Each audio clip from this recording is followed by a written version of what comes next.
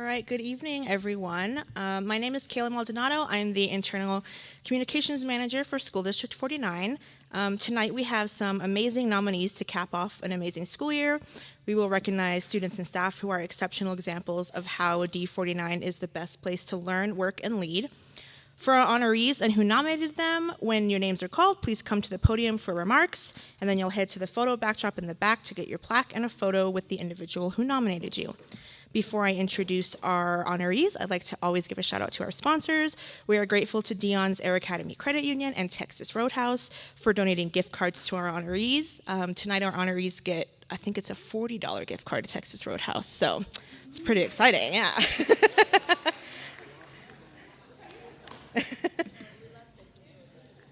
Okay, so our first honorees of the evening are Erica O'Harrow and Olivia Detmers. They were nominated by the principal at Horizon Middle School, Liz Dalzell. Olivia, I believe, could not be here tonight, but we'll bring Erica and Liz up in a moment. These two students have displayed outstanding leadership and dedication as student contributors to the Horizon Middle School social media through the Class Intercom pilot program. So if I could have Erica and Liz come up here, and a big round of applause. Awesome, thank you. Olivia's at a graduation tonight, so she could not make it, but I am excited. Come up here.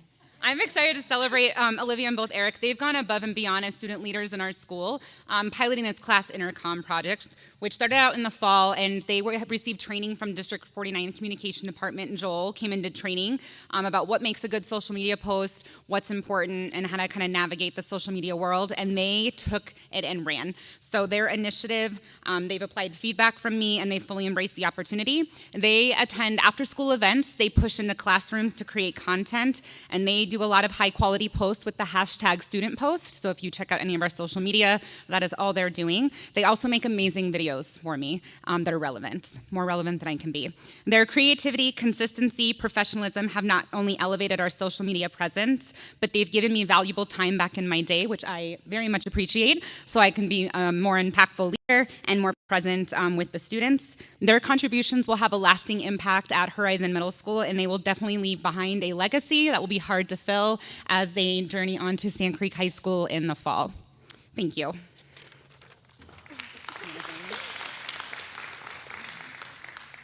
I just wanted to say thank you for this amazing opportunity to be recognized for what I do at Horizon Middle School. It's an amazing school, and I'm so happy to have the opportunity just to work with Miss Dalzell and just have fun.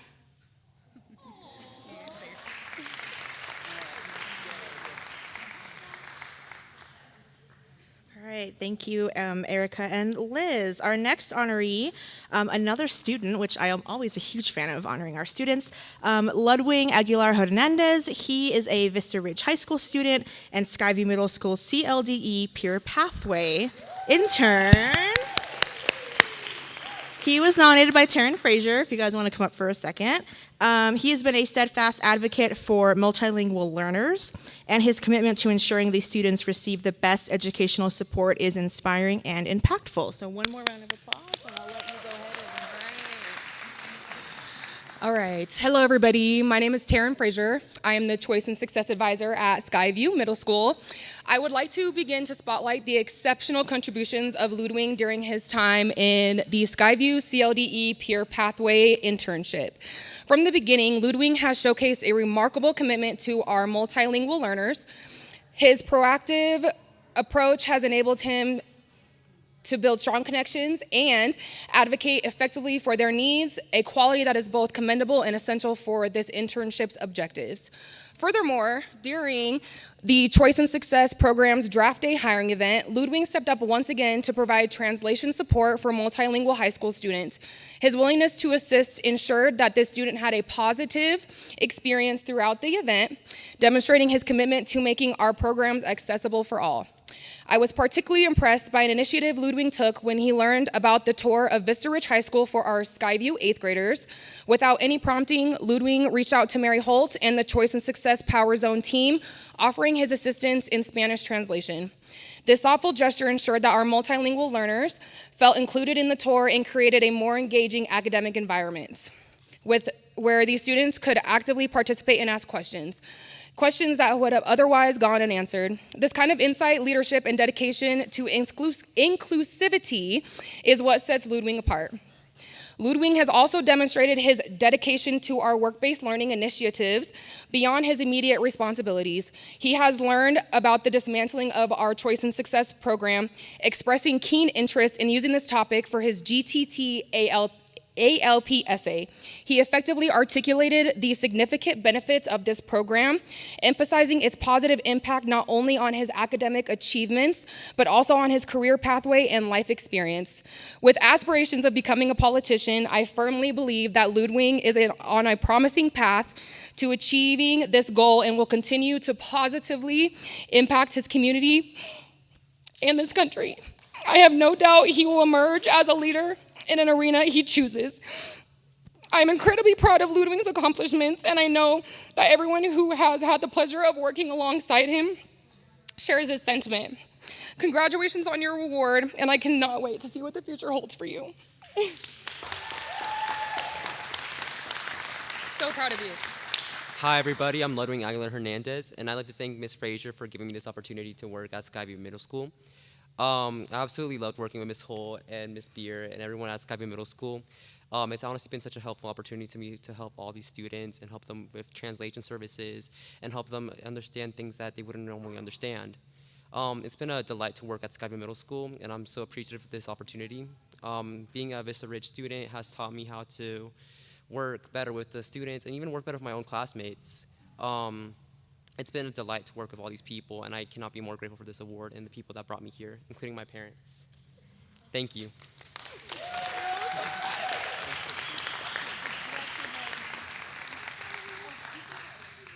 All right, thank you, Ludwig. Our next honoree of the evening is Karen Parks, Family, School, and Community Engagement, TOSA. She was nominated by Karen Bixler. She has demonstrated outstanding dedication and exceptional service in her role, embodying the crucial link that empowers families to become more deeply involved in their children's education and the school community. So if we can welcome both Karens. Karen's tonight, watch out. Good evening, Board, Mr. Hiltz. Karen has demonstrated outstanding dedication and exceptional service in her role as a district entitled Family, School, and Community Partnership, TOSA, as well as she serves as the McKinney-Vento liaison for District 49. Although the role as a family and community liaison demands adaptability and a wide range of skills, Karen has consistently excelled in her commitment to foster strong connections between our district, school, and family partners. She embodies the crucial link that empowers families to become more deeply involved in their children's education and school community. Karen has tirelessly aided families in navigating the district forums and processes, skillfully directing them to the vital district and community resources we offer, and providing invaluable support in addressing their needs within schools in the district. Her commitment to empowering parent leadership has been particularly impactful in fostering student achievement and growth. Karen has a heart of gold and a passion for serving our students, families, and our community. Karen's vision for connecting vital community resources and collaborative efforts across zones in the district was instrumental in initiating the growth of the Engage 49 team and initiatives. Her efforts have directly contributed to building stronger foundations for our students, fostering positive relationships between the home, school, and community within District 49. Her supportive school outreach efforts through engaging events and community partnerships and initiatives has significantly strengthened our community bonds. Karen's unwavering dedication, compassionate approach, and proactive engagement has made a significant positive difference in the lives of our students and families. Her ability to build trust and foster collaborative relationships is truly commendable and reflects the highest standards of service within District 49.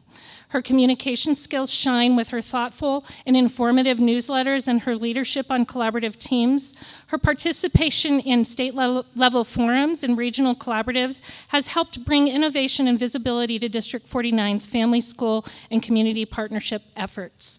Karen also serves as the District McKinney-Vento liaison, supporting students and families experiencing homelessness.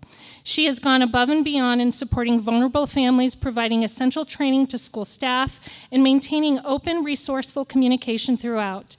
She's built bridges between our schools and the community, from developing key partnerships with our community resources to supporting needed resources, as well as food and clothing efforts in our community resource centers. She is a passionate advocate for our students and families and in need, our families in need, and will go to great lengths to provide the support and resources that is needed. School-based Title I family engagement liaisons have indicated Karen has provided stellar support in her efforts to provide resources, training, brainstorming ideas, leading problem-solving sessions, and providing overall support to them in their respective Title I schools. Additionally, many school leaders from both charter and district-operated schools have indicated they appreciated the very detailed in-person and virtual trainings about the McKinney-Vento Act, heightening awareness and identification efforts for District 49 staff members for our students and families experiencing homelessness. Surveys from families and community members related to the Engage 49 events have indicated the appreciation for the sessions and indirectly the efforts the D49 team has provided in putting together these events, which Karen is serving as a key member of this team. Karen is most deserving of the Fantastic 49 recognition for her exceptional contributions and steadfast commitment to strengthening the vital partnerships between home, school, and community to help students thrive and achieve in District 49. So, Karen Parks.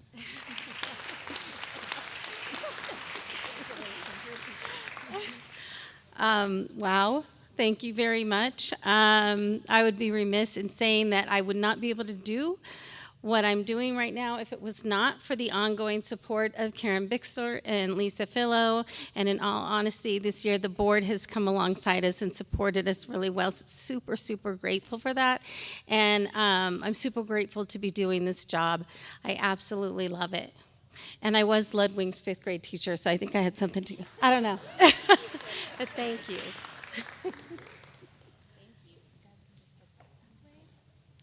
Okay, thank you, Karen.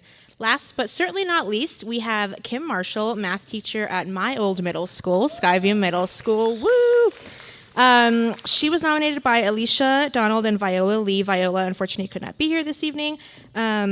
Kim has served as a lead mentor in a challenging year and was responsible for taking the lead in creating an individualized plan for one of her students. And I'll give it over to Kim. Big round of applause. Thank you. Good evening. And yes, we did nominate Kim Marshall. She is our 7th grade math teacher at Skyview.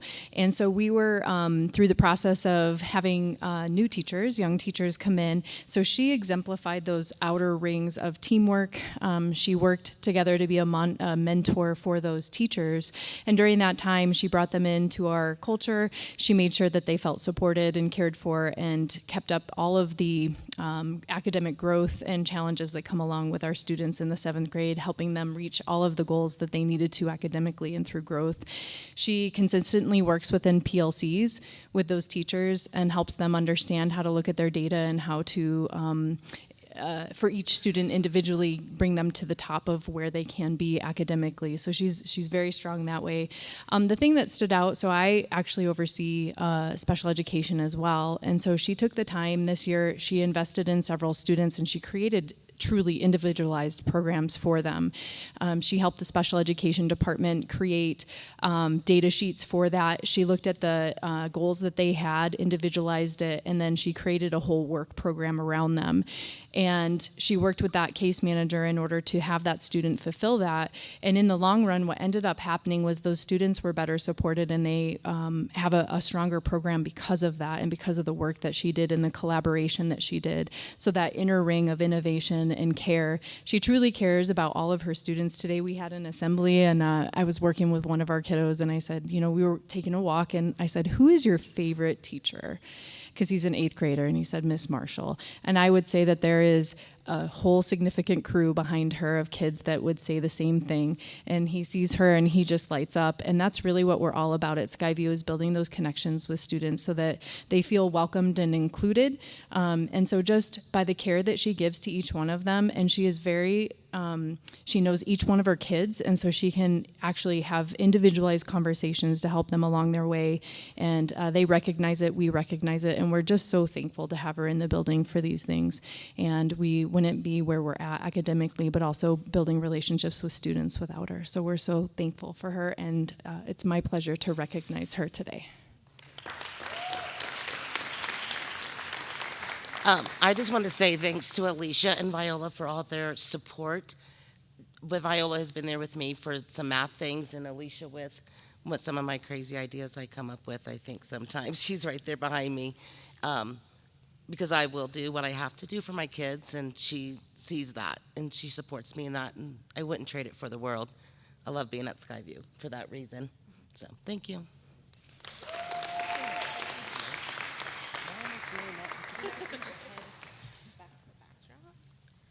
Okay, thank you. What an amazing group to cap off the 24-25 school year. Congratulations to all of our nominees. Before I wrap up, I would like to turn it over to Board President Lori Thompson for final remarks. You are right. This was an exciting way to close out Fantastic 49. What was exciting for me, of course, it's always exciting to start off with students. Between Erica and Olivia, leading and training on social media posts, and that can certainly be a quagmire, so it's a very valuable skill. And Ludwig, what you have done, first of all, for middle schoolers to know a high school buddy is always a big deal.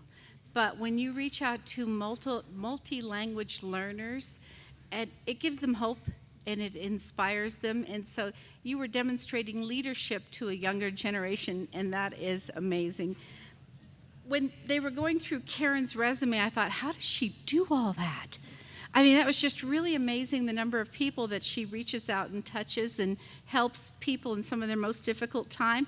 And then Kim, when we're reading about that, there was a student who continued to have challenges, and that you came up with an individualized reading plan for a student. Because that's how we do it, is one student at a time. So this was fantastic, and I want to thank all of you for what you do. Thank you. Okay, that wraps up Fantastic 49. The Board of Education meeting will begin promptly at 6:30.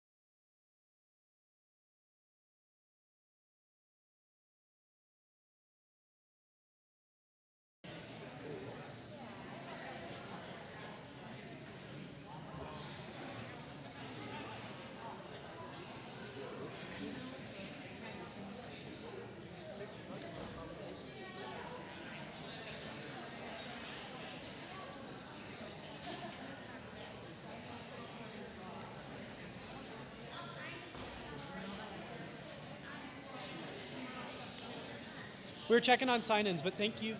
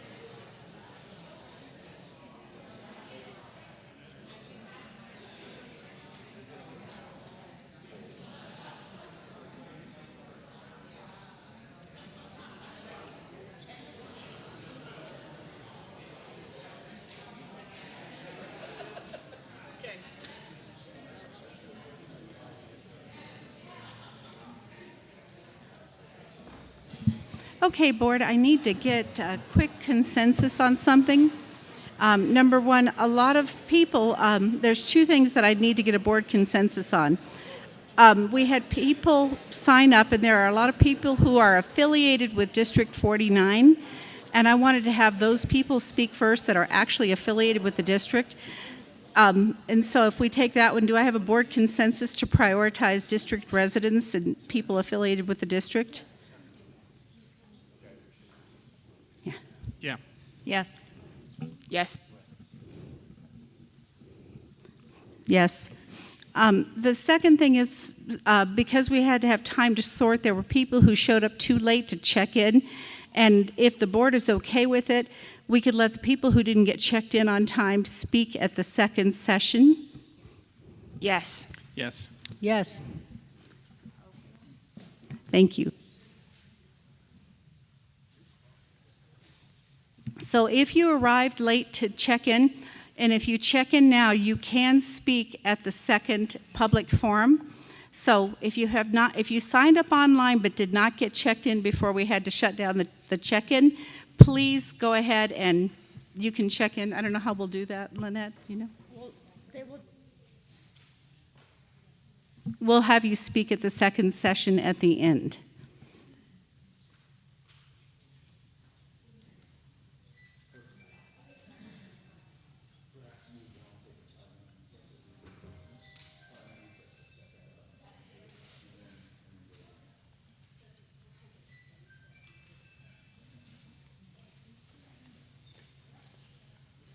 Ladies and gentlemen, welcome to the May 8th, 2025 Board of Education regular meeting.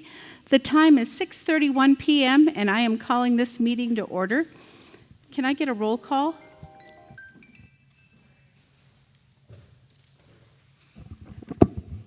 Davala. Here. Heil. Here. Olivia Wright. Here. Schmidt. Here. Thompson. Here. Can we please stand for the Pledge of Allegiance?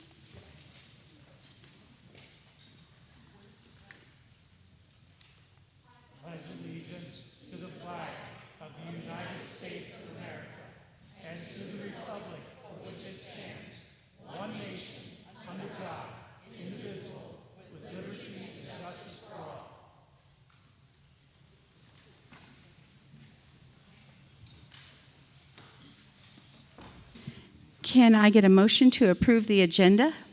I move to approve the agenda. Second. Any discussion? Is this the whole agenda or the consent agenda? It includes the consent agenda. I would like to move item 5.6, special services provider, to the action agenda, please. Okay, so that's, did you say 5.5? 5.6. 5.6?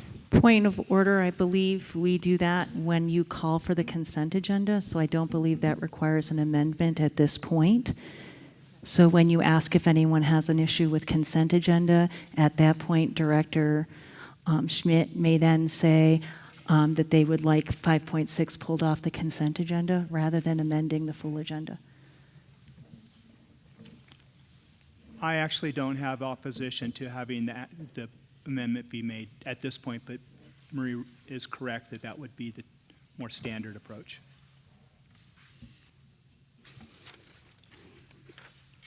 Can I get a motion to approve the agenda as amended?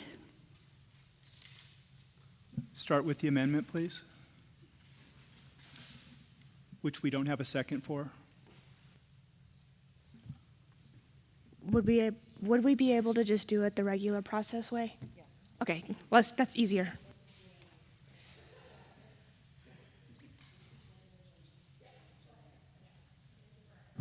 Can I get a motion? I move to approve the agenda. Second.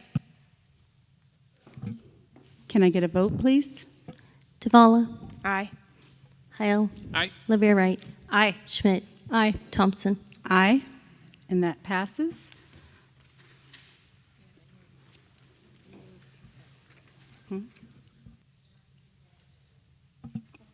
Can I get a motion for the consent agenda? Madam President, I would like We have public comment first, Okay. point of order. Does anyone have an item to be pulled? No, we're way ahead. We're on public comment first. Okay. Everything is changing around with this meeting. It'll be fine. Next, we are going to move on to public comment. We welcome comments from stakeholders during District 49's open forum. Please stay seated until your name is called by the Board of Education Chair. Then approach the podium to introduce yourself. Speak clearly into the microphone and keep your remarks respectful and orderly. Personal complaints against individuals connected with the district, except for the board members and the superintendent, are prohibited. Each speaker is limited to 2 minutes. The board will not respond during the forum, but may assign follow-up action for the superintendent.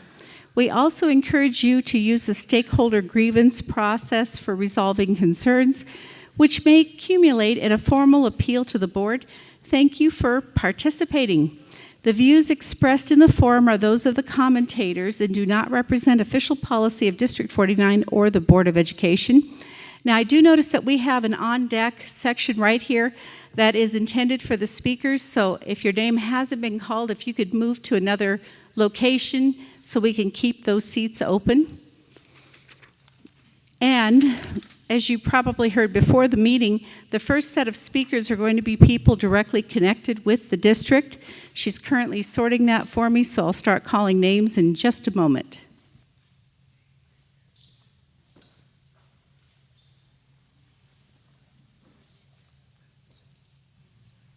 So if these 5 people could approach the on-deck section to the left: Jacqueline Adair, Julie Dillon, Lindsay Lee, Shannon Walker, and Crystal Clark.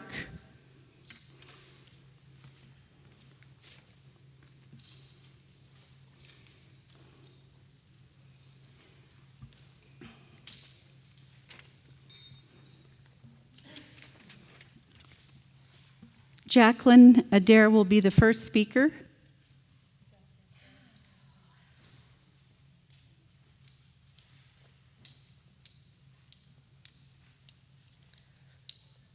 Hi, my name is Jacqueline Adair. I am a mother of 2 children in the school district of 49, and I am here to put forth my opinion on how I feel about keeping our gender sports.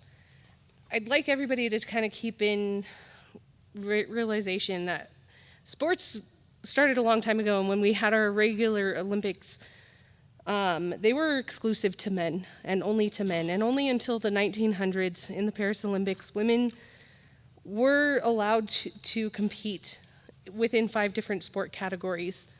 And in 1972, Congress implemented regulations explicitly permitting girl sports to exist separate from boy sports. Congress understood that even when height, size, and weight are equal, males are, as a group, are stronger and generate more explosive force, so that if they compete against each other, not only do males have an unfair performance advantage, the physical safety of females is also definitely at risk. Special Olympics also started in 1968. And I want you to think about, why did we start Special Olympics? They started for a reason. We started them so that they could have a fair chance to compete within their categories. What we need is our students to have, our daughters, our sons, all of our children to have a fair chance at competing in their categories. They need a chance. They need a chance, so we got to keep them separate. Today, our medical advancements have taken us to a point where if someone needs to change who they are on the outside, they can, and that's okay. But it should not affect everyone else trying to compete for their fair chance in their scholarship to get and move into the next thing. If you think about the NFL, a woman, a female, will never have a chance to play football in the NFL. It's not a thing. It will never happen. Thank you.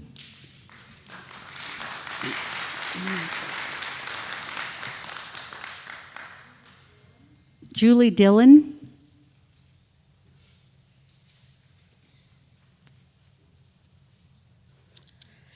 Good evening. So we live in a time when we are constantly reminded to follow the science. This phase echoes across debates in healthcare, education, and policy, and rightfully so. Science is our guide, but somehow when it comes to fairness in women's sports, the same science is ignored or dismissed. As a woman myself, I'm not frustrated to see this is happening in sports. I'm extremely demoralized and repulsed.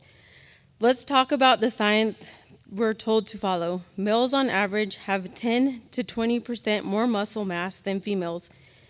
They have greater bone density, their hearts are larger, their lungs have higher capacity, and their blood cell count is higher, meaning more oxygen is delivered to muscles, and they have a better endurance.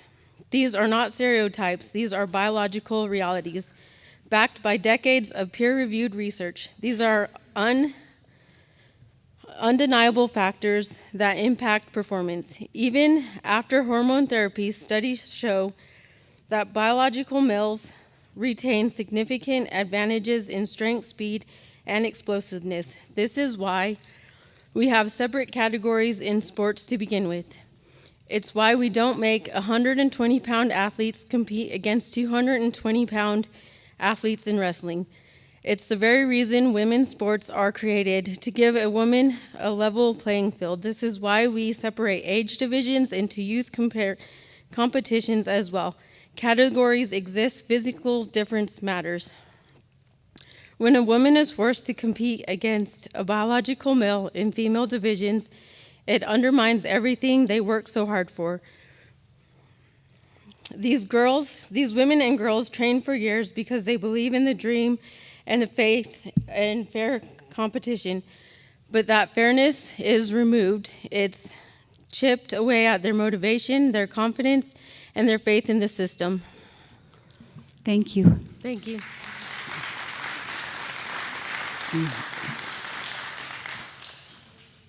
Lindsay Lee.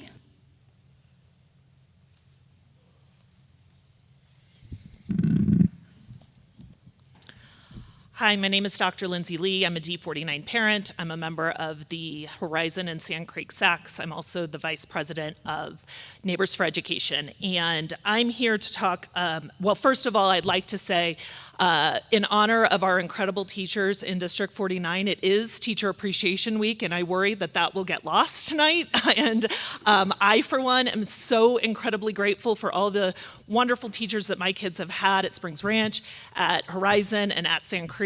And they don't get enough love. They don't get near enough love. And so this is my heart to yours tonight. But really, I would like to spend my time talking tonight about policy JBA. And I wrote and rewrote again a speech to read to you tonight, and decided instead that I wanted to just express to you what's been on my mind. And outside of the hatefulness and the bigotry that is very clearly behind this policy that others I'm sure will speak to tonight, I want to appeal to you as administrators who are responsible for passing good policy. And this policy is bad for a lot of reasons. First of all, it's self-undermining. It pretends as if trans boys who are born or assigned female at birth don't exist. What's going to happen under this policy, if you enforce it as it's written, is you're going to have whole males, as Peter expressed in the anecdote, forced to participate in girls' sports. Those trans boys might be on testosterone, and guess what that does to their bodies? It does not make the sporting events safer. This policy is unenforceable. That makes it a bad policy, and I am very worried for our administrators, our coaches, our teachers who are put in the position of having to comply with a policy that doesn't tell them anything about how to comply with the policy. So what consequences are they going to face if they don't achieve that to your satisfaction? It's legally dubious, and the attorney last month all but said as much. Your duty as a board member, first and foremost, is to maintain fiscal responsibility, and to actively choose to put our district at legal risk is the definition of irresponsibility. And then lastly, this policy just simply cannot achieve its purpose. We can control what happens in District 49. We cannot control what happens in other districts and how they define and participation in sports. You guys can prevent cis girls from competing with trans girls on their sporting teams. You cannot prevent them from playing against those same types of athletes. So thank you. That's all I have. Thank you.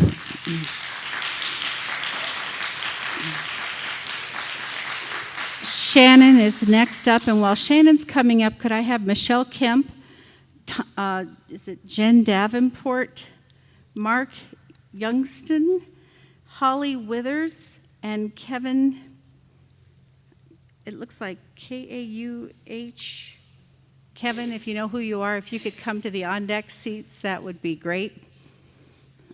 And can you set the timer? Okay, Shannon, thank you for that pause. So as she said, my name is Shannon Walker Sylvie. I'm a parent of 2 children here in D49, and I'm going to be speaking on behalf of myself and another parent here at D49. I'm going to start with her statement and end with mine. So first, this is from Holly Bombria. She is a D49 homeowner and mother of 3 D49 graduates and a RE/MAX realtor. She writes, "Realtors are required to have an education on fair housing and protected classes as part of keeping their license. It means a true commitment to all protected classes. Under Colorado law, protected classes include sexual orientation, gender identity, and gender expression. Public schools are required to protect these people. Proposed policy JBA disregards these protected classes. I know a man who is mistakenly classified as female on his first certificate. He was biologically male, and the error was corrected later. However, at birth, he was assigned female. He went on to have a 65-year marriage with a woman and father 4 biological daughters. I am the 3rd. I call him Daddy. If he had been forced to live as a female, he could not have played football in high school and college. He would not have served in the U.S. Army in World War II and freed people in concentration camps. In the last board meeting, a nurse spoke to you about intersex people. I have friends with a child who is born intersexed. Their child would be denied the right to play sports if this policy passes. This child is not truly male nor female. This person is choosing to identify as non-binary. It is not a fad, It is not a dysfunction. It is a truth, and it is a protected class under Colorado law. These people exist. I urge you to respect our Colorado's laws, all protected classes, and every student. Vote no on policy JBA. And this is mine. I was a Pride Club sponsor at both middle school and a high school. And all these kids want is somewhere where they can be accepted as who they are and not who you think they should be. They want to be who they are. And if that's playing sports, then let them play sports. Please vote against this policy. Thank you.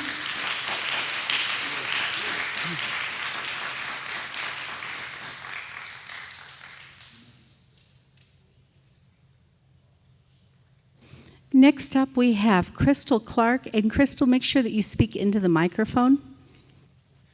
I'm a little short, so. That There we wasn't go. just directed at you. That's going to be for everyone. Yeah, that's good. I get it. All right. My name is Crystal Clark. I have 4 girls, 2 of which have already graduated from District 49, and 2 currently are enrolled in a school district right now. Board leaders, we stand with truth, and I'm here to stand in support of preserving girls' sports. I am here to voice out that men should not be allowed in women's sports. And I stand in agreement to make truth normalized in District 49 that men, boys, males should not be allowed to participate in women's sports and athletics for the safety of all women, females, and girls. The consequences that would take place if you allowed men to join women's sports would rob girls of their safety. It would rob them of their privacy as females due to many trans kids seeking to undress in the same locker rooms as the opposite sex. It will rob women of their hard-earned awards and winnings by allowing dominant males to dominate unfair winning. Board of District 49, we stand with you to normalize truth and keep men in men's sports and women in women's sports. The physical bodies of men and women are inherently different as created by God. I take this last time to pray. Father, help the board stand in great courage and bravery, knowing that you are with them and for them as they take a stand to normalize truth. They are called to protect our kids and stand for what is right. I break a spirit of coercion and declare your word that no weapon of the enemy, which includes no intimidation, no coercion, no lies formed against them will prosper. Isaiah 54:17. It is in Jesus Christ of Nazareth's name I pray. Amen.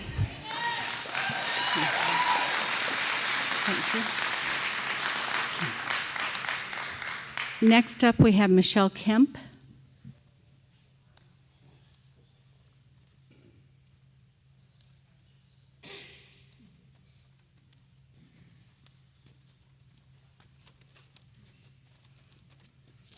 I don't like doing this, but let me get started here.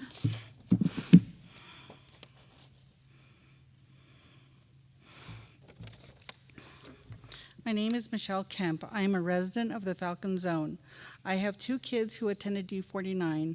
I am on the Falcon Zone SAC, the SKILAC, and I am the chair of the D49 chapter, Neighbors for Education. I stand tonight to speak out against JBA. This policy insists that there are only 2 sexes and bans transgender girls from playing on girls' sports teams is not just outdated, it is harmful. It attempts to erase the existence of transgender youth, many of whom are already struggling to feel sane, safe, and respected. This policy doesn't protect fairness, it promotes fear.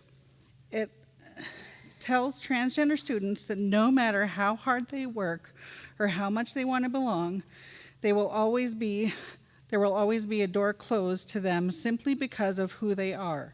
We cannot pretend to support all students while writing rules that exclude some of them. We cannot have a cultural compass that values all people while isolating a few. When the policy passes, it won't just draw a line in the sand against one group of marginalized students. It will send a chilling message to every family with a child who doesn't fit a certain standard that you are not welcome in D49. What happens next the next time Washington threatens funding over a vulnerable group? Will you once again cower and kiss the ring? How many more children are you willing to sacrifice because you are not willing to look outside of your own beliefs? It is not too late to change your minds. Your values and beliefs won't change if you vote no on this policy. But this vote will define your legacy. So please do the right thing. And finally, to all LGBTQ kids in the community, please hear this. You are seen, you are valued, and you belong. Your identity is not up for debate. You are not a problem to be solved. You are a person to be recognized. Thank you. Thank you.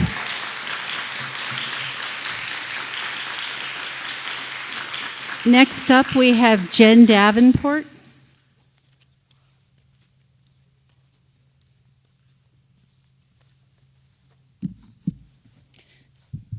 A little bit taller.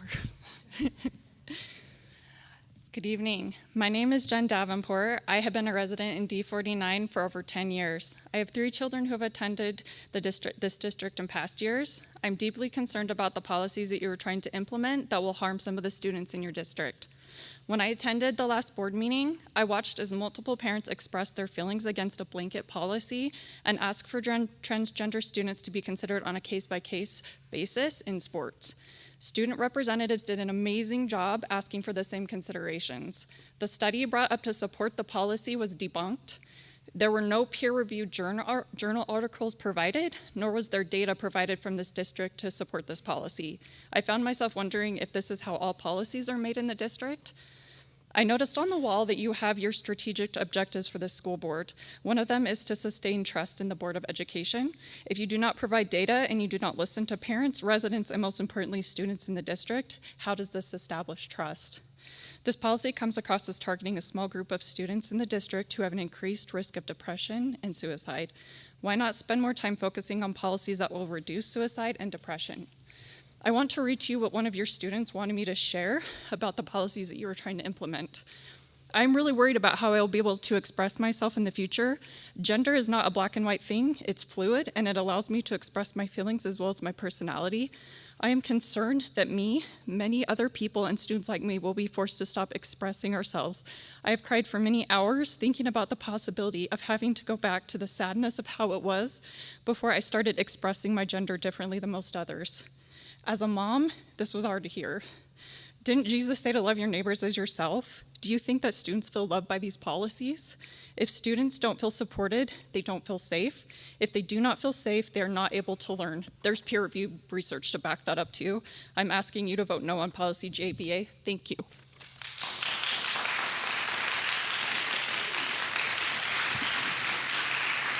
Mark Youngston. And as Mark is coming up, if the following people could move to the on-deck section: Susan Bruner, Mike Bruner, Lisa Vasquez, Annette Yeba, and Audrey McGuire. Hello, my name is Mark Youngston. There's no T in it, but never mind. I graduated from the University of Bristol in 1982, which is a university that's produced 3 Nobel Prize-winning physicists as #1 physicist. I'm an academic. I've taught for the last 20 years. I've taught here locally in Merit Academy and Monument Academy. I'm a teacher. I'm married with 3 children. I have 2 daughters, yes. And at 13, I was county champion over 100 breaststroke, so I've been in the swimming world. In fact, one of the guys I swam with went to the 1976 Olympics with the 3rd fastest time in the world over 200 butterfly. I've been in the swimming world. The Democrats have their name hidden. The name should have 9 letters, not 8. The letter that's missing is an N, and it sits at number 5. Democrats. Why? Because we can see the manifestation of their boss, the devil: steal, kill, destroy. We can see that in abortion.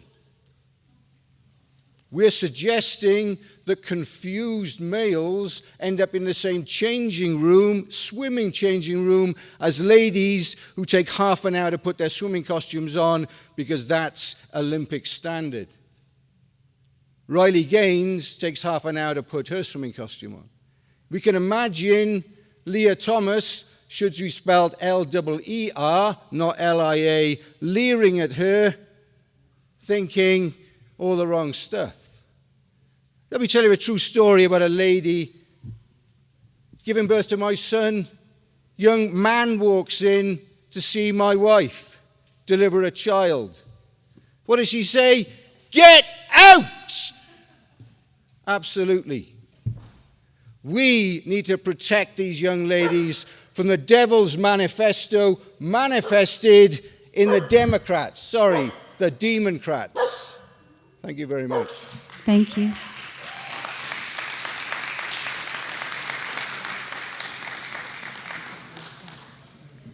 Holly Withers.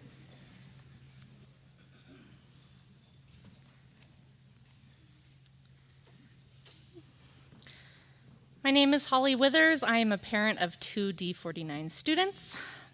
In regard to JBA, I want to remind all members of the board that students and their families are watching and listening to these meetings, and I feel like the words we use do matter, and perhaps being mindful going forward when discussing these sensitive topics might elicit a little more trust. This proposed policy seems less about protecting fairness and safety and more about promoting an ideological agenda, perhaps influenced by the current political environment. As a constituent, I respectfully ask, how will this policy hold up over time? What legal and financial risks might it expose the district to, especially in light of the 14th Amendment's Equal Protection Clause? At last month's meeting, Lori suggested that this policy is simply precautionary, like purchasing homeowners insurance in event of a future fire. But with fewer than a dozen transgender athletes competing nationwide, framing this as an immediate fire in D49 feels disproportionate and very hyperbolic. It prompts the question, is this truly about student safety or is this about something else entirely? Does the district's liability insurance cover unnecessary ideological distractions? Ultimately, I hope the board will start prioritizing more policies and investments that directly enhance students' education, well-being, support services, and opportunities, rather than pursuing these initiatives that may divide or harm them. Our students deserve schools that lift them up, not policies that single them out, and I hope that this board will choose to be remembered for leadership and not for extreme litigation. Thank you. Thank you. I do need to make a correction, and I do apologize. Annette, yeah, but you did speak last time, so you're going to go into the... Okay. All right, that's fine. We're sorting through a lot of people, so please bear with us. Mistakes will be made. Okay, so I'm trying to think of here. Next up will be Kevin.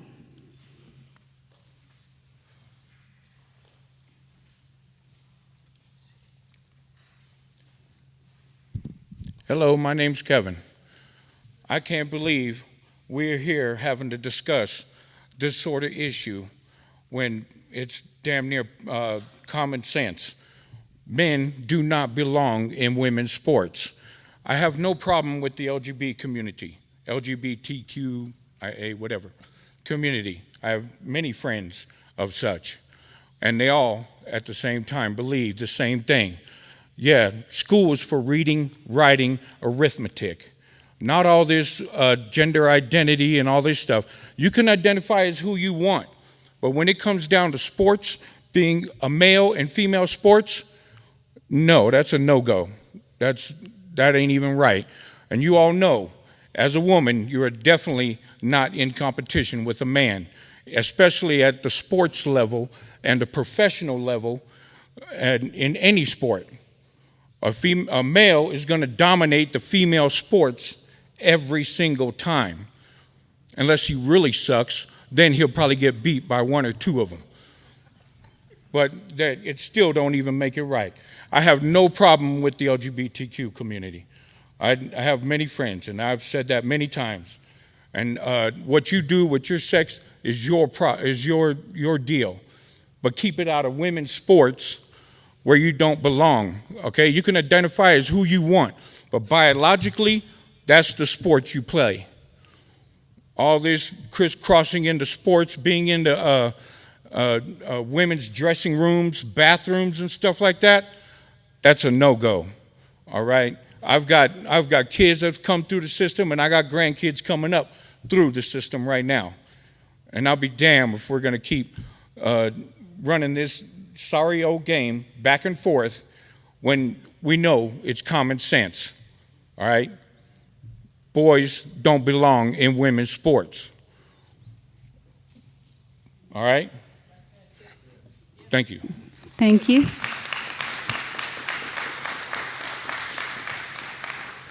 Susan Bruner.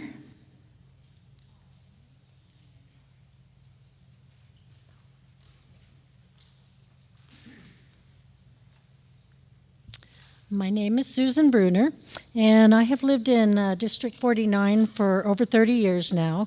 My husband and I have had 4 children in the schools, and we now currently have a grandson at Evans Elementary. I'm here to support the proposed policy to preserve fairness and safety in sports. While I do strongly support equal opportunity for all classes of people, whether race, religion, or sexual preference, I see it as simple common sense that one protected class not be discriminated against by another. Physiologically, persons who are born as a male, XY, have a hormonal advantage of developing muscle that exceeds a female's muscle development. Physiologically, they are in a different class. To allow trans girls to compete against biological girls will change the world of women's sports and undo 50 years of progress, giving women the right to compete in their own sports against women. This has already cost women scholarships and opportunities to progress in sports. It also increases the chance of severe injury to women. I also strongly support and appreciate our D49 board working to protect the privacy and the safety of our girls in the locker room as well as away facilities such as hotels and dorms. I applaud the effort of you on the board to maintain the well-being of our children. You guys have a very arduous task of installing policy that meet the needs of the parents, the children, and the teachers in this district. God bless you. Thank you.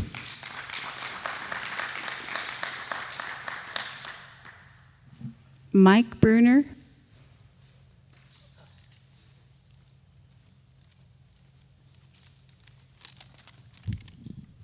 Hello, my name is Mike Bruner, and I've been in District 49 since 1979, 46 years. I've had 4 children attend schools and graduate, and I currently have a grandson in grade school. I'm here to support District 49's policy for preserving fairness and safety in sports. I believe all of our children need our protection. This should not be a battle of inclusion versus protection. Transgender youth have the right to participate in sports that identifies with their biological bodies. It's not like they can't participate. They can. They may self-identify as male or female, but that does not change their physical strength, weaknesses, or competitiveness. As young boys and girls mature, they change physically. Boys are naturally bigger and stronger. Biological sex is a determining factor of athletic performance. And what about protecting our kids? Why should boys and girls have to undress in front of each other? They shouldn't. Why should they be encouraged to shower together? They shouldn't. We need to respect their privacy and their rights to feel safe, just as we teach them in our homes. America is a nation of law. Title IX is a federal law enacted in 1972 that prohibits sex-based discrimination. It was put in place to protect women. not men who think they are women. The original text uses the term both sexes, not gender identity. I have a quote by Caitlin Jenner: "Trans women are taking valuable opportunities from cisgender women and causing physical harm." I couldn't agree with her more. We need to apply this common sense message to D49. Thank you. Thank you.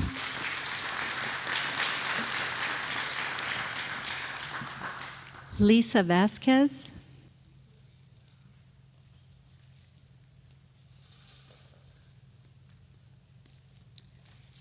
Good evening. My name's Lisa. I want to let you know that I have experience of playing sports, and a young man was allowed to play on our team way back when.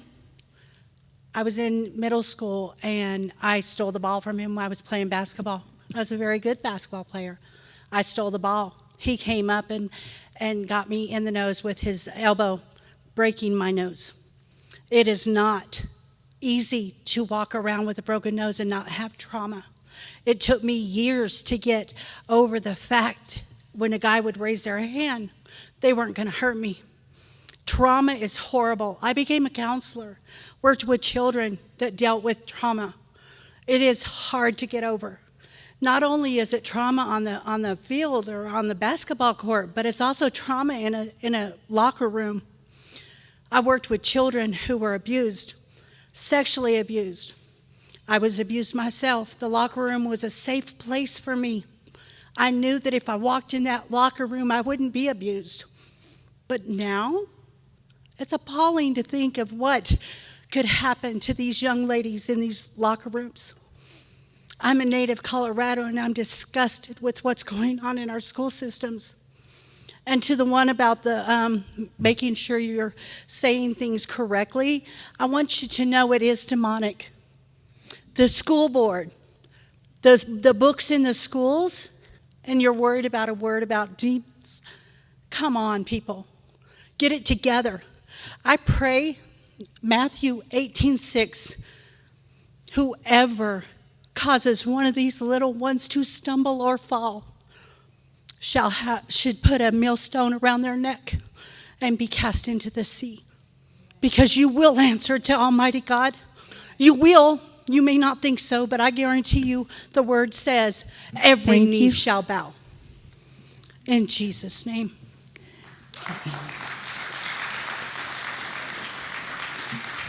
Annette Yeba. And I do apologize. Trust me, I'll correct you. Annette Yeba, D49 resident. First of all, I want to say that I'm actually surprised that the UK got it right. Who's speaking for our kids when they're afraid to speak up? There's some kids that are afraid and uncomfortable to be around some of these trans athletes, but who's speaking up for them? Now we have trans in the boys' locker rooms that are videotaping them. I'm kind of glad that it happened, though, because we already know that you guys don't care about the girls. Maybe having boys being videotaped will actually do something about it. Now we have the state capitol trying to pass bills to protect the trans and taking away our rights of freedom of speech. Trust me, that's not going to go over very well with me. Newsflash, the Dems pretty much ruin everything that they touch. And society is going to hell, and history shows that this will not end well. But at least our military has gotten it right also. And we're going to be stronger now because we need strong soldiers with strong bodies and strong minds. We don't need people that can't be deployed because they don't have their meds or they're recovering from some kind of mutilation surgery. Newsflash, life is not fair. And it's time that some people understand that. Thank you. Thank you. Audrey McGuire.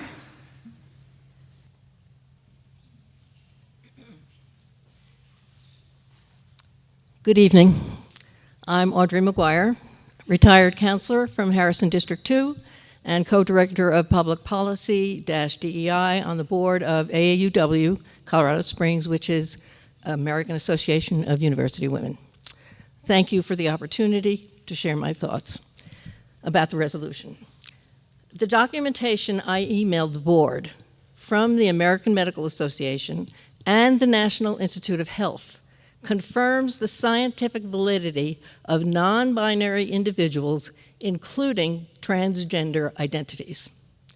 It refutes the definition in this resolution, quote, that there are only two sexes, male and female, end quote. As noted in the documentation, this definition is devoid of scientific and medical accuracy according to the scientific communities not only in the United States, but worldwide. It serves to, well, a resolution or policy that does not access science is intellectually derelict. It serves to isolate the transgender student and deprive them of the opportunity to have access to an authentic relationship with a teacher and or a counselor. This purposeful dismissal of student self-identity forces teachers, and more so counselors, to abrogate their professional responsibility of acknowledging and nurturing the dignity of these students. This resolution assures that the transgender members of your school community are not acknowledged, and even worse, are culturally erased. The dignity of all identified sexes, all students, must be preserved, not only biological male and biological female. I would like to address the part of the resolution, quote, ensures males are not competing as females in sporting events. I'm assuming you are referring to transgender females. I appeal to you now. My appeal is not science or medical. I am responding to the argument that the transgender student has unfair advantage in competitive sports. Thank you. Mal Gorzada Didek, height 7 feet 2 Your inches. time is up, but thank you. Just one more thing. That denies transgender students in your Yeah, school your community time the very bedrock is of our up. country's values, and it is So- life, liberty, and the pursuit of happiness. Thank you. Thank you.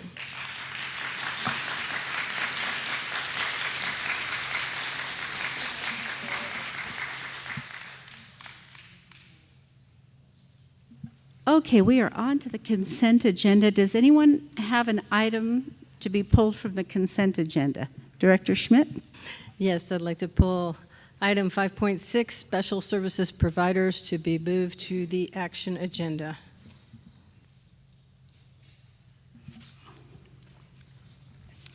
Second, but I don't think we need a second. No. Which Can I is get a pulling. motion to approve the consent agenda?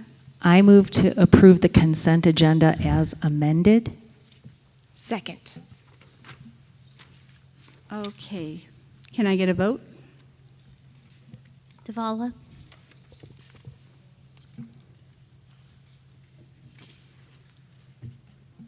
Huh.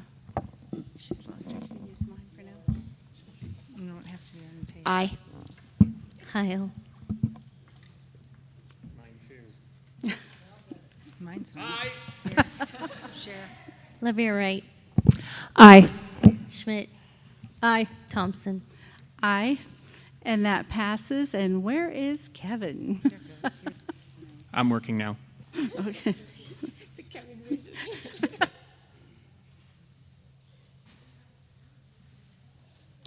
We are on to the superintendent update. Is your microphone working? It's back on. It's back on. It does appear to be working. Good evening, Peter Hill Superintendent, and I have several items that I will recognize, and as always, you have content in our district performance dashboard.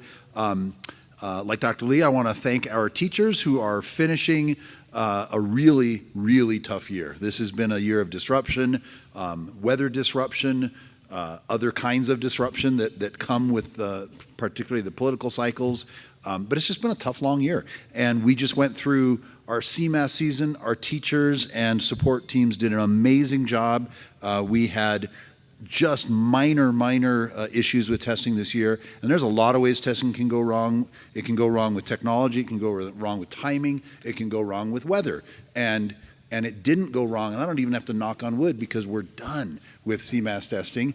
And so I really applaud all of those educators and support professionals, but especially our teachers for pushing us through. I also applaud our seniors because, as you all know, we're in senior season, which means we have had breakfasts and brunches and award ceremonies and 3.75 dinners and senior sunsets, and then we've got graduation starting next week. So this is an amazing season. I'm particularly fond of and impressed by the seniors that have been on the Student Board of Representatives, and Laura, you and I can confirm this was another level up for the Student Board of Representatives. Last year was the best we'd ever had, and they topped that. And the Student Board is saying we want next year's Student Board to be even better, which is exactly what we want as well. I do want to acknowledge 3 individuals. One is simply that it was profound and very honoring of the District 49 community and the Sand Creek community and the community of this neighborhood, the way folks showed up to honor Lance Carroll on Sunday at Sand Creek High School in the gym. And I know many of us were there. That was exactly the event that Lance would have wanted it to be. Sad songs, a wide range of apparel, great humor, deep, heartfelt grief over losing a father, a husband, a son, a brother, a friend. And so it's a sad moment to have the opportunity, but it also reminds us that in loss, we learn to be grateful for who's here. And so thank you, Lance, and thank you for those that set that up. I also want to congratulate a member of our student board. I had the privilege of writing a letter of reference, and despite my Alaska writing skills, Maren Hoffman was still selected as a student representative to the Colorado High School Activities Association. So congratulations, Maren.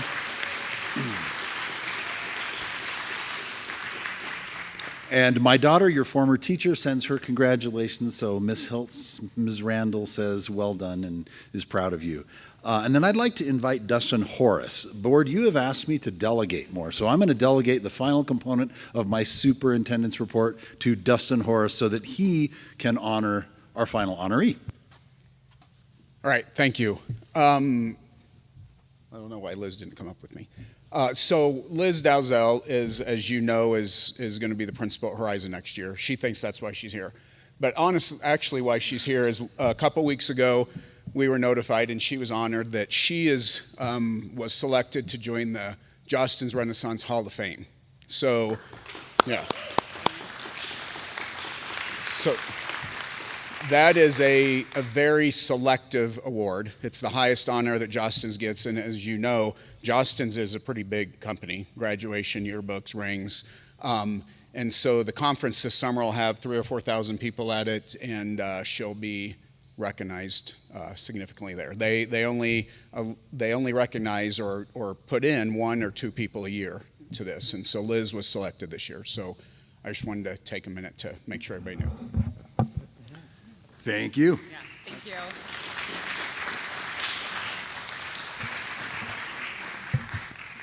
Okay, we are on to the student board update. Kara, did you forget your name tag? Yeah, it's at my house. I'm sorry. It's in my backpack, actually, but yes, I'm here. Hello. Okay, you want to give us your update, or you want to start with Merritt and go back to you? Yeah, I'll give a quick update of what's going on at our school. So unfortunately, as Mr. Hiltz mentioned, we did recently have a wonderful member of our administration and the person who helped us a lot with student board pass away. So we are still mourning the loss of Mr. Carroll, but in an effort to keep his legacy moving, we're trying to keep all the initiatives moving, hence the SWAT hoodies tonight and student board as well. Yay for my SWAT people in the crowd. So we just had an update meeting with all of the teachers for the zone, I believe. where we discussed the findings from our meetings that the student board members from Sand Creek went to. And we've received some very positive feedback, especially from the elementary students that were very excited to talk to us. So that's probably the most recent thing we've done. But yes, we are trying to keep moving forward. And hopefully I will be reelected for next year. If not, you'll have some amazing representation from the other students at Sand Creek High School whom will serve this well. So that's all I have. Thank you.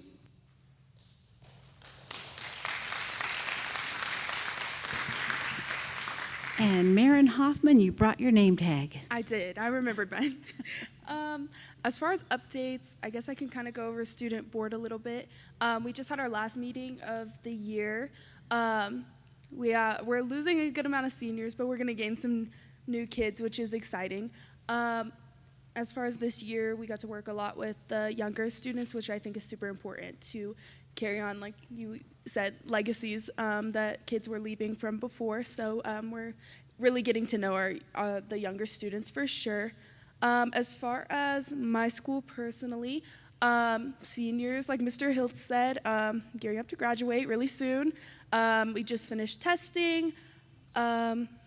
Additionally, we also are wrapping up sports season. So I know girls soccer is wrapping up. Track and field, state championships are next week. A lot of good stuff going on. So that's pretty much it. Thank you. Director Schmidt. So on a personal note, on May 8th, 1981, Bill and I were married in a little church in Kansas. It has been the honor of my life to have him as my husband and best friend for 44 years. Here's looking for many more. This month I have spent a lot of time looking at the vast website that is the Colorado Department of Education. One wonders if this behemoth will ever stop growing. There are many well-intentioned items on the CDE website, but you know what they say about roads being paved with good intentions. I wonder sometimes if half of that website hasn't disappeared into irrelevance. Graduations are just around the corner. It is my favorite time of the academic year, and I look forward to seeing our graduates launch into the wider community. In advance, I'd like to extend heartfelt congratulations to each and every D49 2025 graduate. Well done.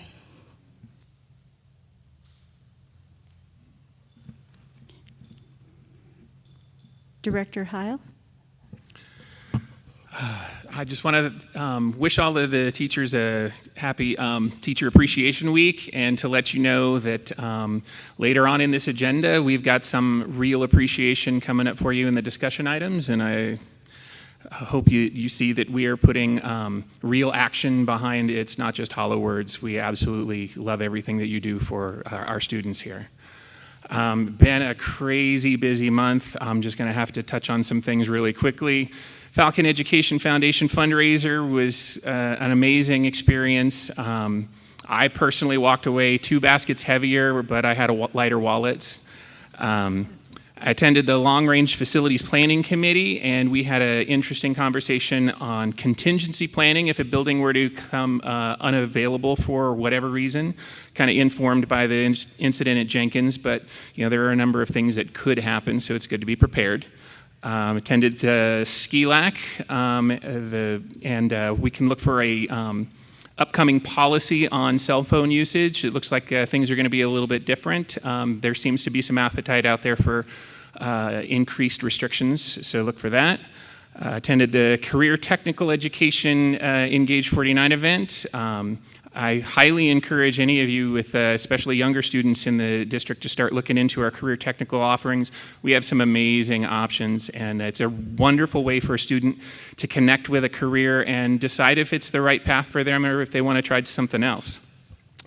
And finally, I wanted to call out the 3.75 Awards Night at Sand Creek High School. These are wonderful events. I absolutely recommend that all the board members at least attend one of these once a year. And it's a great event because it recognizes that students only achieve with the help of others. And so they go up there and they make a dedication to one chosen teacher.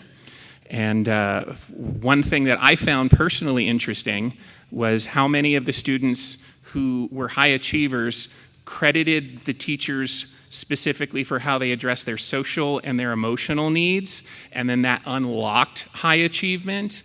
So as we have our survey out there right now for our mission and culture, that's going to be closing soon. Just something to think about as you look at that document.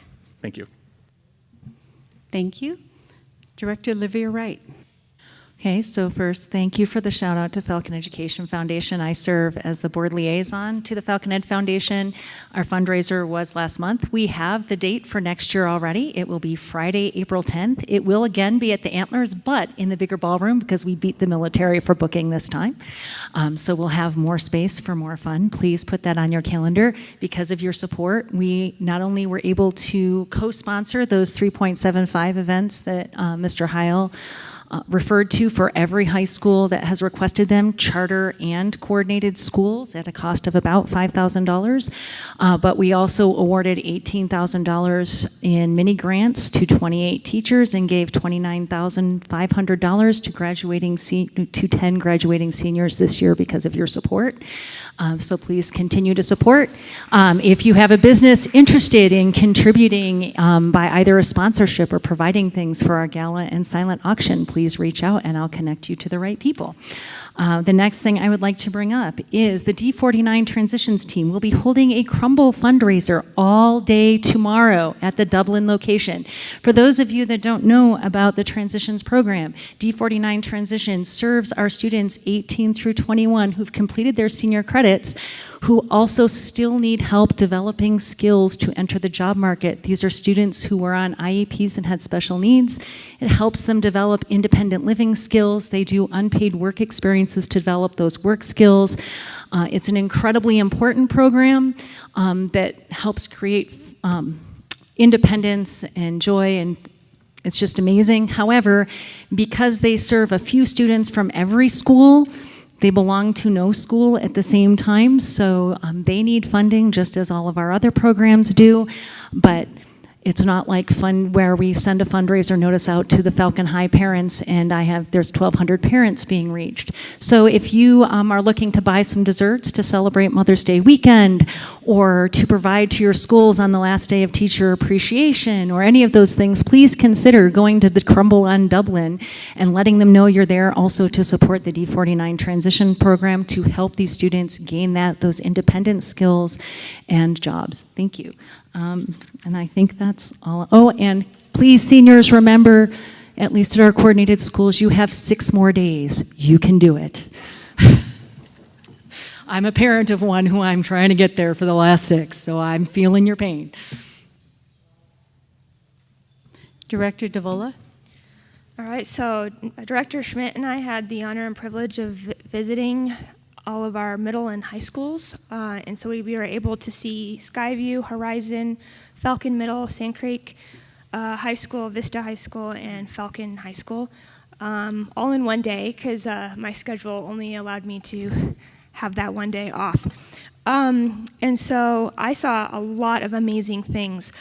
First of all, at Vista Ridge High School, I was really impressed with the rolling out of the new dance and theater program that's going on there. We got to learn a lot more about that. At Sand Creek High School, what I really wanted to highlight was we were able to walk into a JROTC classroom, and the professor was teaching the Constitution and was showing a video about the 5th article and how to change the Constitution through amendments and the Convention of States. So our students were learning about those things in the classroom. Now I just want that to be able to be a course for all students to be a part of. I was able to also visit the Falcon Automotive, the new automotive wing, and that is a really exciting piece of what's coming with career and technical education out in the Falcon Zone. I was able to visit the Vista Ridge High School 3.75 awards. I did have to leave early, but it's always good to see how many students have earned that honor and achievement. And Tuesday night, I think it was, I was at the Falcon 3.75 award ceremony, and that was really impressive. There were 16 students who were honored, and I found that there was some common themes that were with those students. One of them is just hard work and a very strong connection to their faith. 8 students actually mentioned their involvement in church youth groups, mission trips, and gave credit to their faith in Jesus and honor to God. I was very impressed with these particular kids. They show a high level of scholarship and a commitment and dedication to their faith. And it's Teacher Appreciation Week, and I am loving every moment of it at my own personal school. I love being able to not pack my lunches and eat food that people give me for free. And I also stop at Whataburger every morning to get my free biscuit and chicken biscuit. It's been awesome. So thank you, everyone who's teaching. Thank you. I did something a little bit different this time because our executive assistant is usually in her office or running around trying to solve problems. So I actually invited her to come do a tour with Brian Smith out in the Falcon Zone because she gets to meet a lot of different people, but she doesn't get to see the schools. We had a great tour, and we also saw the location for the new automotive program, and there was a fresh layer of cement there. And Mr. Smith's eyes got big as he saw my hand reaching for it, but he would not let me leave a handprint in all of that groovy wet cement. Then they also had horses that day as part of the agricultural program, and we got to visit the engineering department and see some of the challenges that they have for engineering. Next, we were on to Falcon Middle, and it had a very engaged and vibrant student population that day. We ended up at Bennett Ranch, where we got to watch the neatest PE class with younger students, and we had some of the students who got to show us their portfolio. There's a different name for it, but I forgot what it is. And so a young lady brought out her folder to show me how many words she's mastered, how many different letters she could identify, and they were all very proud of their individual folders. I went to the 3.75 dinner with Jamie Lynn at Vista Ridge, and also we did Falcon together. And then I did Sand Creek with Director Heil. And it is true that some of our highest performing students, it's amazing what they're involved with, because they're involved with community work, they're involved with their churches, they're involved with extracurricular activities, JROTC, athletics. It was just, I listened to the schedules of some of them, and it was just really mind-blowing. And then to watch them honor their teachers, to watch them honor their coaches, to watch them honor their parents. I mean, I agree that every board member should try to go to a 3.75 celebration and just sit back and watch and see how teachers and coaches are making a huge impact on these students' lives. And I ended up last night with a 3.75 over at Spring Studio. And those kids were graduating, I don't remember the total number, maybe Superintendent Hiltz does, but when they did concurrent college enrollment, they went, I think, everywhere from 18 college credits to 60. Yeah, 2 had 60 college credits. And a couple of them had their associate's degree before they got their high school diploma. So concurrent college enrollment is a big hit across the district, and it's really opening up avenues for our students and helping out their parents with college courses. And for any Catholics that are in our community, you now have the first ever American-born Pope. I was texting a friend of mine, I guess he's a Cubs fan. They say he's very patient because he's a Cubs fan. Okay, now we are going on to the administrative update. I met with the representative for PACE, and Jamie Lynn is also a member of PACE. This is available to any teacher in our district. It includes $2 million worth of insurance coverage. It is nonpartisan. You get legal assistance, discounts, access to legal counsel, classroom grants, and professional development for $19.50 a month. And so this is available to our teachers both at our regular schools and in our charter schools. And I wanted to talk about a project I got the opportunity to participate in. I brought one of these for each of my fellow board members. And if you haven't heard about it, it's called the Butterfly Project. And the goal is to have 1.4 million butterflies across the United States. So the students who participate in this get a butterfly, and they paint their butterfly. And I listened to Ms. Hepworth explain this, how she worked with her students out at Falcon High School. They round off statistics for the Holocaust. So if there were 6,000,001 Jews who died, they would call it 6 million. So their premise is, what about the one? And every student had to choose someone who died in the Holocaust, someone who survived, or a helper, someone who helped others. And those children all built a display board. Right now at the library at Falcon High School, they have a beautiful display of all those butterflies, and I wish everyone could have had an opportunity to go through this project, because I had the honor to tour Yad Vashem when I went to Israel with my church. And when I left the Holocaust Museum in Israel, I couldn't speak for a few hours. And I had a return of that same feeling as I walked through and I read each of the students' displays. So if you get a chance, look into the Butterfly Project. What I've shared with my fellow board members is a poem written by a man who was in a camp in 1942 called The Butterfly. So if you get a chance, look into the Butterfly Project. And that's all I have for administrative updates at this time.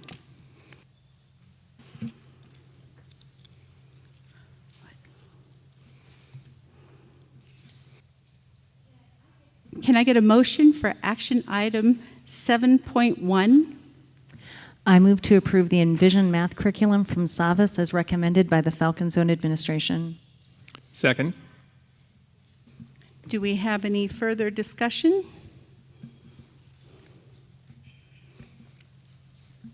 Can I get a vote? Heil. Aye. Levere Wright. Aye. Schmidt. Aye. Thompson. Aye. And that passes. Can I get a motion for action item 7.2? Did we have a... I move to approve the job description for licensed practical nurse. Second. Discussion? Can I get a vote? Heil. Aye. Levere Wright. Aye. Schmidt. Aye. Thompson. Aye. And that passes. Can I get a motion for action item 7.3? I move to approve the job description for school counselor on special assignment. Second. Sir, Director Schmidt, you have a comment? Yeah, thank you. I'm realizing that this position has no budget impact because we're replacing 6 retired community care positions. But I thought we were not going to fill some of the retired positions in order to save money. Is the plan to replace all 6 community care positions with new positions? Will the pay be the same? No, that is not the plan. Quick question, isn't that one covered by Medicaid funding? I wasn't sure in the board. That is part of the mix, yes. Was what? Medicaid funding, so it Dr. covered in Lamont is part. correcting me, so Yeah. let me take that Part of correction. We are, as I think I explained to the board one of the last times I spoke, we did not enact a hiring freeze, but we did enact a hiring chill. So we are being much more frosty about adding positions, but there are some positions that, because we reduced building administrative positions, we need to backfill some of the functions. Most of the positions that became empty, we did not backfill, but there's a couple of places, and you see them, 2 of them on the agenda tonight, where we did backfill. So who is currently doing this job, or is it just in limbo until next year? It's more distributed right now across multiple other administrators. Is that a huge hardship? It's hugely inefficient, and it's decreasing the quality of that function. Thank you. Is there any further discussion? Director Davola? So you guys did a lot while I had to use the bathroom because I had, jeez. Okay, so 7.3, that's what we're on? Yes, the school counselor. I did have a couple of things on this one. Hold on, let me get there. Okay, so I do have a concern about this particular position. It is my strong belief that it is not the school's responsibility to take care of the mental health needs of the students. Parents are responsible for seeking outside services and gaining outside support in those areas. School is not the parent, and I do feel strongly that education has been moving, schools have been moving in such a direction of becoming the parent to children. Our one responsibility is the education of students. We don't take care of every single student's every single need. We're not there to clothe them and feed them and help them with their ideology and things like that. So we're stretched thin as it is with our budget, etc. And so I don't believe I can in good conscience continue to have extra counselors and other outside supports who are taking places inside of school buildings that I don't think the schools should be a part of. Thank you. One thing I'd like to, and I would like to ask Dr. Lamond to speak to this if she would like to in just a moment, but when I was looking at some of the job description on this, I want to point out that this also works with foster students, foster kids, and so it's, I understand the desire to always have parents front and center, but sometimes that isn't the case. They will also serve as the point of contact for the enriched suicide risk screener, child welfare education liaison, and they serve as the District 49 representative for the El Paso County Child Fatality Review Team. My daughter works as a case manager for foster kids and shares a lot with me, and so I would like Dr. Lamond to speak a little bit more on this one. Thank you. Dr. Nancy Lamond, Deputy Superintendent and Executive Director for Individualized Education, and I'm lifting the microphone as requested. So if you're asking me to address the CWEL is a Colorado requested or required position when we have foster students who are moving between schools, between homes. It is quite common that the foster student changes schools at the same time. Many times we try and maintain school stability that is required under federal law, the Every Student Succeeds Act, but there are times when it's not possible for a student to continue to attend school up in Aurora or in Greeley or in Pueblo because of the transportation and the amount of time that the student would be required to be transported. So in those instances, when there are what they call BID meetings, best interest determination meetings, a school representative participates in order to answer questions that the guardian families may have about the school, services that may be provided in the school. Would the student be eligible for sports? Is there a art program at the school? The student enjoys art. Is there a marching band? And so we act as that go-between. I say we, I've done it for the past 8 years. This year it was given to the coordinator of community care, and so this is a role. This is a responsibility that will again continue with this position. Director LaVere Wright. So the bullet that refers to mental health explicitly says works closely with school staff and parents to ensure mental health and social emotional supports are provided to students. So I wanted to point out parents are referenced there in the job description. But also not only do we have students in foster situations, but we also have students who return from a variety of situations in our district, whether those are treatment facilities where they have received care that their parents helped provide for them, where they may in fact need programs developed to ensure that that transition occurs efficiently, effectively, and that those students are successful. And having someone who has expertise in those transitions and working with those families is also important. I think when it's an ad hoc piece where at different schools, different people are trying to do that with all of the other hats that they wear, those transitions aren't nearly as effective or successful as if we have someone who is working with all of those different agencies on a regular basis and understands those complexities. Community care was the main point of contact for families that needed some of those things. They were also the point of care for students who became homeless or and completely had no parent advocating for them anymore.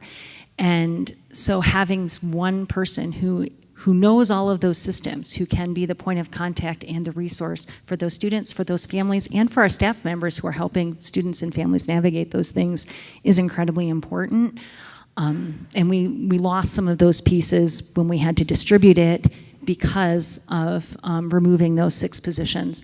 So I fully support this position moving forward. Next, we're going to go to Director Schmidt, and after that, Director DeVola. So is this position required by law? Some of the responsibilities and the tasks within the position are required by law. But the actual position is not? Correct. Okay, so you distribute it, you're currently distributing among several people? So currently community care is a lot of the, not a lot, many of the tasks that community care individuals were doing. With the dissolution of community care, those tasks need to be picked up by someone, and so this position is picking up many of those tasks. I'd like to clarify, that's 5 individuals.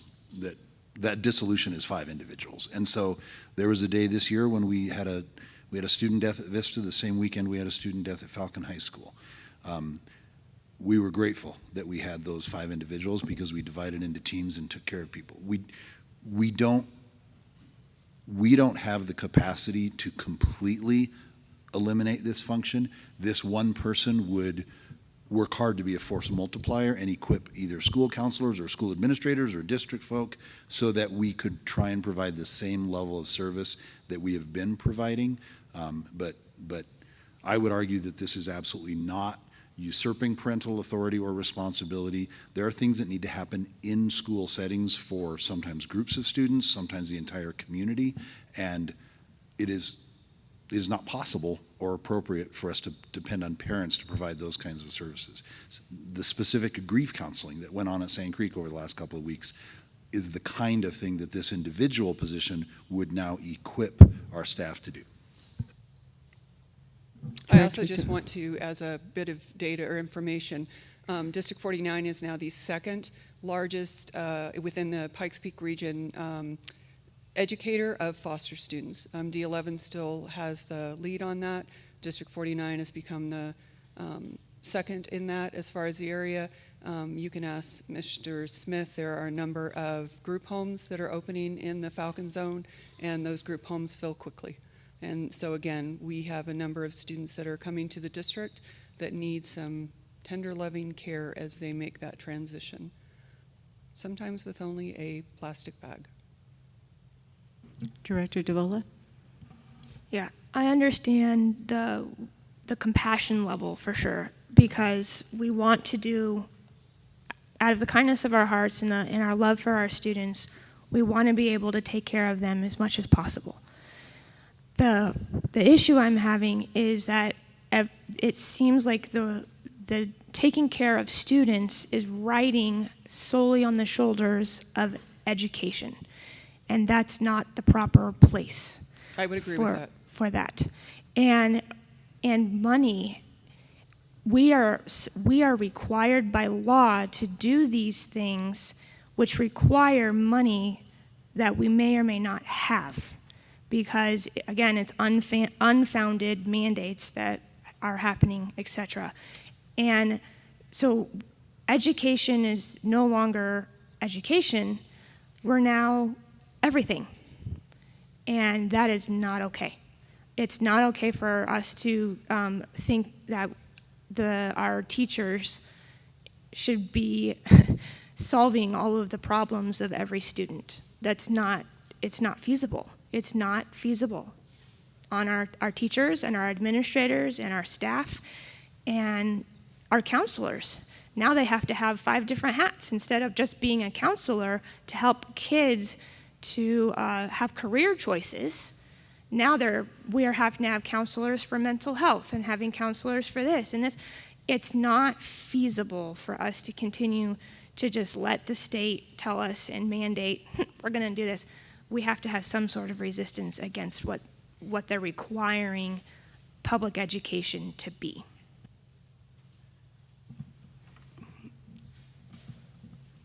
I understand the concerns about overreach sometimes, definitely. I mean, that's why I like freedom over force. But I can tell you that we have a good scenario where people think of a traditional family structure. And for 9 years, I was a parent in this district as a single parent. And my former husband had moved out of state. I was not receiving child support. There were different issues that came up. Never once did I feel the counseling staff within our schools usurped my position as a parent. And I think there were times they provided me with a lot of extra support, to include one of our school resource officers, even though he doesn't remember it, David Pratt. And that included, my kids were at Springs Ranch Elementary, Remington Elementary. They were at Horizon Middle School. They were at Sand Creek High School. And so while I understand the concern, when I read this job description and also listened to what my daughter does with foster kids, I think that this is an incredibly important appointment. And I guess you just have to and I know you as a teacher, Jamie Lynn, you've dealt with foster kids as well. And there is a whole different set of different needs that can come up. So I'm not sure if this is the position to necessarily take a stand against some of that overreach when you look at what this specific position is. I mean, when I read the job description, this is a job I could not handle. I could not handle some of what's in this job description. So that's all I wanted to add. Director Levere, right? You wanted to add something else? Yeah, just as kind of a point of clarity, my read of this isn't that this person is providing significant counseling themselves, but connecting with the resources that can then provide those supports.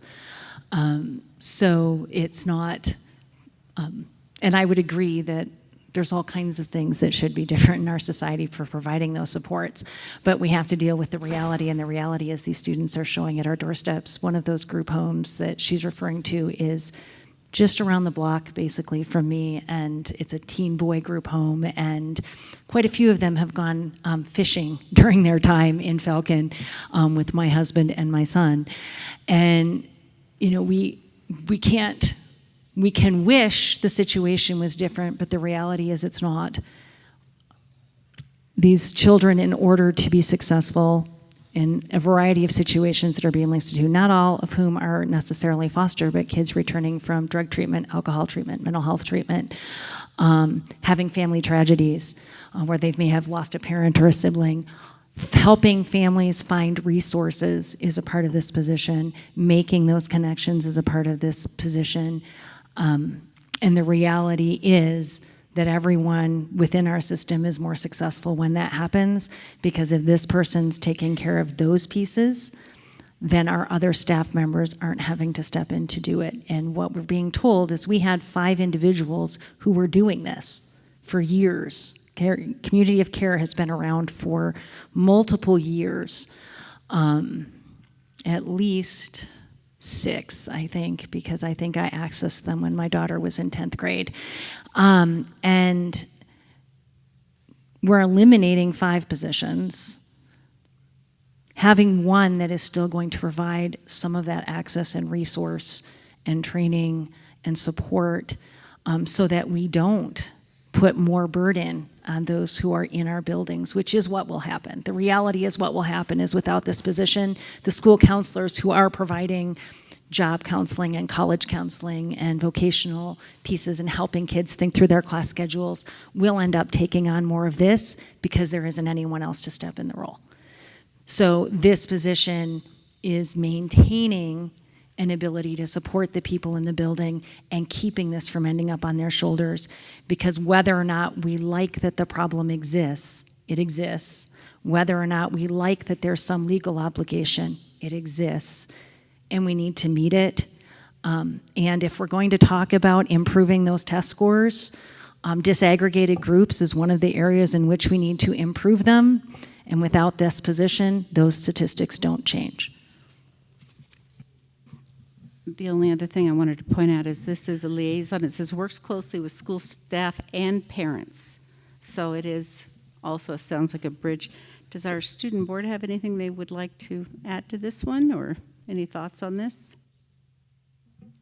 I don't feel as though I'm particularly informed to know everything, so I'll keep my comments brief. But I do think that it is important to, of course, have these resources available, but it shouldn't be solely the schools. Just as regular health care is not solely the school's responsibility, mental health care should not be either, because I don't get my physical exam from the school nurse. I don't know if that's a thing elsewhere, but I think it's important to have resources. I've personally used them in recent weeks, actually. So it's important to still have them, but as long as it's not overstepping, I trust that you all will make the correct decision. You are more informed than I, so thank you. Maren? Yeah, I agree with Kira. I think Sand Creek is obviously the most recent example of this situation where these resources were vital for these students throughout the school dealing with this in their own way. And also, reading like the first sentence of the position summary, it says promote student success and provide resources of preventative services. It doesn't, I don't read that as taking over parental roles. So I definitely think this position is necessary. And as far as the financial piece to this, it does sound like Mr. Hilt said that this was taking over 5 positions, as far as it's not a financial burden for the district. So those are my thoughts for sure.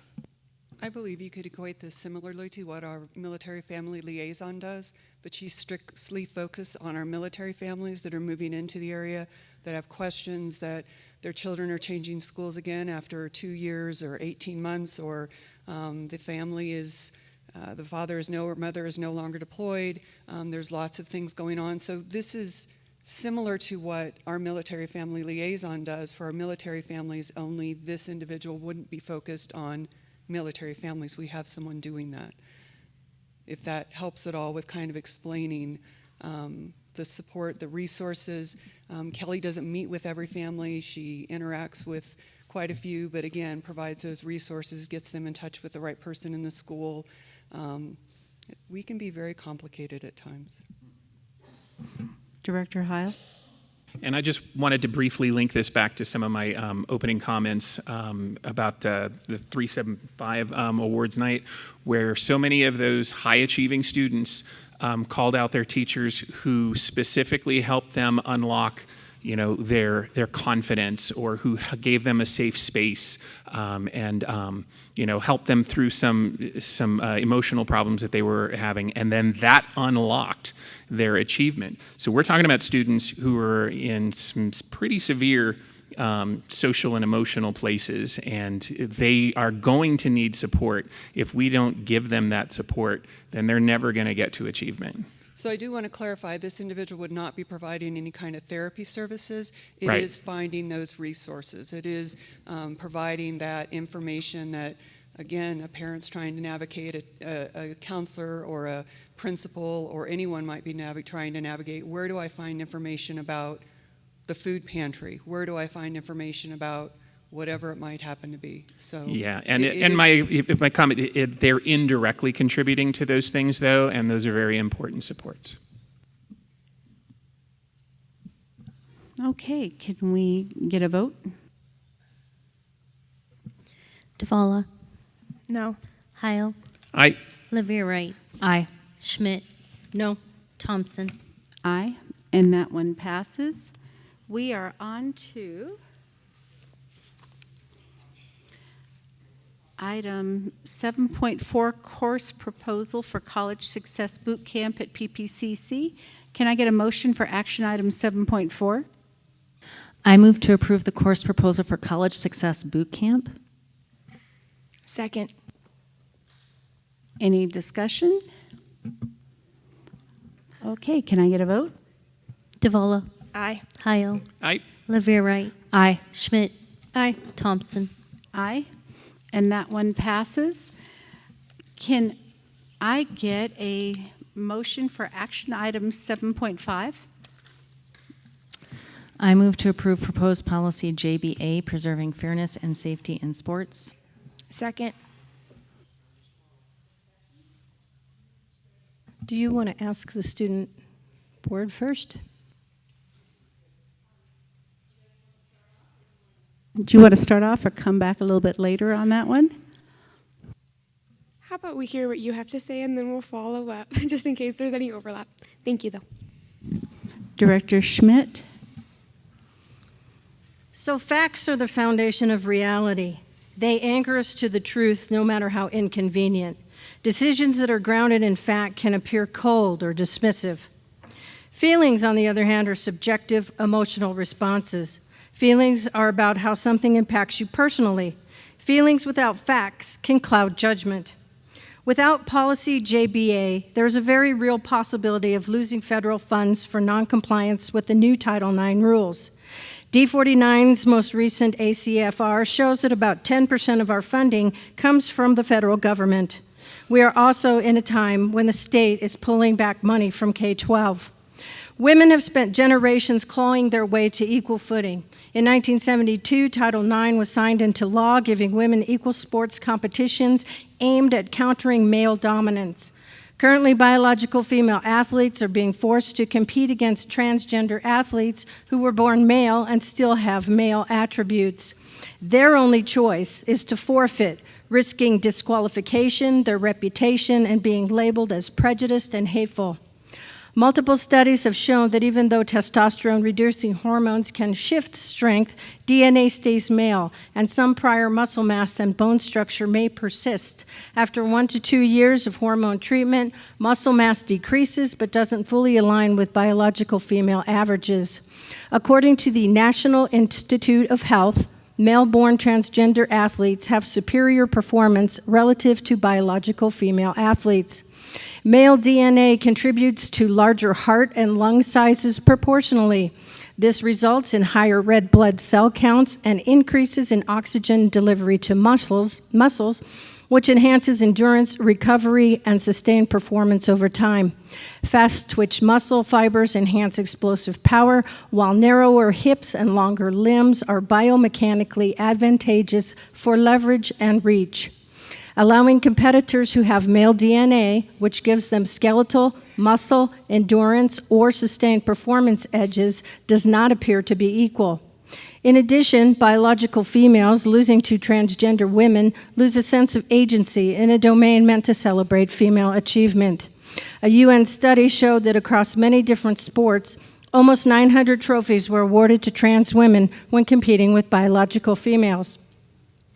This can be viewed as competitive unfairness and a lost sense of equality and representation. In practical terms, a gold medal becomes a silver, a scholarship worth $20,000 to $50,000 annually slips away, and world records are broken by trans women who have a pre-transition edge with male DNA. Transgender athletes want to be included and don't want to be banned from those spaces that they feel they belong. Conversely, biological female athletes want their own space in a fair game without being coerced into accepting a biological male into their performance and private spaces. Director Heil? So this policy is intended to preserve fairness and safety of biological girls in sports. It fails to do so in two respects. It encourages existing bullying of cisgender girls who look a little different from someone's idea of feminine, escalating it to formal complaints to administration and the board. It also subjects cisgender girls to playing with or against a trans boy who has been on testosterone therapy. Last time we talked about this topic, I proposed an alternative solution where we would evaluate the athlete in front of us and make a determination about their gender eligibility based on their own unique situation. Immediately following that meeting, I approached the Inside Out Youth Services cohort that attended because I wanted their direct feedback. I expected resistance. I did not get it. "This makes perfect sense," was one response I heard. So this tells me that preserving the integrity and safety of girls' sports for girls has widespread support, and the only question left is how? The community has weighed in on this solution. Counting unique respondents once each, our emails indicate support for this policy at 43%. Public comment last month ran at 38%. The community consensus is to reject this policy. This policy has been rushed to market, and I do not understand the urgency. There are no known trans athletes in D49. I've talked to the parents of a couple of trans students, and they tell me their kids are deliberately avoiding sports, the locker rooms, etc. The only urgency comes from a presidential executive order that is already being challenged in court. As a federal overreach into issues of state and local control in violation of the 10th Amendment, I would have expected my peers and constituents who style themselves constitutional conservatives to respond with outrage, not compliance.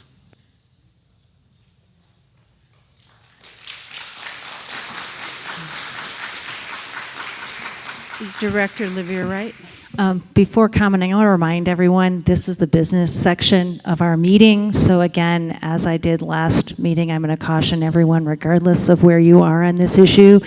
At this point, we're not clapping, we're not cheering, we're not yelling, we're not any of that. This is a time for just our discussion.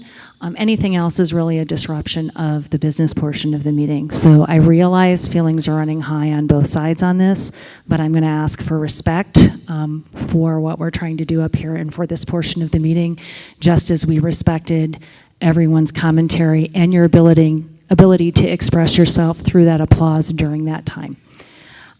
So now I'll start my time. So first, I have concerns with this policy in part because CHASA goes in one extreme. CHASA says athletes will participate based on solely on gender expression, so their choice of gender. Our policy goes to the other extreme. The reality is that means female athletes in D49, and male, by the way, because although everybody's focusing on female, in order to be constitutionally compliant, it applies to both areas of sports. It's interesting to me that people aren't concerned about exposures in one direction and are in the other. But that means that regardless of what we do, if the concern is that females in District 49 will be playing against students assigned male at birth, that's still going to happen regardless of how you vote on this policy. It does absolutely nothing to change that. Second, so really what needs to happen is CHASA needs to look at how their rules are applying so that whatever is applied is universally applied to all schools to create that fair field. I disagree with CHASA and I disagree with this policy because I don't think it takes into the reality of current treatment and transition. So I think that we need to be looking at that reality just as Director Heil said. It's very different when you have someone who's been on hormone blockers from the age of 8 in terms of how their bodies are developing and functioning versus someone like Leah Thomas, who tends to be the big example, who didn't start transitioning until they were 19. The sports advantage and all of those pieces shift. Really what should happen is CHASA should put together a task force to develop rules that take all of those pieces into play, because otherwise, in fact, you will have students who've been on testosterone since the age of 13 playing on a female team in by the time they're 16, where they will be on full-on male developmentally muscle and bone. Second, there are actually currently 3 federal court cases in 2 different districts. Two of them will eventually be heard in the First Circuit. One will eventually be heard in the 8th, because we all know they'll be appealed. In New Hampshire, they are complying with Trump's order, and transgender students are suing New Hampshire. Because of that, there are 2 athletes suing. They have standing. In Minnesota and Maine, those states are refusing to comply with Trump's executive order and are suing in the opposite direction. There's already federal litigation. I don't think we need to be the lightning rod to also invite federal litigation. How about we let the federal litigation play out instead of taking that financial risk? But also, again, this doesn't solve the problem. If your concern is your cisgender female child playing against a trans female student who has gone through male puberty, we have 0 control over that, and this policy doesn't change it. Director DeVola? So first of all, I want to reiterate something I had mentioned at the last board meeting, and that is transitioning students when they are not fully developed is child abuse. To be able to do puberty blockers and hormone therapy and those types of things at the age of 8 or 9 or 13 is wrong. And I stand very strong in opposition to transitioning students with those types of things in surgery, etc., because their brains are not fully developed. I said that at the last meeting. In the past couple of decades, our society has turned away from truth and has tried to acknowledge the untrue existence of more than 2 sexes, male and female, brought about by mental health issues corresponding with the normal changes in one's bodily functions during early teenage years, primarily, and exacerbated by social media. It has become an abnormal health contagion.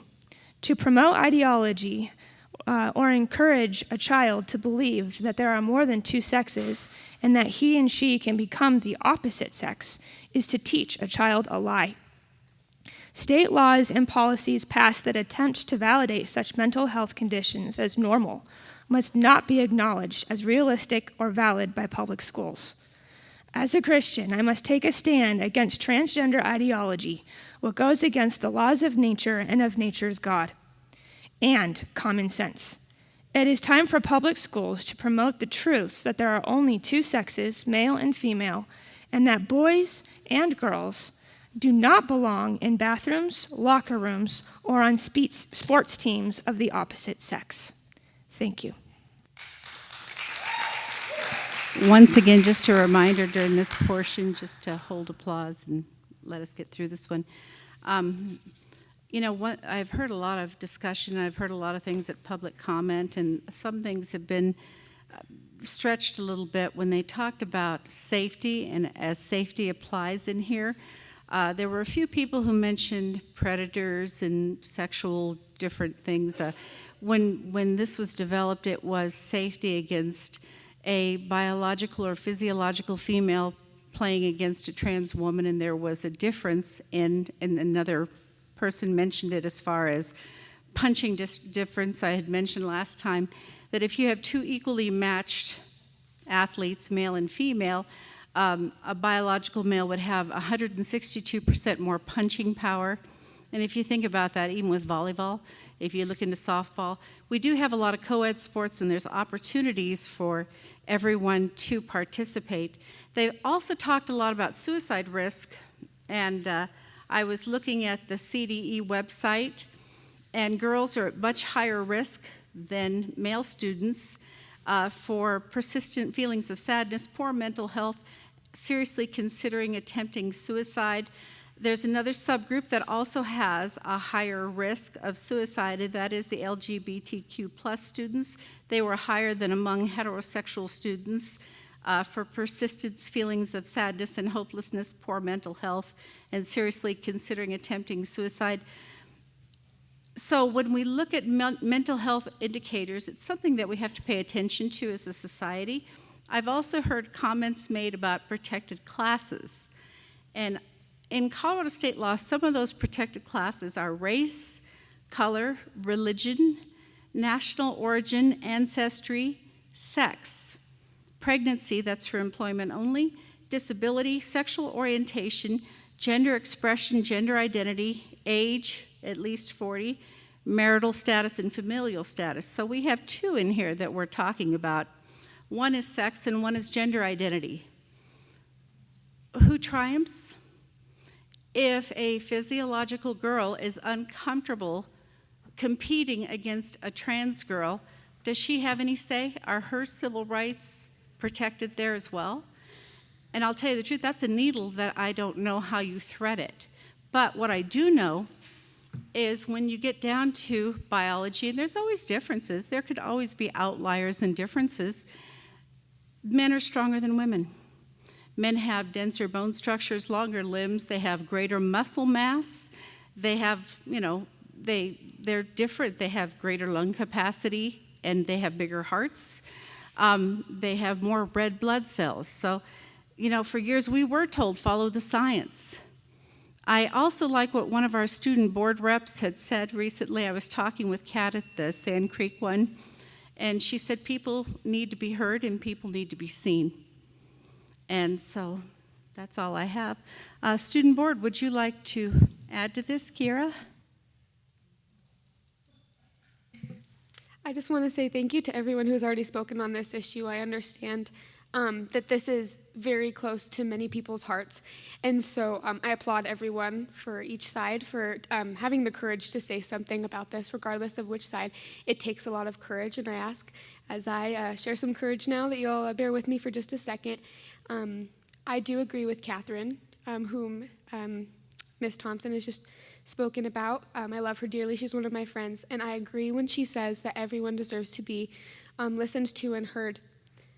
However, I do support this policy because my fear, especially as, first of all, a woman, and second of all, an athlete at Sand Creek High School, that, of course, we want to hear everyone, but I just hope that in an effort to do this, that we do not compromise the privacy and safety that is also very important, and I believe that should come first. I would not feel comfortable changing in front, well, honestly, anybody, but especially not someone of the opposite sex because, well, there's many reasons why. I just don't believe that that is right and safe, and so whether it be playing against a sport that is not co-ed, which I believe is not right, I would feel uncomfortable and unsafe, and I know that many people would. And so I know that this is not a perfect policy. However, I feel like either this or an amended policy that still keeps sports and bathrooms and locker rooms separate should be the way that we go, so as not to potentially put students, both male and female, at risk from sports or for any of these reasons. We want to hear and support everyone, but I don't want, in an effort to do so, to potentially put another group at risk. If we're compromising like that, it's not really a compromise. It's just putting another group in a difficult position. So I trust you all to make the right decision. Thank you. Thank you. Maren? I don't know Kat super well, but she's a smart girl from what I've known. I think she puts it best, but also Kira, when she talks about putting one group over the other, I think that's what we're bringing this down to. So I think it's obviously a controversial topic, and it's a hard decision to make as a female and as an athlete. I don't know if I could definitively choose one or the other, but I do think it's important to acknowledge what Mr. Heil said. I think so much research needs to go into this that I don't think it's ready to be made a decision. I don't know how much. I haven't read through this completely, but as far as I know, I don't know any transgender athletes in the district currently. So I think I talked about this at the last meeting with Ms. Thompson about this being somewhat of a preemptive proposal while we're still researching, and obviously there's so much going on with this across the country. I think we want to be careful and cautious about what we choose to do. And also, like, as a new CHASA rep, the CHASA piece is super interesting. The student board talked about CHASA is a membership group organization, so we're members of CHASA, which gives them the authority to kick us out at any time they want, which also affects athletes, male and female. So if we choose to proceed with this policy, there's a chance that could happen as well. So I just think we need to be cautious about what we choose to do, but I trust you guys. So,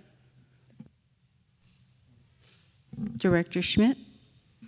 With regards to having to compete against other teams that have trans women, trans girls in, the only choice for biological girls is to forfeit. If they don't want to compete against them, that's their only choice. That risks disqualification, their reputation, and they'll be labeled as hateful. Director Heil?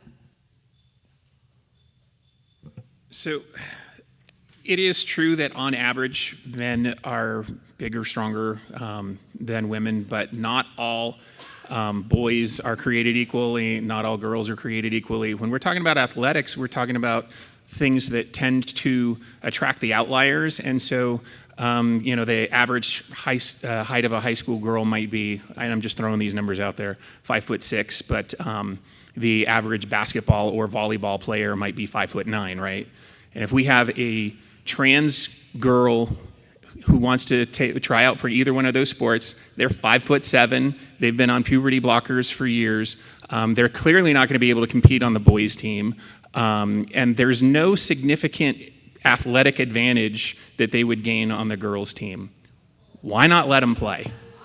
Can you please withhold comments? So as far as changing in the changing room, that's a very good concern, and I think that we could absolutely, again, we're talking about case by case, we could make accommodations for that. There could be alternative changing rooms. I mean, we know that our schools oftentimes make those same kind of accommodations for trans kids using the bathrooms, so that would be an easy thing to just continue. But I just really want to make sure that we're paying attention to the fact that we will probably never have to exercise this policy. The incidence of this is extremely rare. But just having this conversation and putting that policy out there still does harm, because you're messaging to a significant proportion of our community that we don't value them, and I don't think that's who we need to be as a board. Director Olivia Wright? It ultimately still does not address cisgender female students from D49 playing against someone who is not cisgender.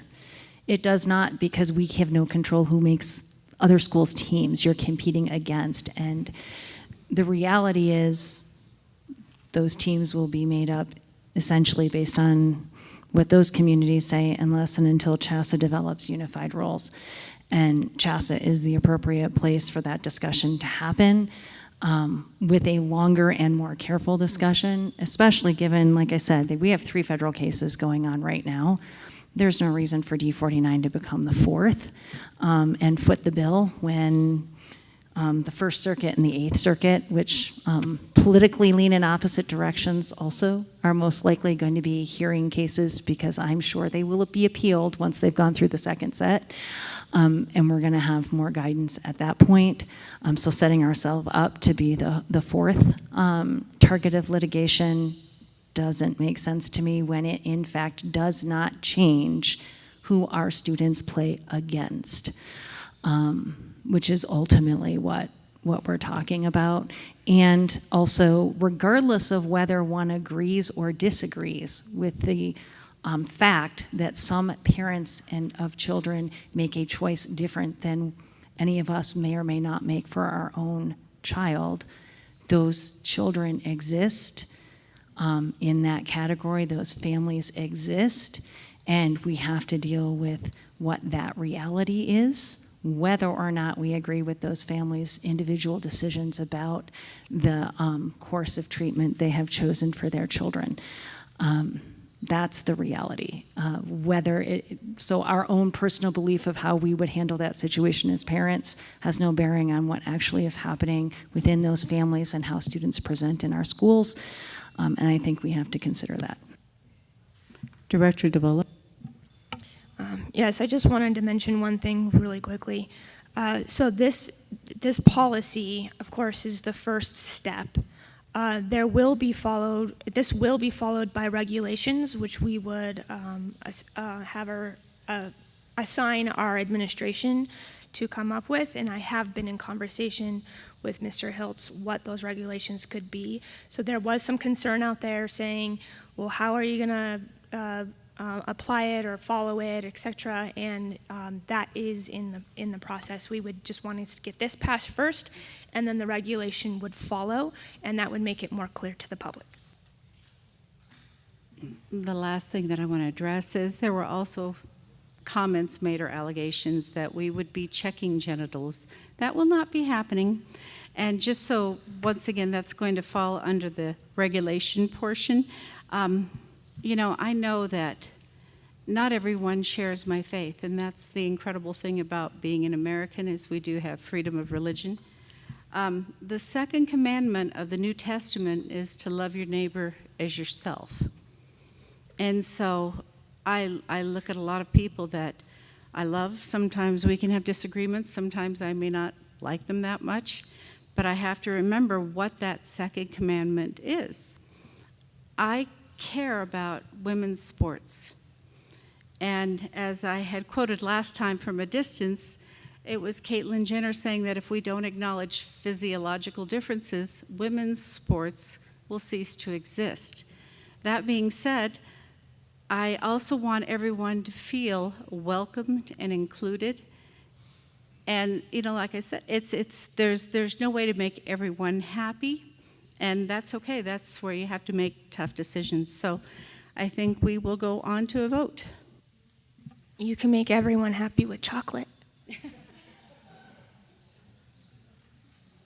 Unless they're lactose intolerant.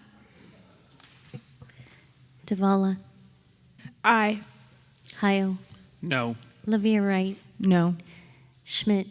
Aye. Thompson. Aye, and that vote passes.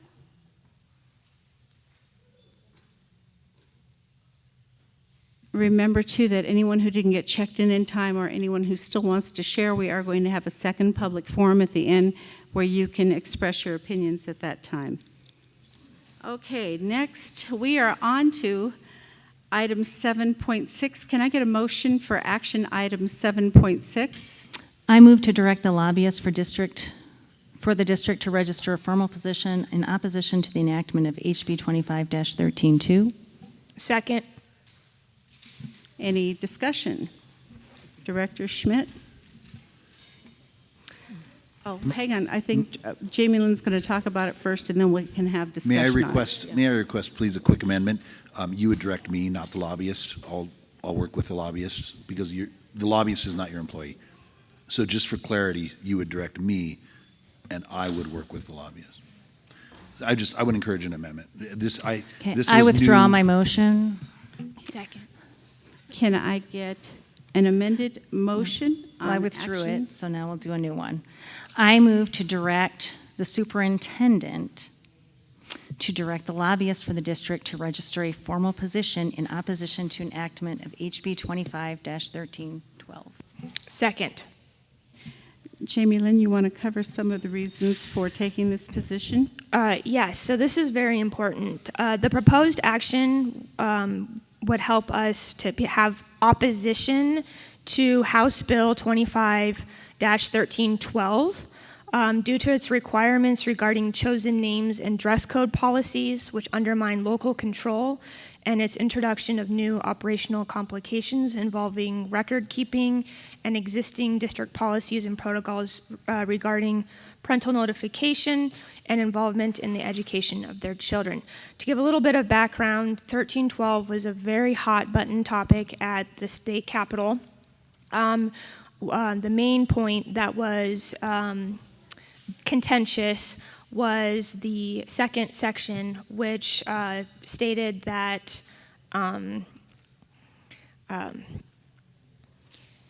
dead naming and misgendering would be considered a type of coercive control in custody issues, custody battles. They did amend that, and correct me if I'm wrong, Brad, or Mr. Miller, they did amend that section so because there was such opposition to that particular piece. So the coercive control language was removed. The elements that apply directly to schools fell into, I want to say, Section 7 and 8, but they're further down. One had to do with misgendering and dead naming in a public accommodation setting being a sort of an almost automatic violation of the Colorado Anti-Discrimination Act. That language has been amended to take out those two terms and to refer to violations of gender expression and gender identity protections to be an element or a indicator of potential discrimination. There is a piece that pertains to schools that is problematic, more so for charter schools, that has to do with the dress code situation. A lot of schools that we work with have dress codes that are identified for males and females, and that's eviscerated effectively through this new legislation. And, sorry. Director Livia. Okay, so I'm actually going to point out two things. One is I read my packet yesterday morning, and I didn't see this. And so this has happened multiple times at this point where something has been added and there's no email telling me something was added. There's no indicator. I'm a board member. At a minimum, we should know if something's going to be added, and we should be explicitly notified as 5 members, because once that packet is posted on Friday, we each have a dedicated time that is based on our own individual schedules that allows us to read and prepare. Multiple times this has occurred, and at this point I'm incredibly frustrated that when I open this, I see something new. Second is this passed. So it is no longer, my understanding is it passed Ms. Thompson. Last night. Ms. Thompson. So a couple of things. One, the bill didn't, it got rushed through at the end. There was a lot of changes at the end, and I think there was hesitation with respect to whether to put this on to the agenda. It was a placeholder, I know, earlier in the week that there was a potential resolution on legislation. I did see that. And with respect to the life of this bill, there is one more element, which is the signing by the governor that needs to still take place. Yeah, and that's one thing. There was a placeholder set. We had to wait for the Senate to vote because there were multiple amendments in reconciliation. So this is an encouragement for a veto, so it wasn't something that was withheld. And I can't remember if this one is Robert's Rules on the requirement, or else it could be another requirement for 24 hours notice at a minimum. And so that was what we were trying to do because it was such a fast-paced thing. The only other comments I'd like to make is because we passed a Parents' Bill of Rights here and we believe in parental notification and participation, it's my understanding that elements of this bill not only supersede or invalidate some of what we have in policy ACA as far as parental notification and consent, and also the charter thing with our charter schools, it denies them the ability to establish their own dress code. To provide a little more clarity, Marie, and I apologize for your situation, but there was a point in time during the late development of this bill through the Senate Judiciary Committee and then the Senate floor and then for reconciliation where it was very potential that the thing that we ought to do, because the bill has a safety clause, which means immediate implementation, would to have a first read on policy revisions regarding those elements. And so that was why the hesitation with the placeholder. I understand that. My point is, it takes about 30 seconds for anyone in leadership to send the board members a text to say, hey, make sure you double check if you've already read because we've added a full item. 30 seconds. And that, yes, I'm not questioning your legal ability to add something within as long as you've met the 24-hour requirement. But I am saying there's a level of basic respect and understanding, and that every board I have served on, we made a point of ensuring that occurred. Okay, because different people had different schedules. I remember Kevin Butcher losing it at people if they added something beyond Monday, because the man worked lots of hours every day, and he spent his weekend on that packet. Okay, and so the minimum is at least as a common courtesy to say, hey, make sure you double check there's been a change to an item. I have brought that up previously in private. And at this point, it's a lack of respect, okay? And at a minimum, we all deserve that. Certainly, I would have tried to do the same, because at least then it would have let us, not even knowing this was here, I was like, whoa, that passed? I wonder what they took out of it. And I didn't have a chance to hear what they took out of it yet. I wanted to listen to all the commentary and haven't had a chance because I spent yesterday I think doing it's a teacher really valid appreciation. point. We do get an email about a change to our packet, and I do think it's a valid point that if we do a last-minute addition, I think it's reasonable to request that a text be sent. I Not think all of that's us got the email. Mike didn't get one either. Okay, and So by if the you're way, saying that was there the next thing I was going to say, is Lynette says, if you're not getting the notifications to a change in your packet, to please let her know. But I do think it is respectful and judicious to ask for last-minute additions that we do a text message and yes, Director Schmidt, I see the flower. Give me just a moment, and I'm assuming you would like to speak. Director Schmidt. So I'm understanding it's changed so much, so much. I'm understanding that these policies are going to put additional burdens on educators and administrators, and it's going to ask them to focus on promoting policies that actually violate free speech, deny parental rights, and put religious liberty at risk. So why wouldn't we oppose this? It went through so fast and nobody even really knows what's in it. I agree that we should strongly oppose the law and ask for a governor veto, for Governor Polis to veto it. Director Heil? Let's try to do 1 minute each to finish up here and get to student board. Yeah, so I'm in the same boat as Marie indicated, that I did not know that this was added to the agenda. It's a pretty deep topic. I have not had an opportunity to read the law and understand its implications, and so therefore I am not in a position to take any kind of action on this tonight. And I just want to point out that this is the third topic that we have had in the last month and a half regarding trans people, and it really, really, really feels like it's being aggressive at this point, and it's just making me feel very uncomfortable. Director Davola? What's really important to note is we have a short window of time, which is why this is on here. Because normally, through our policy and our processes, we will have that first read and that second read. We don't have that time. This is going to be heading to the desk of Polis, and we want to be able to make it very clear with our lobbyist that we want her to take action against this.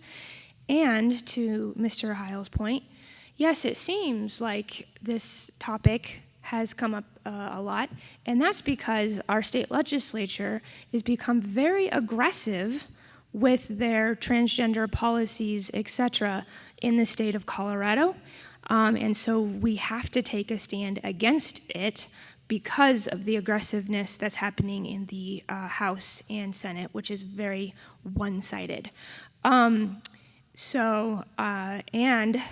in case you didn't know, there were over 100 people, board members across the state and board leaders across the state, who took a stand against this House House bill and wrote a letter and signed that letter in opposition to this House bill. And we want to continue to voice that concern when it gets to Polis's desk. I don't know if we want to continue to state that a veto would be something that we would encourage our lobbyist to ask for. I think that the motion as read indicates that it's directing to take a position in opposition to the bill. What I would like to add is just a slightly different point of view on this one, in that my concerns are local control, undermining the ability of charter schools to decide for themselves what their dress code would be, and also parental rights. I want to make clear, when we passed our Parents' Bill of Rights, nowhere in there did we put, this is only for the parents who agree with us. That is not the truth. On the non-legal name change, if you look at ACA, if the parent consents to the non-legal name change, we are going to recognize that. And so when we talk about parental rights, we don't talk about parental rights who believe this way or that way. We mean parental rights.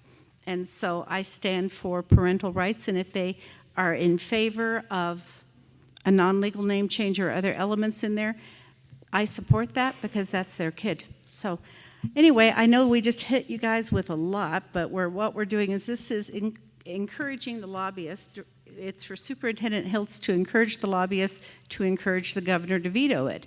The governor has the choice whether or not to veto it.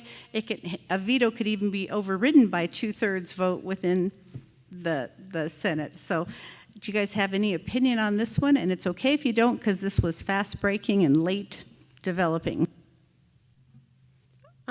I agree with you. I'm all for parent rights, and we'll see what happens, and I'll say more if I'm at a meeting with more information. Thank you. Thank you. Maren? I agree. I don't have enough education on this topic, so I can't really speak to it. Okay, can we get a vote on whether or not to have Superintendent Hiltz direct our lobbyists with this issue? Davala? What am I doing? Are we voting? Yes. Yes, we're not voting. We're just saying, or no, we are voting. Aye. Heil? No. Olivia Wright? No. Schmidt? Aye. Thompson? Aye. Okay, we are now on to, and by the way, I feel your pain. Sometimes keeping up with the schedule, and there's a lot going on, and going to the bathroom during voting time. Yeah, I didn't get to We are on vote. to discussion items. No, ma'am. Point of order, we had the one last item that was moved do from we? consent agenda.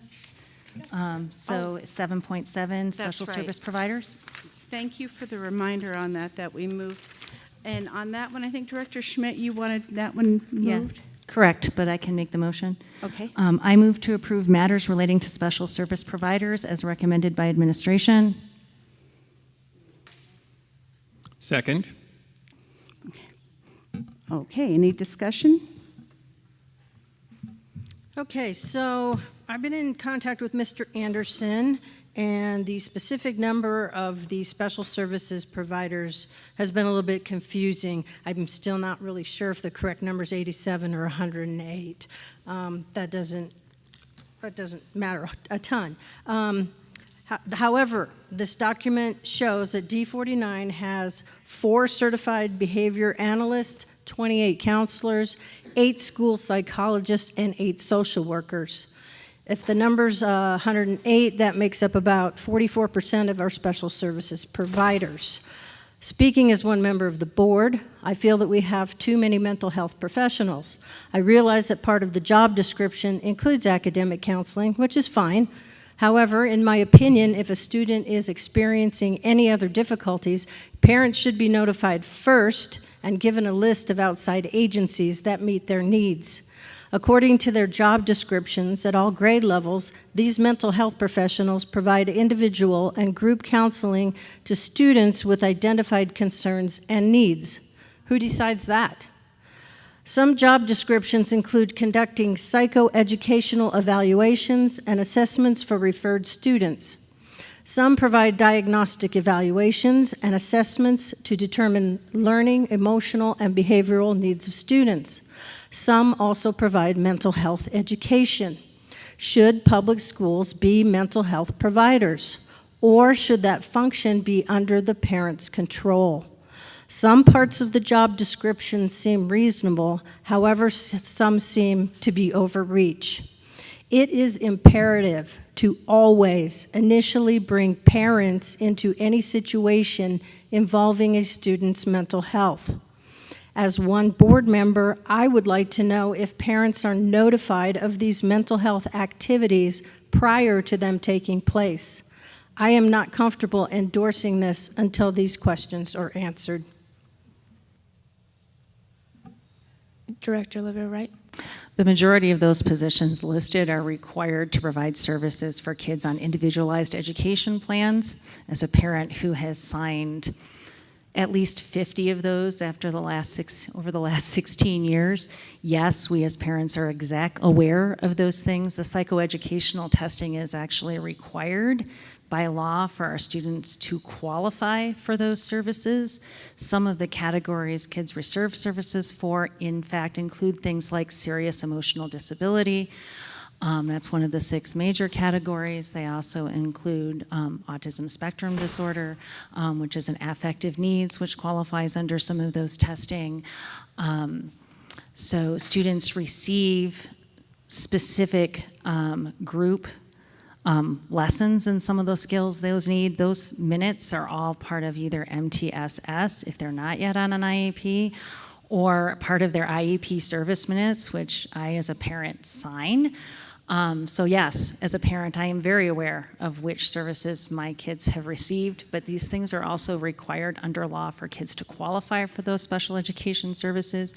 BCBAs are explicitly developing plans for students who have affective needs to support those students in classrooms. Again, those services are part of IEPs. We can't restrict those positions because we need them to meet the IDEA requirements. And yes, again, we're parents, we approve the minutes, and they're necessary for student success.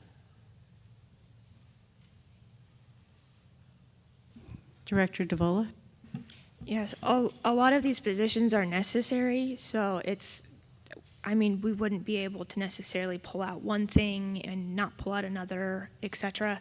And correct me if I'm wrong, a lot of these professionals have already been hired and they have positions already. Like we've already said, you're coming back, correct? Correct. That's Yeah. what you are saying. Yes. And so I do have concerns, just like Director Schmidt said. I am not comfortable with school psychologists being involved in everyday affairs with the majority of our kiddos. But like I said, speech-language pathologists are very necessary. Assistive technology specialist is necessary. So I can't just lump sum not say you don't have a job. So, but I do agree with the concerns that Director Schmidt voiced. School psychologists don't provide that. School psychologists provide testing. They test. That's literally all they do almost every day, all day, is the testing required to qualify for an IEP. My son has had 4 of them rotate through Falcon High School in the 4 years he's been there, and they sit in his IEP meeting, and I don't think the poor school psych ever gets to see him again because they're then on to testing other students and attending their IEP meetings. School psychology is not counseling. It's determination of educational benefit. They're the ones that administer the IQ test, they administer the Vineland, they administer all of the testing that determines disability category, and then help qualify students for services. That's their role. They're not trained to counsel kids. So please, can we make sure we understand the definition? And just a quick reminder to wait to be recognized. Director Davola, did you want to add something else? Yes, I do have to eat some humble pie for a second. What Director LaVere Wright said is actually true. I was reading it as psychiatrist and not psychologist, so I apologize for that. That is an error on my part, because I work with the school psychologist. Yes. So that's the individual education piece. So I apologize for misunderstanding that piece. So thank you for that clarification. I appreciate it. And before we go back around, I just was looking over some of the positions, and the top one that's mentioned is an audiologist. I really appreciate audiologists because they help me hear. Some of the other things, when you look at IEPs, district behavior analysis, occupational therapist. I am doing that right now after having surgery, hoping to regain the use of my right hand. Now, this is as an adult, but kids have these needs too. Physical therapists. And down here we have speech language pathologist. I went through speech therapy in the 3rd grade because I did not know how to pronounce my S's. My son had an anterior thrust, which meant that his tongue moved the opposite way when he did speech. He also had oppositional defiance disorder, ADHD, and a couple of other nice initials. So when I look at this, I see some of them as very valuable services, and I do see Mr. Anderson and Dr. Lamont kind of going forward. I don't know if there's something you want to add to this while I put this back in. Thank you. This is Paul Anderson, Executive Director of People and Culture. I wanted to clarify the question around the numbers that you see on that document.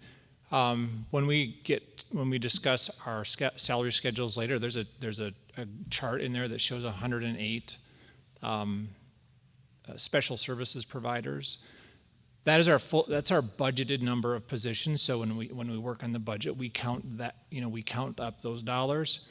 The number that you see put forward is smaller than that because of resignations this spring, and the fact that it is difficult to get many of these positions filled. So we contract out instead of filling them with employees. So that's the difference between the 108 and the number that you see on the document today.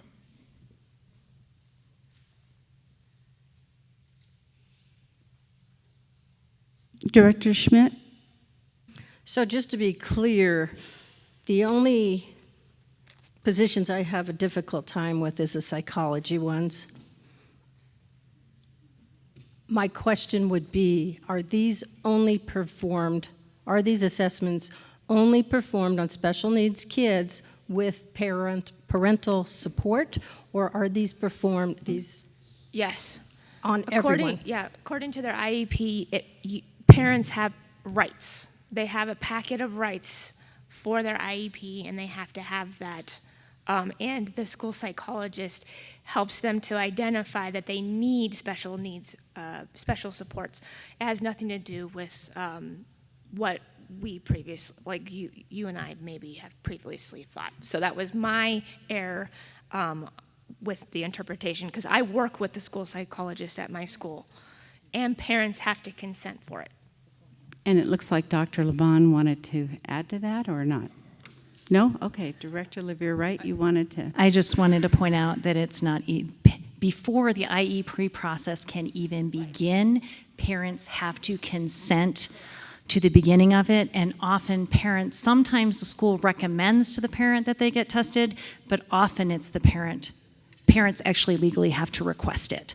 So under IDEA, parents have to request the evaluation, and we have to sign consent to evaluate before that process begins. If a parent refuses to consent, there's another whole extended process, and schools can't do anything until they have that parent consent. Again, I've been going through it since over 20 years now, so I've signed literally 50 of them over that 20-year period, and I've done.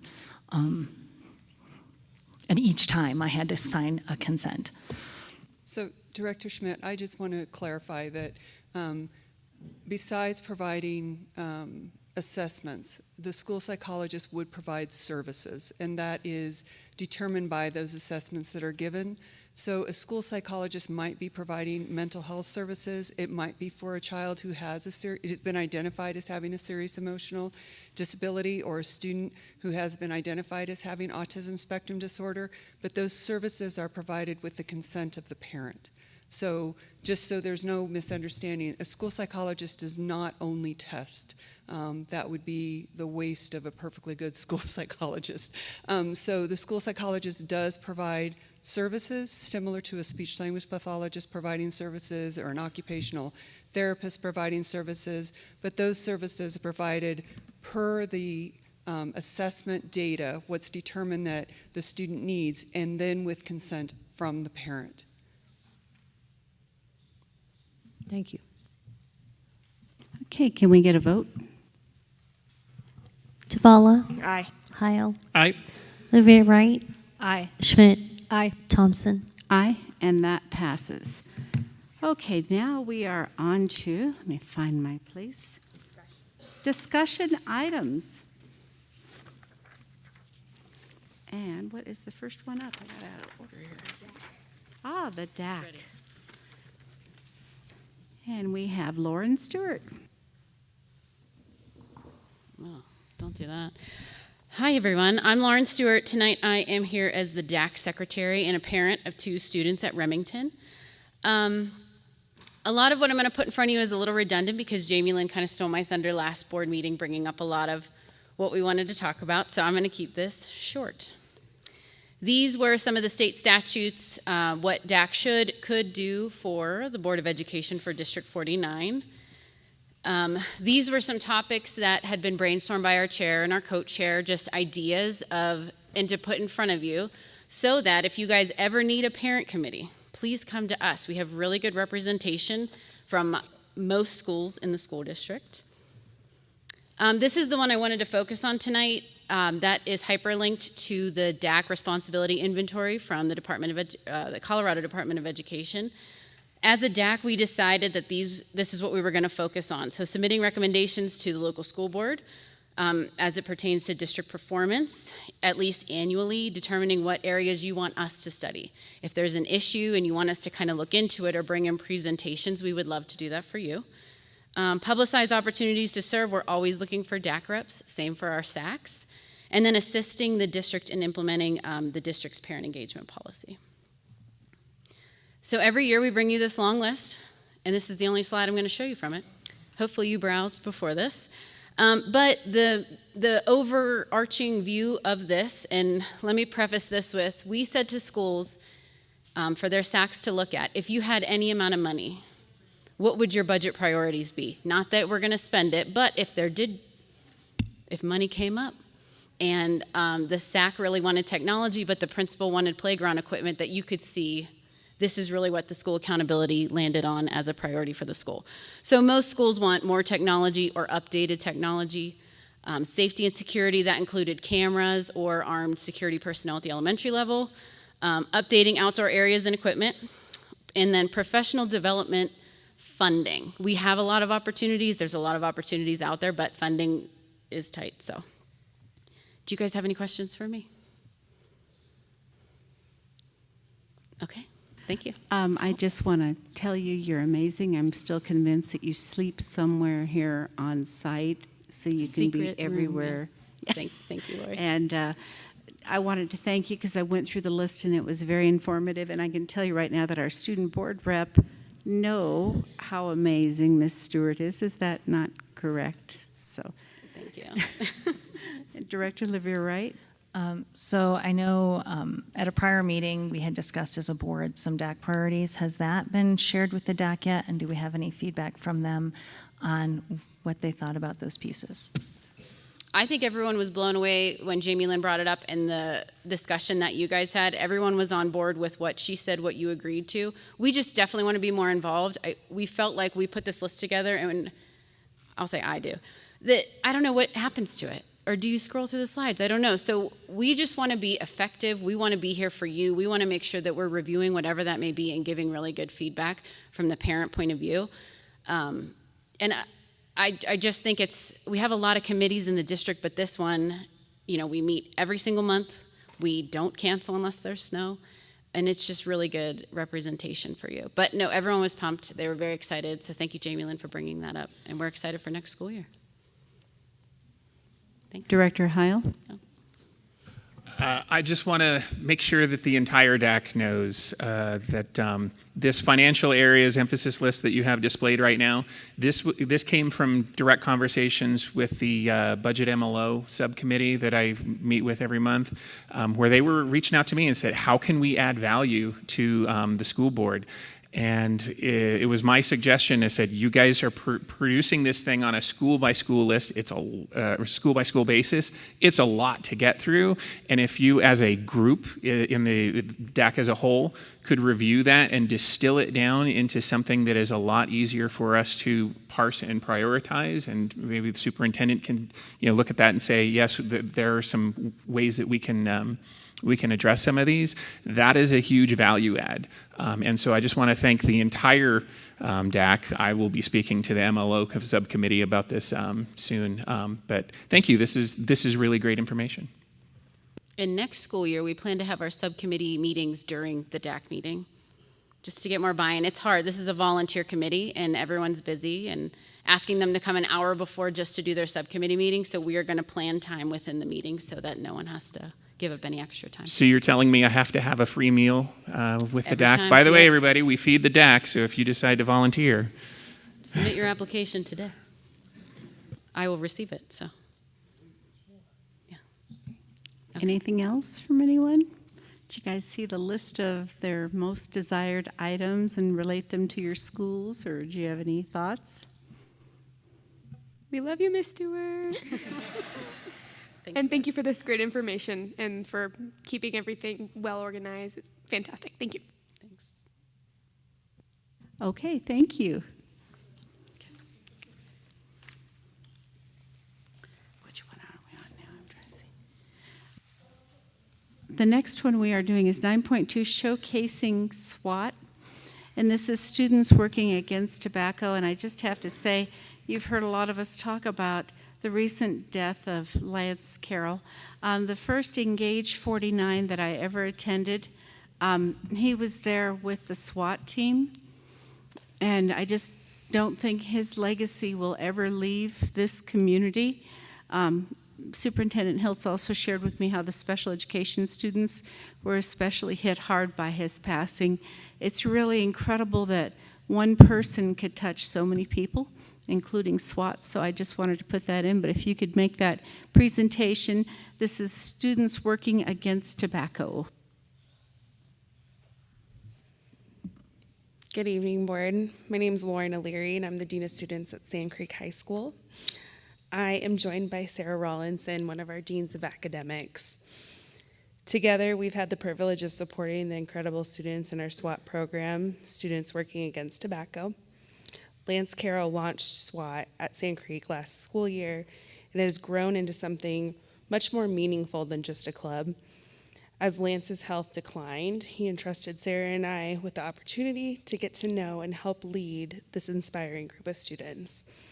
It's important to remember that these are the young people of our future, and their voice is all that matters.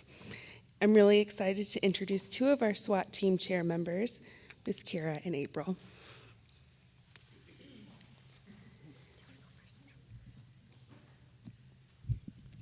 Hello, everyone. I am April, and I'm the secretary for Students Working Against Tobacco.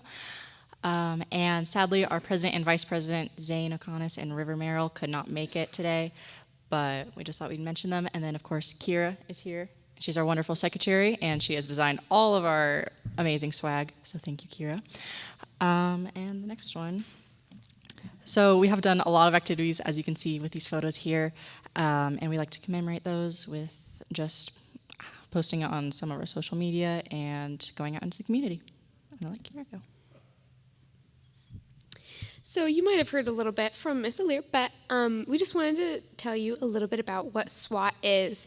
So SWAT stands for Students Working Against Tobacco, and we focus on educating students on the dangers of tobacco usage and the effects that are emotional, social, financial, physical, all sorts of things. And then we provide resources such as Second Chance Tobacco, posters, merchandise to give out, and so on. And we're more focused on education than anything. We never want to alienate anyone because everyone has the choice to do what they will do, but we want to make sure that people are educated before they hopefully make any decisions that could affect their health. So, thank you. All right, so kind of like Kira said, SWAT matters because it is really just educating everyone on the dangers of tobacco. It gives students and kids a safe way to quit using all different types of tobacco products with that Second Chance program. It lets the kids have a safe and open space to talk about their fears or if they are addicted. And it really connects everyone who is trying to get better from their addiction or the ones who want to try and prevent it before that even happens. So, and our motto is that 90% of people who use tobacco products started before they were 18. So really at this age level and middle and elementary schools, we are really aiming to help prevent that and bring awareness as to the dangers. Yay, I get to talk about merch. So part of my job as the treasurer was to design some super cool things. We do a lot of tabling at Sand Creek where we have our trivia wheel where we can inform people about some important statistics about tobacco usage. And then when they answer a trivia question, they can come home with a stress ball, pen, chapstick. I have the chapstick on my keys right now. It's actually really good. And then for the members of SWAT, we have some cool jackets. And then we also recently designed some shirts that have a little message about Mr. Carroll. So the front is pictured on the slides, if you can see it, but then the sleeve, which unfortunately I forgot to put on the slide, just says, in memory of Mr. Carroll with his classic bow tie, so we can remember all the amazing things he did for us and wear it on our sleeves, just as he wore his heart on his sleeve as he tried to help us out. So. All right, so we really try to do a lot with our SWAT club. And so like Kira said, we table at schools or mainly our school during lunches, and we try to just spread that awareness. Recently this year, we have presented to Remington Elementary School, and the next slide, I believe, will talk a little bit more about that. But we're really trying to aim to those younger children to educate the dangers. With that awareness being brought, we try to encourage and incorporate those healthy coping mechanisms, whether that be reducing stress before they can lead to the nicotine, or if they already on nicotine, how to healthily cope with that. And then the Second Chance program is offering all that support that students can get through the school. Mr. Carroll was really in charge of that, and he really did care, and so bringing up that second chance is really an important thing to us. And Remington. At Remington, we had a few key objectives. We had a trivia room where we wanted to bring the fun and help students really want to get engaged with this topic because, of course, it's intimidating when a bunch of high schoolers come in and you're a fifth grader. So this was a fun way to give them some cool merch and get them involved and give some little statistics so that they know. And then we had an artifacts room where we had some real deal pig lungs. Clem's phlegm, which is that little jar right here, I got to show all the kids that. There was one who nearly puked because it's the amount of phlegm someone with COPD coughs up in a year, and COPD is caused by smoking, so yeah, it's pretty gross. And then a jar of tar that has the amount of tar that's in cigarettes for, it was either 6 months or a year. I would have to look up to know for sure, but either way, that's a lot of tar you'd be breathing in. And then a fake mouth that had all the different like cancer spots and all the things that can happen to your mouth when you subject yourself to nicotine usage. And then we had a guest speaker as well, who was willing to share his experience with quitting tobacco and how he overcame that. It was incredible to see him come and help support our movement. He's an incredible student. So that's what we did, and we hopefully helped a lot of students that day. Okay, I'll look. So we are thankful to have a grant from El Paso County Health that works with SWAT, and they worked with Tobacco Free Colorado and came down when we did the visit, or when Mr. Carroll and the students did the visit to Remington. And linked here is a video that includes Mr. Carroll and the students and their day at Remington. Due to time, we were going to leave that because it's about 5 minutes, and we know we're running short, so we will let them finish up.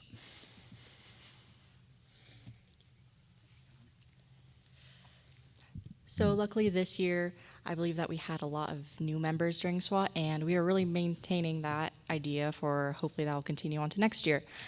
We are trying to just educate everyone who is willing to listen, whether that be adults, but mostly focusing on those peers. We are wanting to present at assemblies, hopefully possibly at other schools by going on more events like that to the Remington.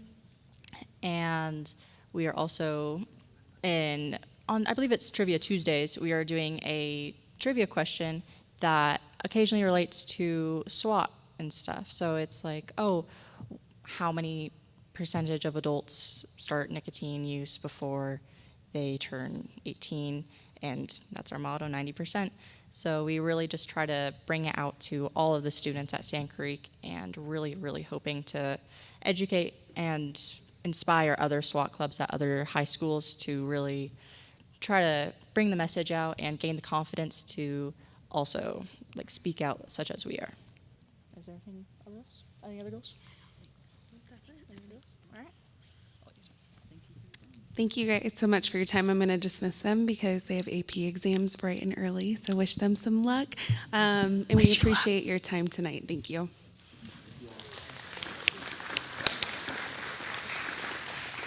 And you can put me down for a jacket and a stress ball. Oh, do you have a question? I think we have a couple comments for those of you who don't have AP exams tomorrow. Well, Director DeVola was first out of the gate. First of all, thank you so much for that presentation. I am really enthusiastic about you guys being involved with that, so thank you so much. And Kira, you're amazing. Just wanted to let you know. And remind me of your name again. April. April, thank you so much for that presentation. It was flawless, and it didn't even seem like you were nervous at all, so you did a great job. And I need a hoodie, so if you want to donate one to me, I will gladly take it. Treasurer, we got to cover this for the Director Heil. I really want to thank you for everything that you are doing for our students. This one hits me pretty close in a couple of different ways. One is that I got to know Lance Carroll personally, and I knew him as somebody who was really committed to doing good in our community, and to see you guys continuing his legacy is just very, very heartwarming to me. And then another way that this hits me is I lost my mother to COPD as she was the tender age of 54. And I wanted to also connect this because this was a statement that I made in our last meeting to the wellness coordinator, because your program was mentioned a number of times. And a student who is addicted to nicotine is spending so much of their energy in classroom thinking about getting their next nicotine hit that they are not going to be able to focus as much on their academics. And so you're not only improving health outcomes, but you're improving achievement outcomes. And just tremendous work. Thank you for everything you do. And I'm glad you also address vaping. And it hits me too, because from 13 to the age of 43, I was a smoker. And I am no longer a smoker, and my teeth are whiter, and I have a lot less things to worry about these days. Director Schmidt? Unfortunately, I share the same tragic event as Director Heil does. I lost my mother to COPD and smoking also. It's really rough. And I think if you can touch just one kid, 2 kids, however many you can get to, and get them to not do this smoking thing, that would be grand. I appreciate what you guys are doing. Director Olivia Wright? I just wanted to say thank you, because I think that this is incredibly needed. I sat as a parent on ASCAC, and then things that were brought up from late elementary school all the way on up. Now that we have vapes, instead of just cigarettes, is vaping is becoming a significant problem, beginning even in 4th or 5th grade, and vapes are targeting your age group on purpose with the flavors that appeal to kids. And as a pediatrician I spoke with recently said, you're inhaling the nicotine, which is one of the most addictive substances and the hardest addiction to beat, and embalming fluid when you're using the vapes. So yes, so you're essentially inhaling embalming fluid at the same time and damaging lungs with it in a different way. Popcorn lung is now becoming a thing, and needing lung transplants is becoming a thing with our young people because of these products. And so letting students know there's a way to also have support when they want to quit. I've watched multiple teens try multiple times. It's not an easy thing to beat, and knowing that they can have some peer support to do it and support in their school community to do it, I think is really important. So thank you for beginning this. I'm hoping that it grows. Marin, I see your water bottle tucked under your arm. I know you have to take off, but I didn't know if you wanted to weigh in real quick before you leave. Yes, I was just going to say I'm so proud of you guys. You guys are making such a significant impact in your school. Not only your school, but like the elementary school and the younger generations. This is going to carry on for a long time, so keep up the work. Thank you. Thank you.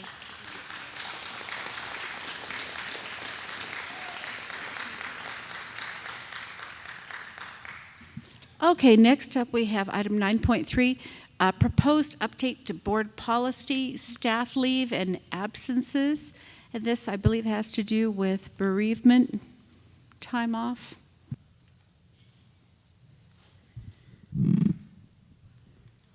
Hello, I'm Paul Anderson, Executive Director of People and Culture, and I'm just going to talk for a minute here or less.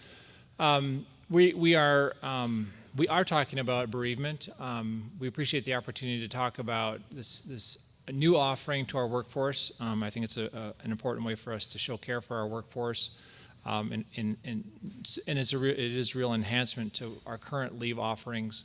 The main point I would want to let you know is that the VCT was really involved in the process of developing this particular new policy provision, and then the second thing I would want to just say is that Stacy Johnson, who you'll meet here shortly, has really taken the lead on pulling this together for us. And Stacy, in her role as Human Resources Manager, provides some specialization or expertise around all of our leaves that we offer to our workforce. So Stacy's the real expert here for us, and I'm pleased to bring her here this evening.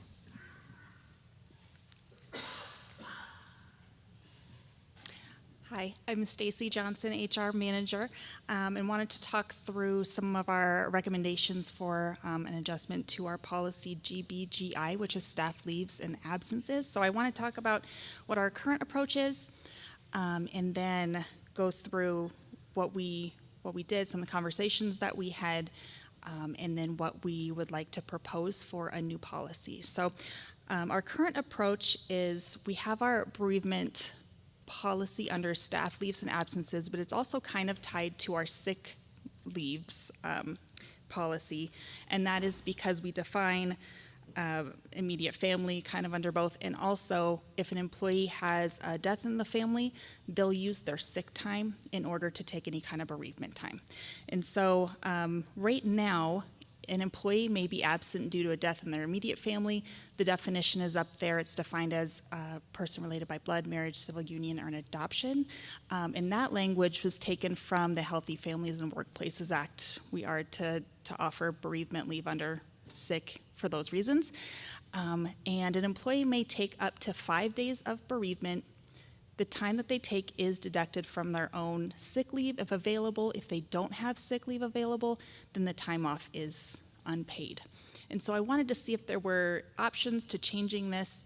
I first started with, let's see if I can move it, surveying the principals and other district leaders. I did that at the beginning of this last school year to see if there was interest in changing this policy, if we had any support there. There was a strong majority of our leaders that voted to look into it a little bit more. 89% actually wanted us to make some adjustments. And so I took that to the VCT group. Again, a strong majority there voted to look into this a little bit more and see if we can draft a policy. From there, a subcommittee was formed where we discussed considerations and some ideas for implementation. So the proposed approach that we have, and this again was put together by the subcommittee. The subcommittee was some teachers, some HR professionals, so myself and our leave specialist, and a couple of managers that all came together to talk about this new proposed approach. The definition of immediate family for death would still stay the same. So it would be person related by blood, marriage, civil union, or adoption. We still would they may take up to 5 days of bereavement, but we would pay that through a different, a different way. So they wouldn't have to take it out of their sick leave, but it would be paid at their regular daily rate of pay. Bereavement days may be taken intermittently, but no later than 2 weeks from the immediate loss. So sometimes there might be a death that employee wants to take the day after, but then the funeral's not till next week. We'll allow them to do that, but they still need to take, it needs to be taken within those 2 weeks. So I wanted to talk a little bit, there's been some discussion about budget impacts to different things that we propose, and it's really hard to say. With this, it's difficult to track since they're already taking bereavement leave through their sick leave. So if they do let us know, I'm going to be taking a couple days for bereavement, we have been able to track that, but it's also not directly tied to anything. Really, the cost is going to come from sub-coverage or when we do our sick leave payout when they retire, those kinds of things. Any questions? Director Heil? Yeah, I really like this proposal. I mean, I think that it shows that we care for our staff, and not trying to influence anybody. Just a suggestion for consideration is, anybody who was recently affected by this, who might consider compensating them up to 5 sick days that they may have used. Because hey, that's not fair, man. I mean, that was just me, right? So, just something to consider. Director Olivia-Wright? Okay. Director Schmidt? I think this is really a nice perk for our staff because, boy, it's hard when you lose somebody. It really is. So I think being able to make up that difference, and even with the jury leave too, to make up that difference for our staff members so they can go and take care of what they need to take care of and close what they need to close. Thank you. Director Olivia-Wright? One consideration, and we tend to be good at this piece anyway, but I understand overall having the limit on 2 weeks. There may, sometimes when there's a military death overseas, it may take longer than 2 weeks to get the remains back to the family to allow for burial. So if we could consider allowing HR to have a mechanism to make an exception to that 2 week under extraordinary circumstances. I want to make sure we've considered that given we're a high military impact community. Director DeVola? Yeah. I am very much for this. I do know when my father passed away, I had to take sick leave as bereavement. And so I understand the wanting of being able to give those extra days. What's really important too, is knowing that we probably can't go backwards in order for us to, what do you call it? Why am I drawing a blank on the word? What did Heil say? You mean reciprocity, or because, like I said, this would be one we To would pay move forward. it back. Right. Yeah. Yeah, there you go. To pay it back. I would probably not be for that, just because how far back do you go, right? It's going to be unfair no matter how you square it. They have to be okay with moving forward, starting next year. This is how it's going to be. I wouldn't retro. Yep. And the only comment I have, it's interesting because Jamie Lynn just mentioned her dad, and we found out the other day that my granddaughter, who's about to be pinned as an RN, took care of Jamie Lynn's dad. I had no idea until she told me a couple days ago. All right, if there's no objection, we will be moving this. Oh, I think Paul Anderson wanted to add something else or not? I think I can't remember if Stacy specifically stated, our intent and timing, the timing of this is really to get it effective July 1. And we did have some discussion about the retro, doing something retroactive. And that is just the challenge of where do you draw the line?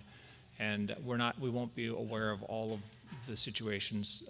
So we think a clear line making it effective July 1 to start of the next school year is our recommendation. Okay, if there's no objections, this will be moved forward for action at the next meeting. All right, thank you. Thank you. Next up, we have a new job description, 9.4, Student Success Specialist for Truancy and Expulsion. I think that the job title on the paper we were given isn't the job title on the agenda. So, just so we're aware, it's the job title here is one we talked about at our work session already. And the job title on our agenda is Director of Student Success, which is a different position. Correct, but so, good evening, Board. Dr. Nancy Lamond, Executive Director for Individualized Education and Deputy Superintendent, back again. So, once we went back and started looking at the role of this position and then wanting to take advantage of Medicaid funds, we along with a conversation with Mr. Hiltz, decided that we would add some supervisory underneath this. We took a look at the number of students who are expelled, which exceeds 60 at this time, and the amount of time and energy that this person would put into making sure that attendance is taken, work is being done, so that we get funding for them. This position kind of morphed into, again, a position that would support some of the departments that are currently under IE, and then also continue to do the expulsion, truancy, and other things. So we're taking advantage of the Medicaid funding. Okay, so is this in lieu of the other Correct. position instead of in addition to? So this is in lieu of. The other position is gone. Okay. And so then we're increasing responsibility, and so therefore there'll also be a salary differential between what we were originally presented in this, correct? Correct. Okay. Director Schmidt? So who's doing this job now? So this job right now, the expulsion piece, has to be done by each school at this time. And the state requirement is for a student who is expelled, you must provide one synchronous course, and then the rest of it can be online in some way, shape, or form. Okay. Providing the synchronous online course is a challenge, to say the least. You have to find a teacher that is wanting to do that. You have to provide a course that is in your course catalog. There are lots of requirements or stipulations around it. Moving to an online expulsion program as opposed to, so the students will remain enrolled in their school, but they'll be placed in this online expulsion program, means that we don't have to offer that online synchronous. They can be, in-person synchronous. They can be fully online, but then there comes some things that we need to do around attendance, which again, they have to do also at the school level or in the school building. So we're kind of taking a burden off of the middle schools and high schools. We'll only be able to do this for 6th through 12th. So we're taking that burden off the middle schools and high schools, and then doing that through this online program, through this individual. this person will also be required to make sure that transcripts and things that the school needs for the student to transition back to their school following that expulsion will all be taken care of. There are some state reporting requirements around it. Again, there's attendance requirements around it. You can either take attendance by the student physically being in the course or by the amount of work is done, so this person will have to track the amount of work that's done. And the whole goal is, I don't know if you've heard or not, but we've lost students in Colorado. The enrollment is down by, I think, around 300,000 statewide. Our goal is not to lose these students. It's a bump in the road, it's a hiccup in their education. We want to maintain that connection with them so that when the expulsion has been completed, they can transition back into the school, be successful, not be behind, and be prepared to move forward. We're hoping that, again, the requirement is someone who has middle school or high school experience. That individual can make a connection with the students to, again, encourage let's continue to work through this. If you need some help with a content area, let me see who I can find to help you with that. We're hoping that we don't lose our expelled students. And like I said, we're sitting a little bit north of 60 right now for expulsions. So is this is this an administrative position, a salaried position, a hourly It is an position? administrative position. Again, for some of the things, they're kind of running a program, a school program, but not a school. So there are some requirements around, again, attendance, the courses that are completed, making sure that they're matching up with what the school is needing so whenever the student transitions back. So there'll be quite a bit of logistics around this to make sure that, again, we hang on to our students who are expelled, they don't disappear. It's a good service, thanks. Director Olivia Wright? And they're also directly supervising 4 people in disparate programs. So that supervisory piece is also, and an evaluative piece will also be a chunk of work, which validates that additional step. Individualized education cannot be a department that has anything in common. We are very eclectic. So we have a little bit of this and a little bit of that. Okay, if there are no objections, we will move this forward for action at the next meeting. Thank you. And next up, we have item 9.5, proposed salary schedules.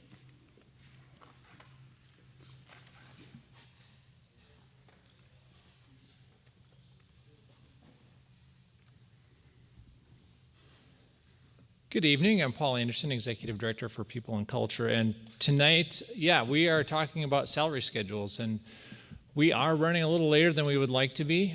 We would have liked to have been doing this about a month ago, but this has been a really challenging year in a number of ways. And we're all aware of the challenges with getting something solid out of, from a state budget perspective.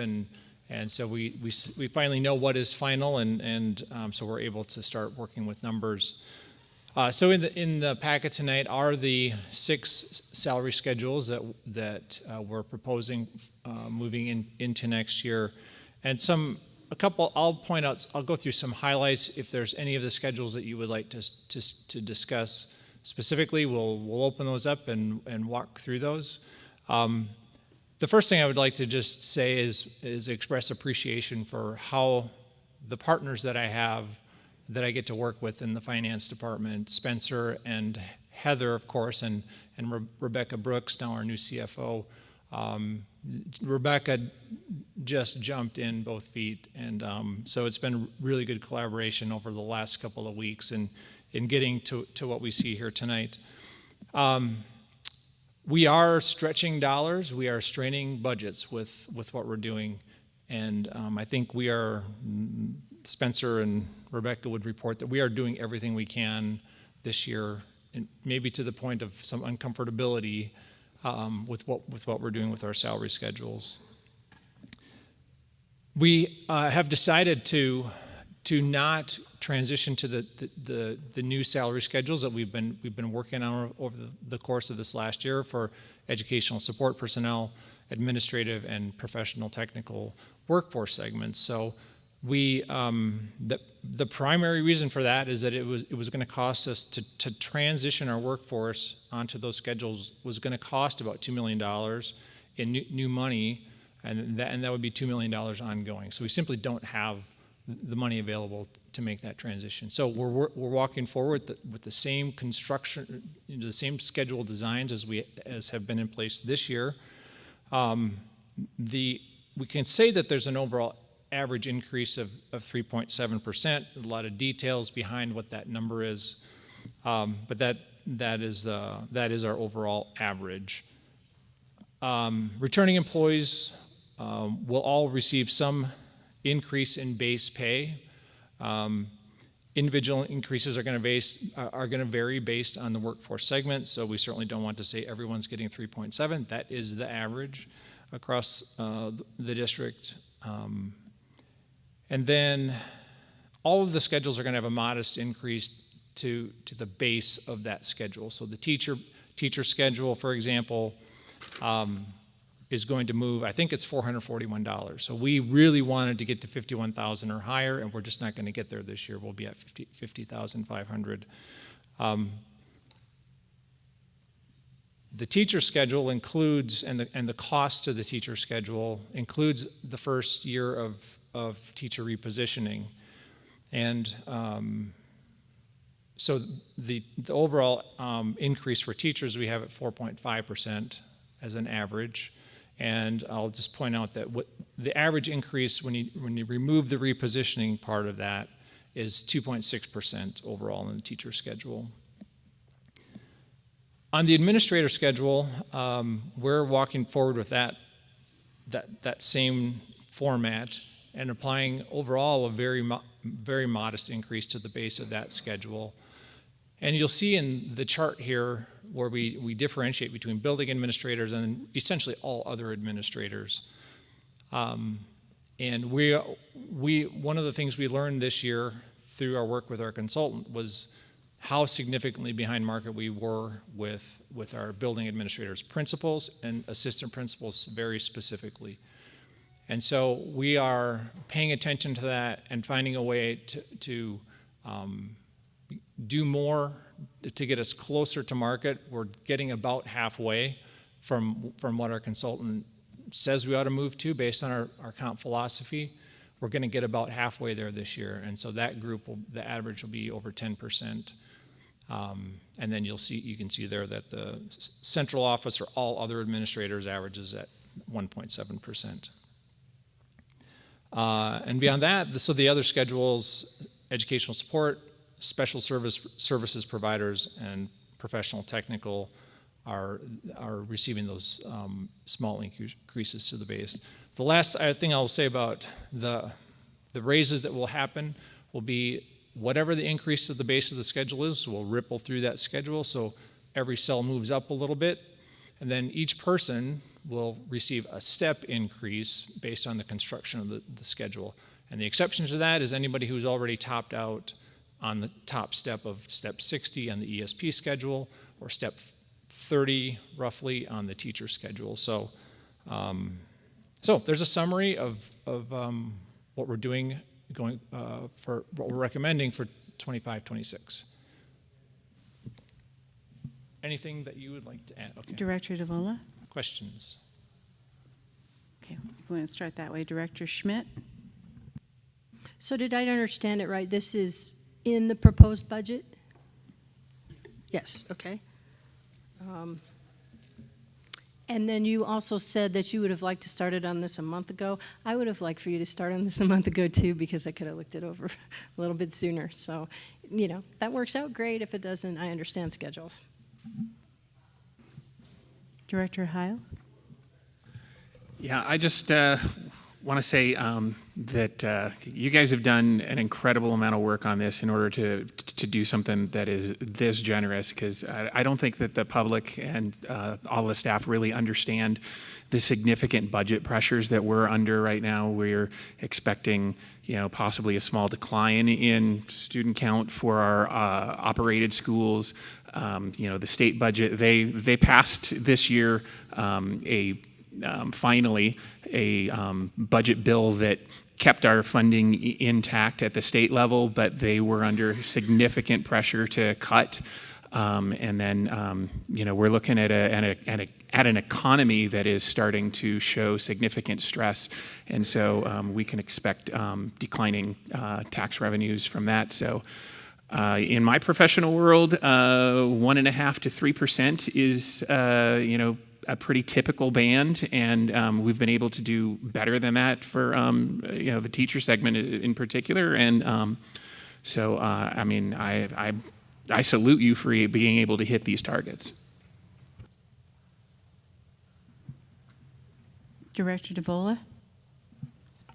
Yes, you guys did an amazing amount of work to get these proposals brought forward. My only concern is the optics of the building administrators' increase versus the rest of the population there. I know they've been under the market for a while, but that seems to be really out there. Especially if they're making a certain amount of money that's above where everyone else is making. Having a 10% increase is a significant amount of money. So I don't know what we could possibly do about that. I would suggest doing it in increments to get them to market instead of trying to do it all at once. Still, perhaps a smaller amount, and I'll clarify. This is a halfway move. This is not a full move. We'd be looking at, if we were trying to get to where what our data is showing is this would be more like a 20% or more increase for that group. So we're going part way as it is, but it could certainly be relooked if the board so chooses. That's just, the optics does not settle well. And then also our building administrators that we currently have are very committed to where they're at and what they're doing. And they took that pay knowing it was under. And even if we give them a raise, they're going to be appreciative of that raise. So I don't know. Mr. Hiltz might have something else to say. My comment is a little bit more kind of tactical, which is if you look at our Voice of the Workforce annual survey, the group that gets the highest rating is our managers, and that mostly means our building principals and administrative teams. When I do the Val Learning Tour, I'll often have teachers say, "We can't end this tour without you knowing how much we love," and then they say the name of their principal or their principal. And so a wise organization preserves its strengths.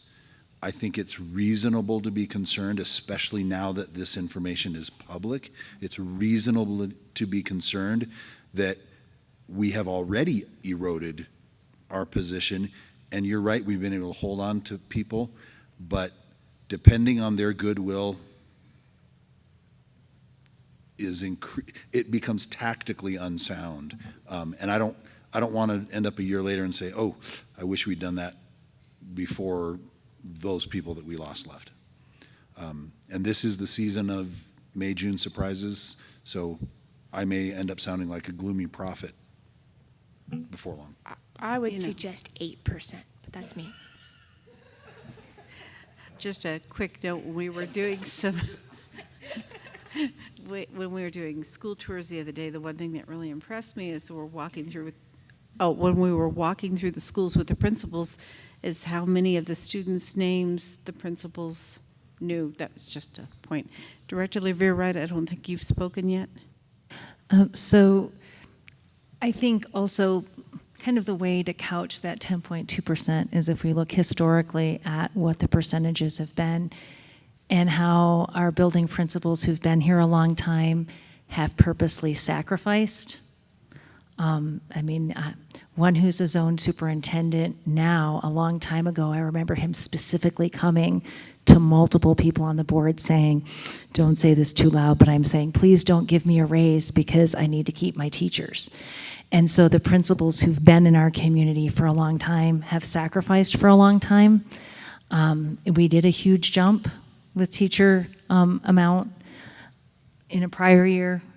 I think we need to pay that forward here. It's $630,000 compared to $3.4 million when we're talking about, so when we look at a total comparison of dollars. And then again, if we say, okay, what group tended to take the hit for a very long time in this district? And it has been our building administrators. And so I think being able to make that jump now, because the reality is we may not be able to catch them up the other half in another year. We're doing something now that our financial team is saying is sustainable for them now. Let's make the investment now while we can, and then hope we can move a little closer to market in the future, but also recognize we need them if we want to continue this piece, and we need to send that same message. Director Schmidt had her hand up first. So I'm understanding we are 20% behind comparative school districts. That's a lot. But I don't know, I'm kind of with Director DeVola. I'd rather see 8% myself. I'm questioning, is it 22% behind or 21% behind? I think we're making a little bit barely more than half right now because we're giving them the step 2.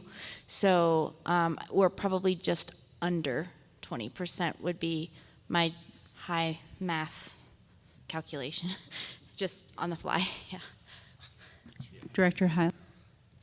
Yeah, and I just want to point out too that this isn't just about retaining the principals that we have. We have a lot of schools. People change jobs for a variety of reasons. We heard today that we're having somebody else stepping up into the Horizon position next year. And so when it comes time for recruiting, do we want to lose our strong internal candidates to our neighboring districts, or do we want to have a strong pool of our own to be able to choose from? And if there's a significant salary difference, then we're fighting an uphill battle. And so this at least gets us, it gets us a little bit more in the conversation with some of these candidates, and that's important. Director Schmidt. But you have to have the money to be able to pay them. Can And I I think assume they're that the saying we team already did the analysis to make sure we could afford it and that it is sustainable, but it's still a stretch? Is that what I was hearing you say? So I'll cover this in the next presentation for the budget as well. But you'll notice in the summary that was provided that it costs us about $5.5 million currently for everything listed here. That does include the building administrators. And to get to that, we did have cuts in personnel of approximately $5.2 million to make this as budget neutral as possible. So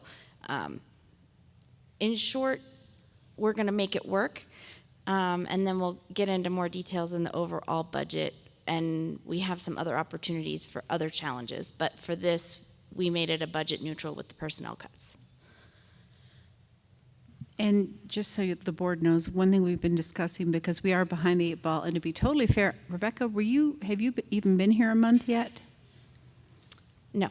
Okay, so as far as getting it a month ago, that would have been a little bit difficult. Welcome to being the position of our new CFO and magician.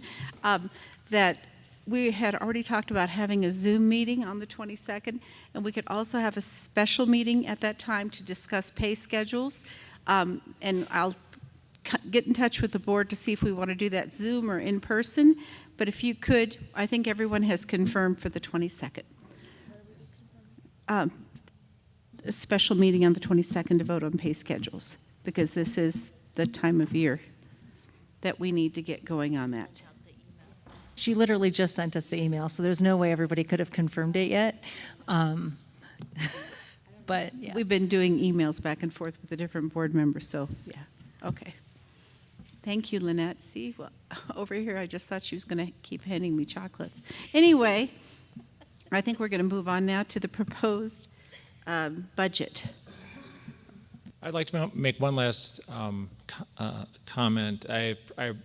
that would be amazing if you would have that meeting on the 22nd. Our HR team, assuming that you're moving these forward for a vote, will begin work tomorrow on getting ready to produce contracts, notices of assignment, and we would love to move fast if we can. So thank you.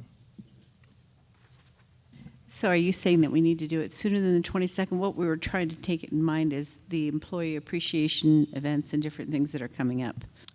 Well, the 22nd will work for sure.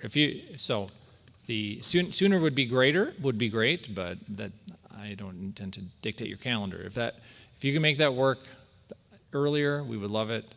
We're going to begin our work no matter what. We won't send things until you've approved the schedules. Okay. All right. We'll see if we can make it any earlier. So.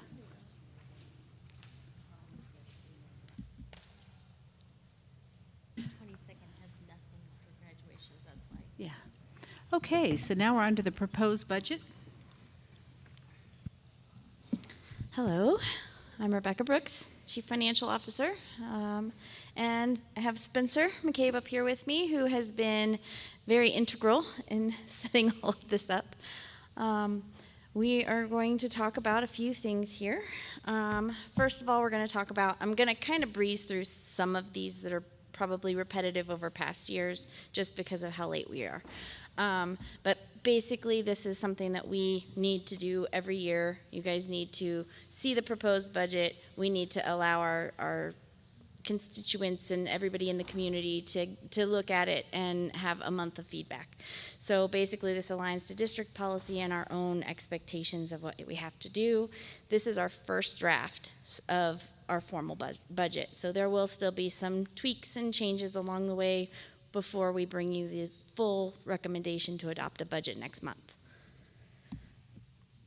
Okay, so around our beginning fund balance. So I just kind of want to talk about how our budget is made up. Before we can even talk about just overall revenues and expenses, we have to talk about what we have left over. So that's what our beginning fund balance is. That's always your starting point. Then you add your revenues, that's your total resources. And then I think last month when I was here, I briefly talked about recurring expenses, recurring revenues, and one-time monies and one-time expenses. So this kind of breaks that down of what our state PPR revenue is. That is ongoing. And then fund balance, it goes away. So you don't want to get into the situation of putting salaries or recurring monies into one-time funds. So, kind of just reviewing there. Right now, we are currently projected to use $9 million of our fund balance by the end of this year. Now, I want to give you, not this year, next school year, what we're talking about for the budget. Thank you. However, I do want to caveat that is based on very conservative preliminary revenue estimates. So we are making sure that this is hopefully worst case scenario, okay? So we do know that we typically have done a 97% budget of personnel, salaries and benefits. We did bump that up just 1%, just in case we ever get closer to being fully staffed. Especially with some of the cuts that we've made, we wanted to make sure we were being very conservative there. And then we are estimating that our ending fund balance for the 24-25 school year to start our beginning fund balance of 25-26 will be $22.8 million. And then this is kind of a overview of all of our different funds. I will note, I'm not going to go over each one of these because we're going to kind of break into each of these further into the presentation, but I also want to make sure that you guys note that at the end of each fund description is the number. So that way you can correlate these. If you ever try to refer back to financial statements or anything like that, it might help kind of with ongoing understanding of what the funds are.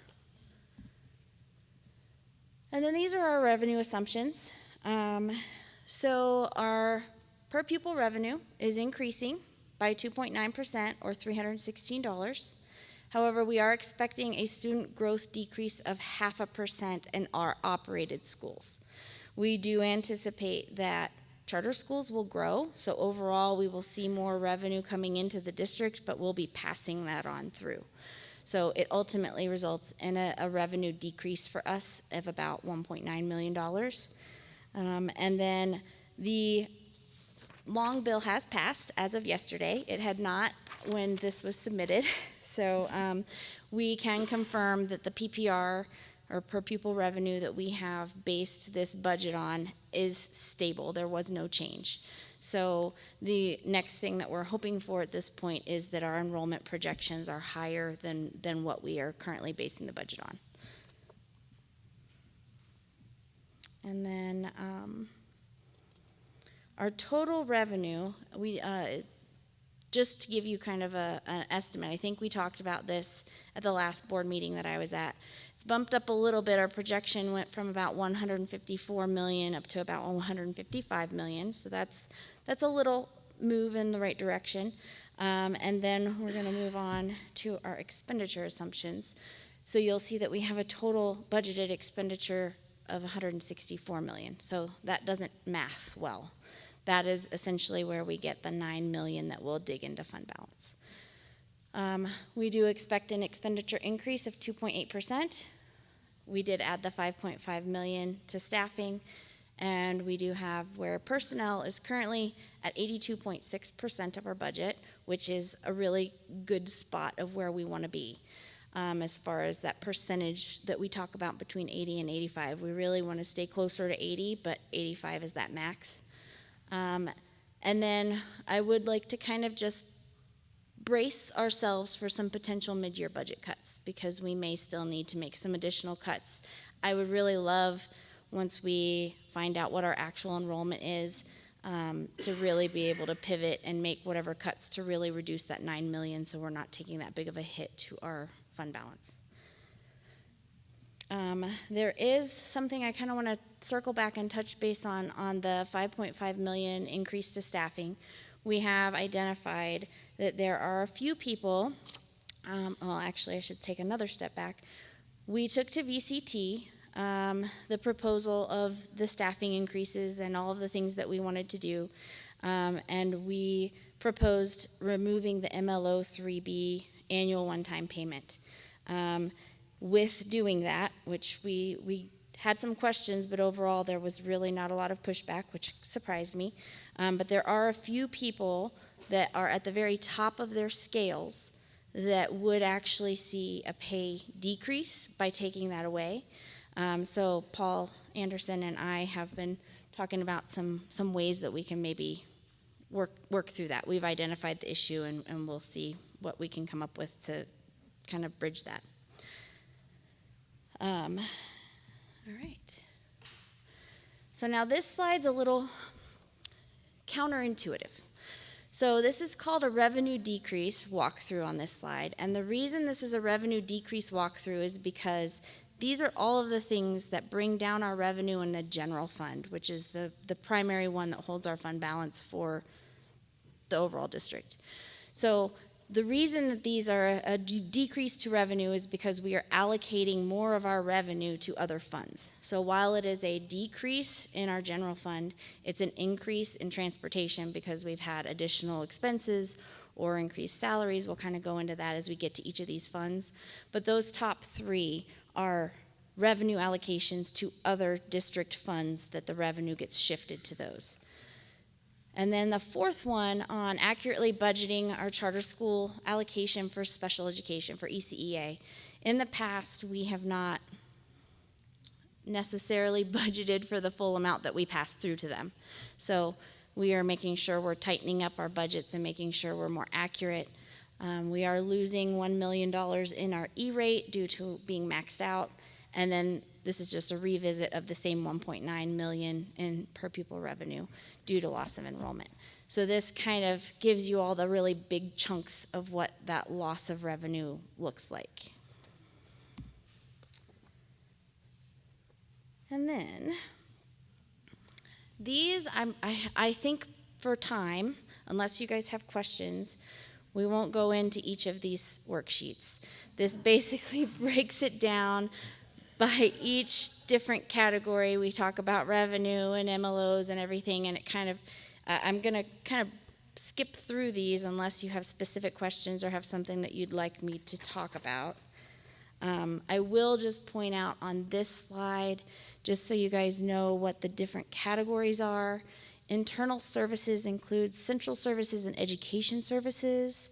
Individualized education services includes special education and things like GT and ELL, or English language learners, and GT is gifted and talented. And then internal vendors are things that we charge internally from departments like transportation, facilities, and educational technology. And I'm going to just zoom through these. Another key point once we get to the zones, we noted which schools they gained with closing the iConnect zone, so that you will see some changes to their budgets overall because they gained student enrollment based on those schools. And now let's jump to this one. So this is kind of going back to the very first thing we talked about, full circle, about our fund balance assumptions. So this is where we're estimated. We know where 24-25's beginning fund balance was, which is the first column. And then the second column is where we are anticipating our fund balance to be at the beginning of this year, which those two equal our 22.8 that was noted originally of what we expect to have at the beginning of the 25-26 school year. Last year to this, or that current year to next year, we're anticipating a $3 million fund balance jump as of right now. We do have some potentials for some additional revenue. There's a chance, it's not guaranteed, so I did not factor it into the budget yet, that we will get an additional MLO match payment at the end of this year, so next month. There's also current year fund balance. It was only hit by the $3 million because we had that one-time MLO match money. We received over $9 million already this year. So otherwise, we would have been in a very similar situation, if not worse, this year if that hadn't saved us. So this is not necessarily a new problem. And then the MLO match is covering our CDE audit findings on what we had for the contact audit. So that's also helping to kind of offset where we could be in a much worse situation.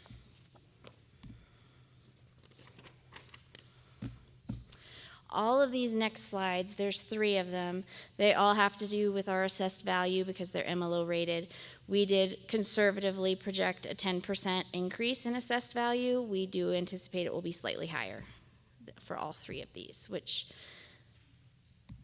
basically what that means, it doesn't mean we can pay additional salaries. I want to clarify on this slide, it means that we can shift or reallocate monies to salaries to alleviate general fund pressure. So I just want to make sure that that's clear in our wording on this slide as well. The rest of these, it's basically just what's on the slide. I don't have a whole lot more to add, so I don't want to take up a lot of extra time. A lot of these are kind of tying back to the other areas where we're either increasing allocations. This particular one, our leases ended. I don't want to take up too much time, so let me just skip to the timeline. So today, obviously, we're bringing you the proposed budget as a discussion item for you. This will basically kick off the budget hearing for the community, and then we will also bring this to DAC next week. Sorry. Oh, I'm sorry. Missed an A in DAC. Yeah, and we did miss an A in DAC. We apologize. We misspelled that, but it was too late to edit the slide, so apologies. And then we'll bring this back on June 12th so that you can take it as an action item and make it formally adopted. This is our traditional budget calendar that we put in here every year. And then do you guys have any questions? Director Schmidt?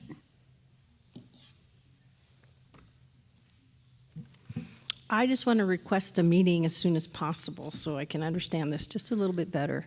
I don't know if y'all have any time, but I'm going to try and shoot you an email and see if we can't get something set up. Yeah, we can work something out. Thanks. Director Heil? A few questions. I'll try to keep them simple. If we could go back to the third slide there, just so we all know what we're talking about here. Perfect.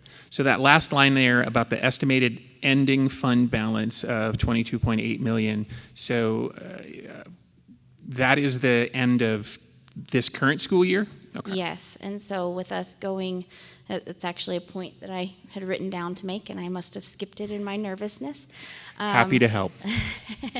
We are anticipating that with the 9 million, that will actually drop us to what is under the board's recommended 10% balance. So that is concerning. That's why we really want to make sure we make changes soon to make sure it doesn't hit that 9 million if our enrollment isn't up.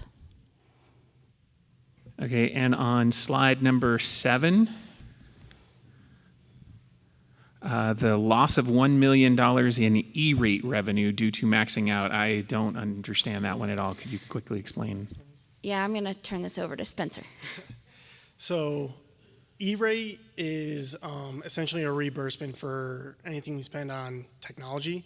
So typically like Wi-Fi access points, that's kind of like the big thing that we use for that. And in our construction fund, we pretty much maxed out that reimbursement. So for the 25-26 school year, we are not eligible to get any money from that. So that's just a loss of revenue for next year. But ideally, we would get about $250,000 each year. So where does that revenue come from? I don't know the organization.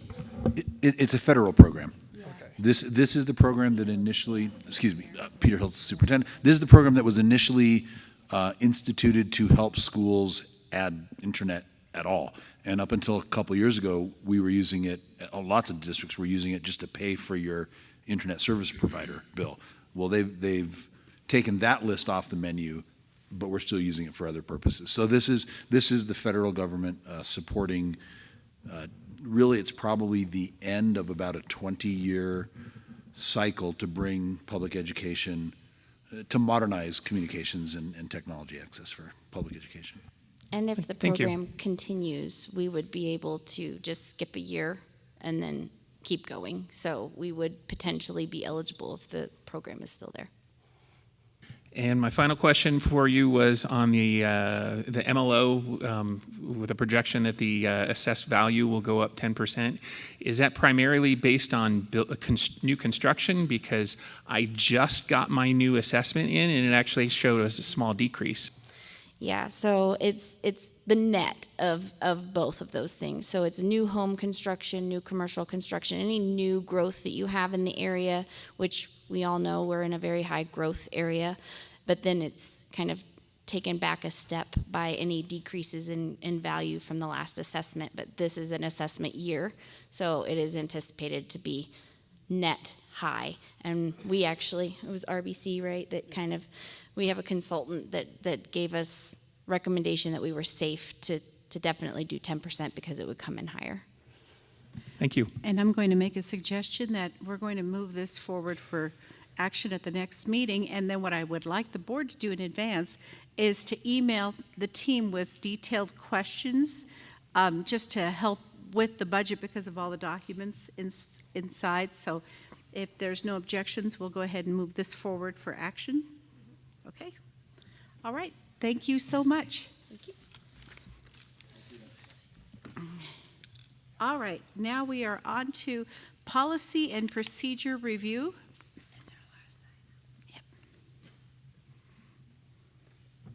There's just one policy that's being revised. It's GBEC.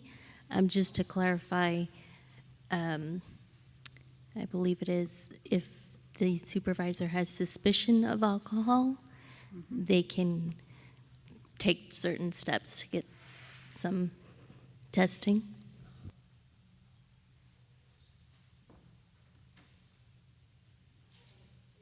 looks like there was a new paragraph in here about drug testing, and that would be at the, and it also ties in with any automobile accidents. So are there any questions about this policy revision? And if there are no objections, we will move this forward for action. We are on to the second public comment for anyone who's still here. If you want to give me the list, I'm going to read off names now. If your name's not on here, but there's still something you would like to share, we have the space for that. So what we have is and if you're here, if you could go up to this area, Stacy Adair, Ann Easton, Brett Dayberry, John Graham, Jim Walter, Eleanor Skelton. We'll see how many are here, and then I'll move down from there. Cicada Carpenter, Christy Davis. Okay, we will start with Stacy Adair. You want to set the timer, Lynette?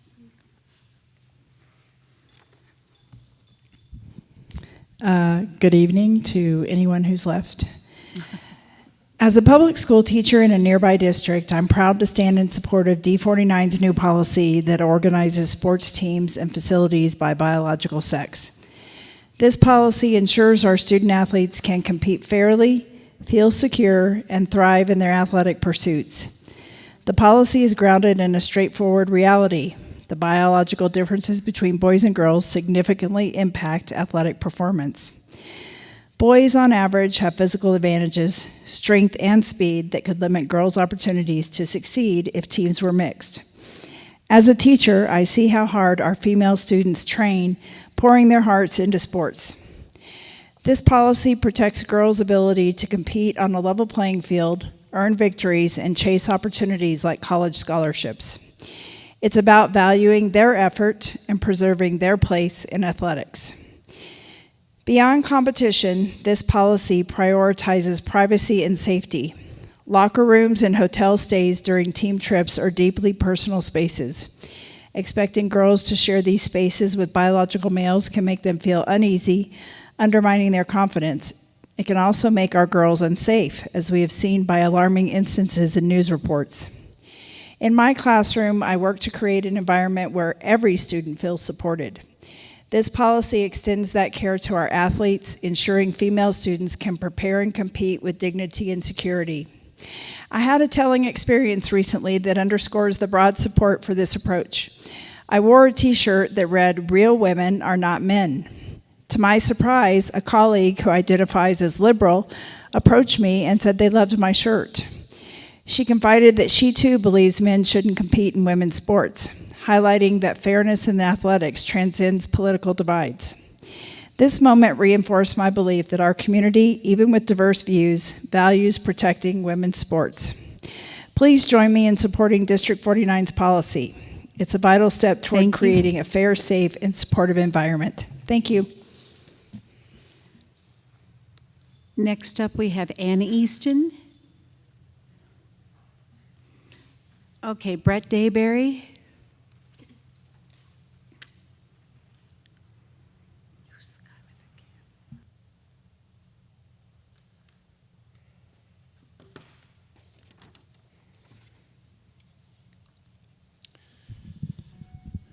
Kind of had to wordsmith this as I figured I'd be speaking before the vote, but there are three main points to policy JBA. Shall boys be allowed to play in girls' sports? Shall boys be allowed in girls' locker rooms? And shall boys be allowed to sleep in the same facilities as girls on road trips? Item number one, most people have heard of the swimmer Riley Gaines. She raced against a man who calls himself Leah Thomas. In 2022, Thomas won a national title in the women's division. The year before, he swam as a man and was ranked roughly 450th in the men's division. Also, there's the 2017 under 15-year-olds boys soccer team that trounced the U.S. women's national team. I could give example after example, but I think you see the point. Boys and girls sports is obviously unfair, not to mention potentially unsafe. Items 2 and 3. Are there any among us who believe that it is okay for a boy to enter a girl's bathroom or locker room? Are there any among us who believe it is okay for a boy to sleep, quote, with the girls on an overnight trip? If so, please raise your hand so the rest of us know who you are. In any other setting, this would be considered a criminal act. Why allow it here?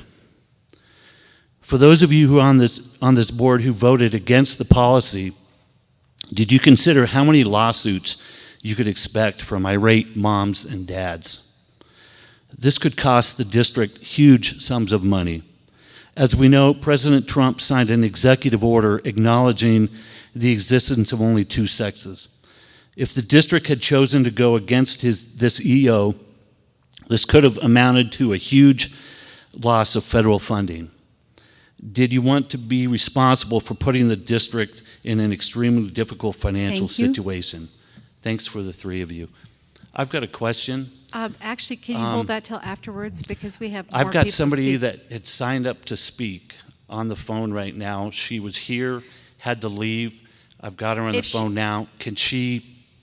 Well, she'd Can have to she wait till talk? the other people who are here. So if you can wait until the Okay. other people who are here talk, then we can bring that back around. Okay, thank you. Okay, next up we have John Graham.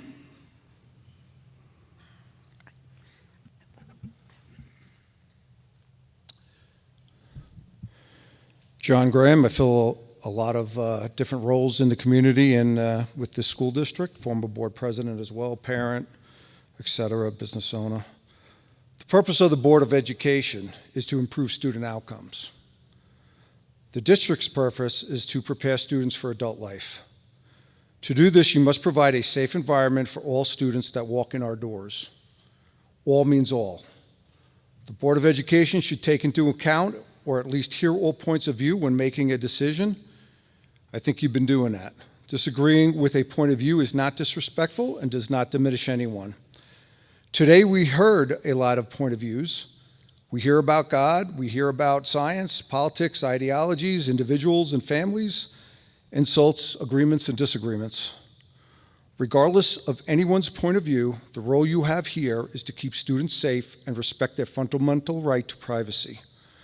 Policy can be used to address a situation that has happened or address a situation before it happens. That's what you're doing here.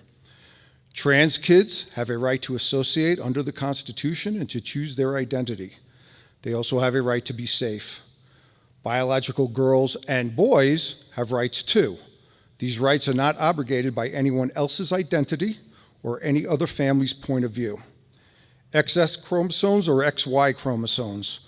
Biology. The science is settled. Penis bathroom or vagina bathroom, same with the locker rooms, same with the sports.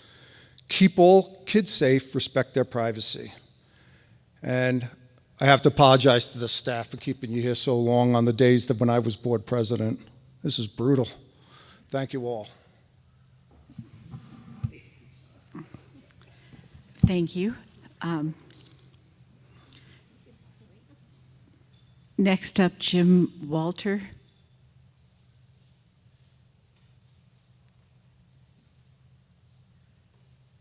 Okay, and if Jim Walter is not here, next up will be Eleanor Skelton.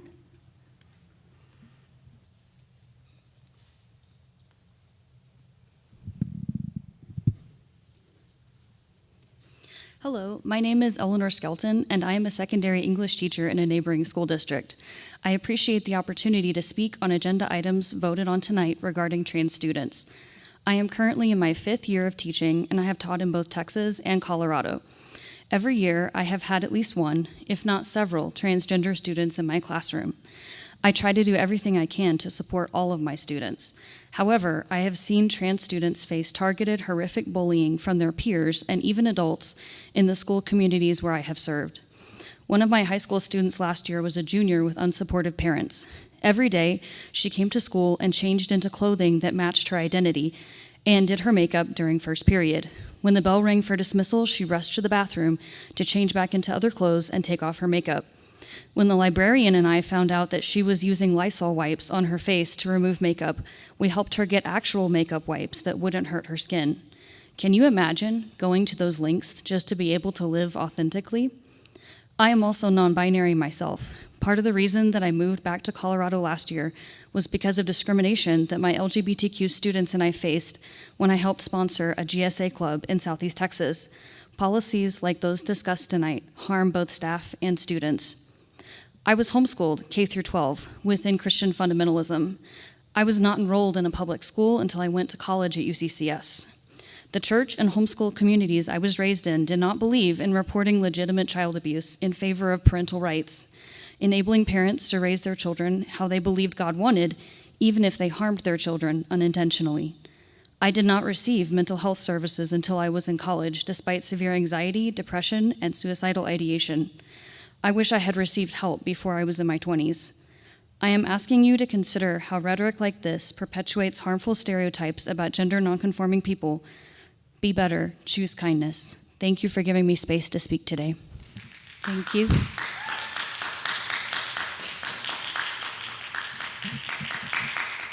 Next up is Cicada Carpenter.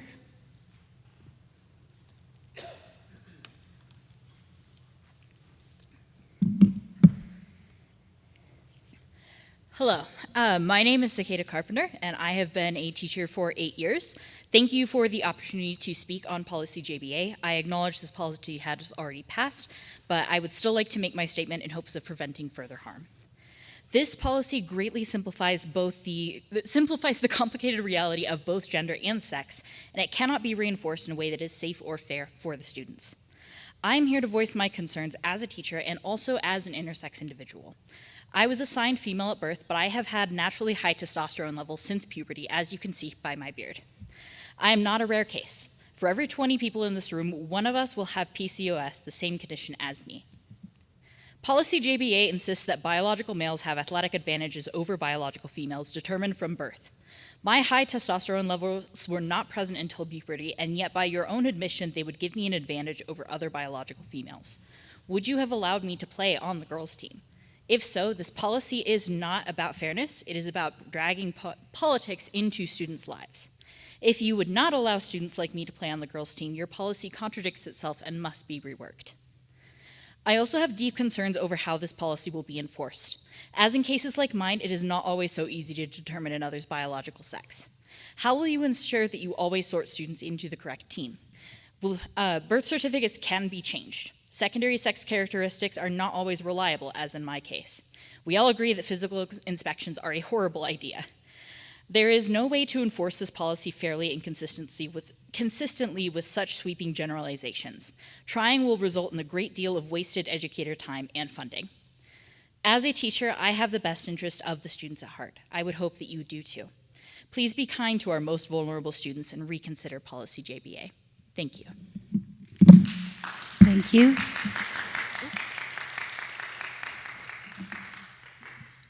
Okay, is Christy Davis here? Okay. Yeah, and bear with me, Brett, because we are going to let the people who are here in person first, just because they're here. What about, is it Dom? Is not here? Okay. Victor Moore? Tony Brown? How about Zoltan Erdos?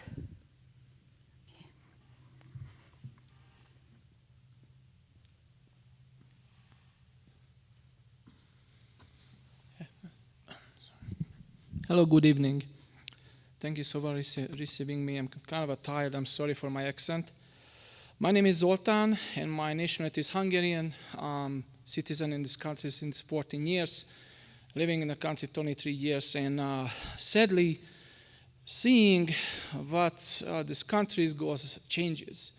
I'm not here to pointing fingers. I just my opinion, and thank you for receiving me and let me talk. I didn't print any paperwork, I'm sorry. I was working when I get the call. So good evening, members of the school board, parents, and students and coaches. I'm here today to speak up the fairness in girls' sports.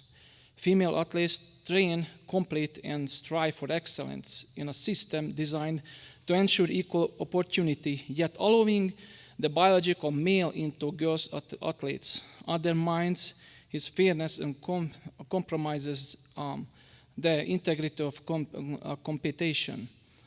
Biological males possess undeniable physical advantage, greater muscle mass and bone density, and speed that cannot be erased by identity alone. When they either female sports, they take opportunities away from the very athletes these programs were created to support. This is not about exclusion, it is about protecting the rights of female athletes to compete on a level playing field.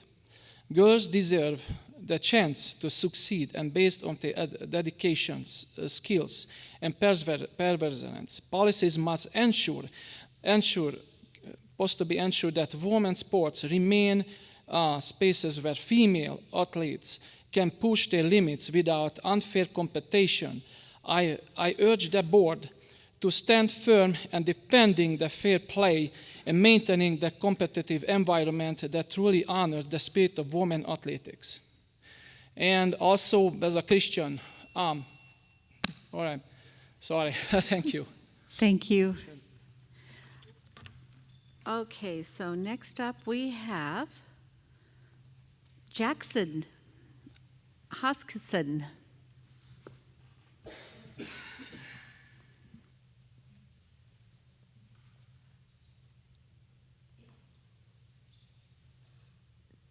Good evening.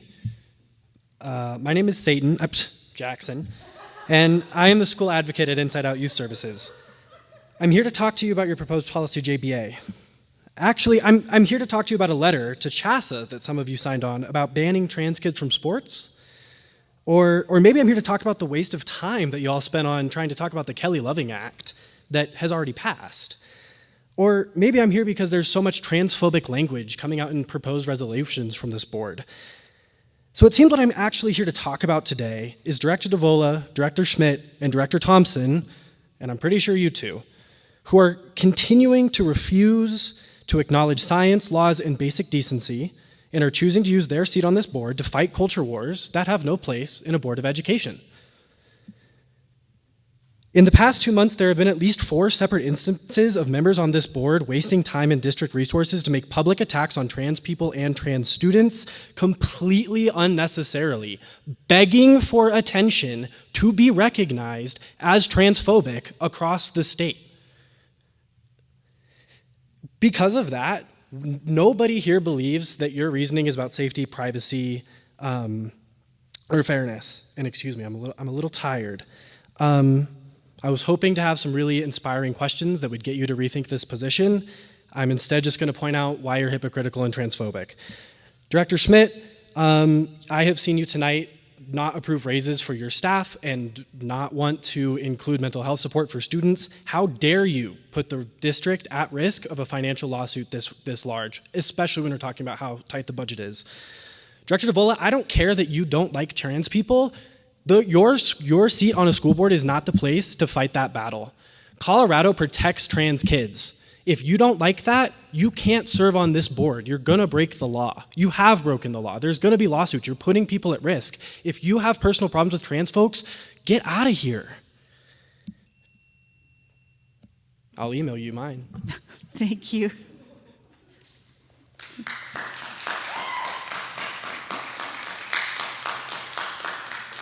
Ollie, is Ollie still here?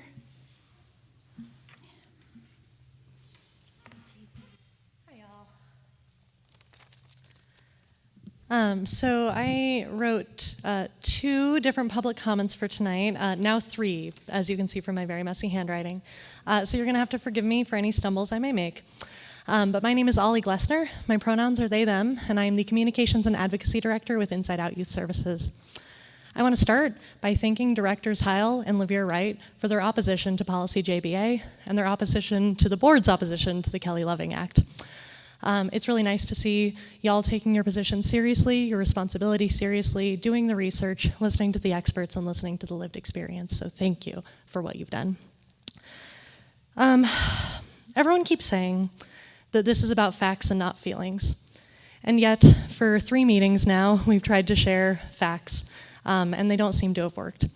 And the truth is, I've heard a lot of feelings tonight from people who express disgust, fear, concern, and we cannot make decisions without both feelings and facts, and that's the truth. And that's why I want to share my feelings right now. My feeling is that I am afraid. I am afraid for the young people that we serve.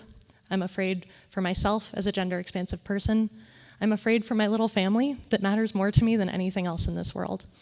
And I'm afraid for these things because of the policies that are passing in school boards across this nation, like the one passed here tonight. Mostly, I am afraid because of the national hateful rhetoric that has inspired these policies, that is engineered to prey on fear and then to inspire it. It creates a vicious cycle of misunderstanding, of fear of the unknown, of anger, of confusion, and all of us get hurt in the process. So, because you have fed into this rhetoric tonight, Director Schmidt, Devola, and Thompson, I ask you to please, for the sake of your community, consider these questions. What are you so afraid of? What about trans children scares you so much? And why, as adults with power and responsibility, hold those children responsible for your fear? Thank you. Thank you.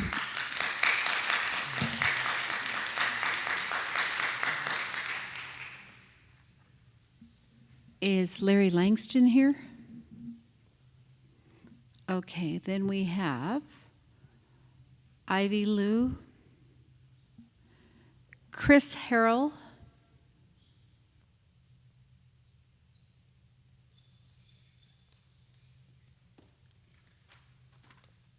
Good evening, everyone. My name is Chris Harrell. I'm a parent of 3 children, 2 of which go to Remington School just down the street. One will be there in just over a year. And I'm here to speak to Policy JBA. I think even though you've voted on that already, my comments are still relevant.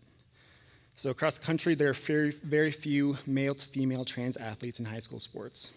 There are none in D49, and there probably won't be in the near future.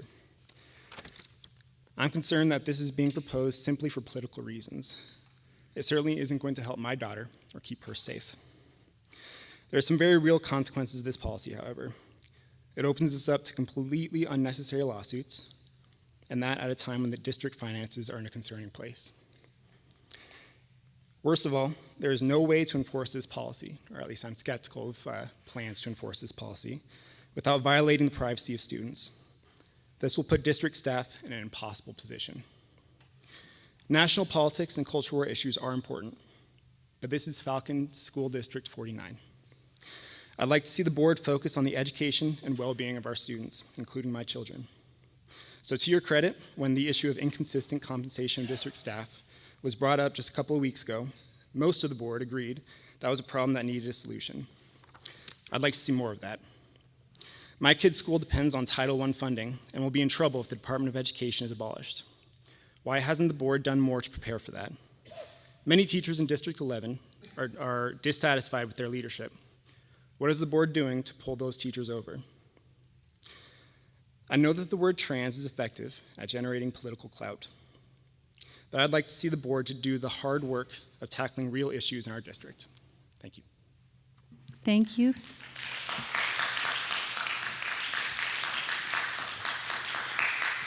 Is Spencer Reed here? Okay, then I just have to get, oh, okay.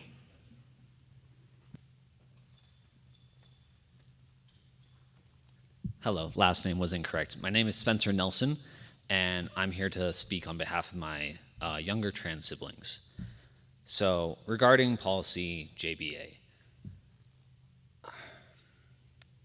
not only does passing and implementing this policy not solve the common problems that people voice their concerns over, it will establish a precedent of discrimination and harassment and bullying for students. Not only trans students, but all students who don't fit the traditional boundaries of what students should look like. Everyone is going to feel this, not just the trans students who can't play anymore. Any girl who looks too masculine is going to have her body scrutinized and looked at in disgusting ways by everyone.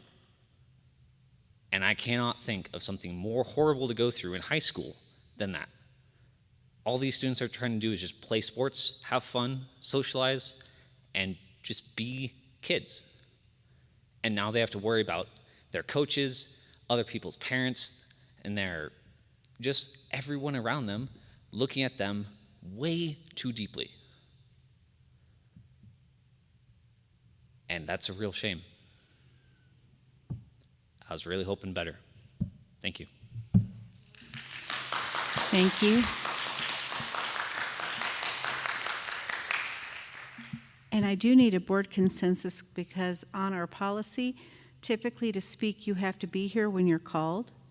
And so we would need another exception tonight if we want to allow someone to call in to have a comment.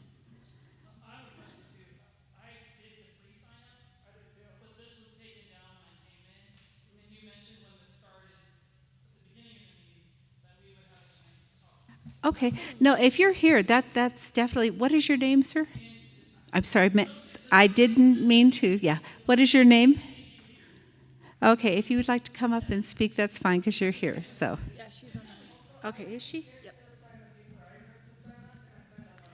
Okay, all we have to check is, yeah. What's your name?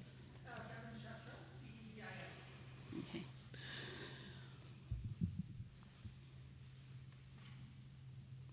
Bear with us, we've had a lot of changes. Yeah, no problem. Take your time. And just as an FYI, the in-house sign-up form or check-in form does stop at 6:15 so that we can give Lynette some time to sort through and put everybody in order. But there was a discussion at one point of making it available again, and I don't think we did that. Making what available again? The check-in. Well, we had online sign-up. There was telephone assistance for that, but she does have to have time to sort the people who sign in, and she has to get ready for the meeting. So Yes, I understand, and that's why we take it down at 6:15. But Yeah. at some point during this meeting tonight, there was a discussion about the number of people and not everybody getting a chance to check in, and so there was conversation Yeah, about which is why we're us having taking a this- recess and making it Yeah. available. after the meeting, but since we are getting kind of late and I want to respect the community's time and their ability to speak. So we have two people who are here that would like, and like I said, just bear with us. We're working through a lot of glitches with the online sign-up. No criticism for that. Yeah. Okay. Go ahead. Okay, thank you. Good evening, and thank you for the opportunity to speak. My name is Angie Reeder, and I'm the Executive Director of Inside Out Youth Services. Originally, I had planned to ask you to oppose policy JBA, preserving fairness and safety in sports due to its harmful consequence. However, now that the vote is done, I want to shift the focus. I'm asking you to protect all cisgender female athletes, not just those who match a narrow idea of what a cisgender female athlete should look like. Cisgender women, like me, who don't present in traditionally feminine ways, and who are often misgendered, such as I was tonight, coming up to the podium, are increasingly being harassed because of policies like JBA. Recently, while washing my hands in a public restroom, a woman looked at me, turned around, and told staff that a man was in the women's room. She then came back, demanded to know which stall I had used, and went to great lengths to avoid it, as if my presence had contaminated the space. These things are happening here in our community.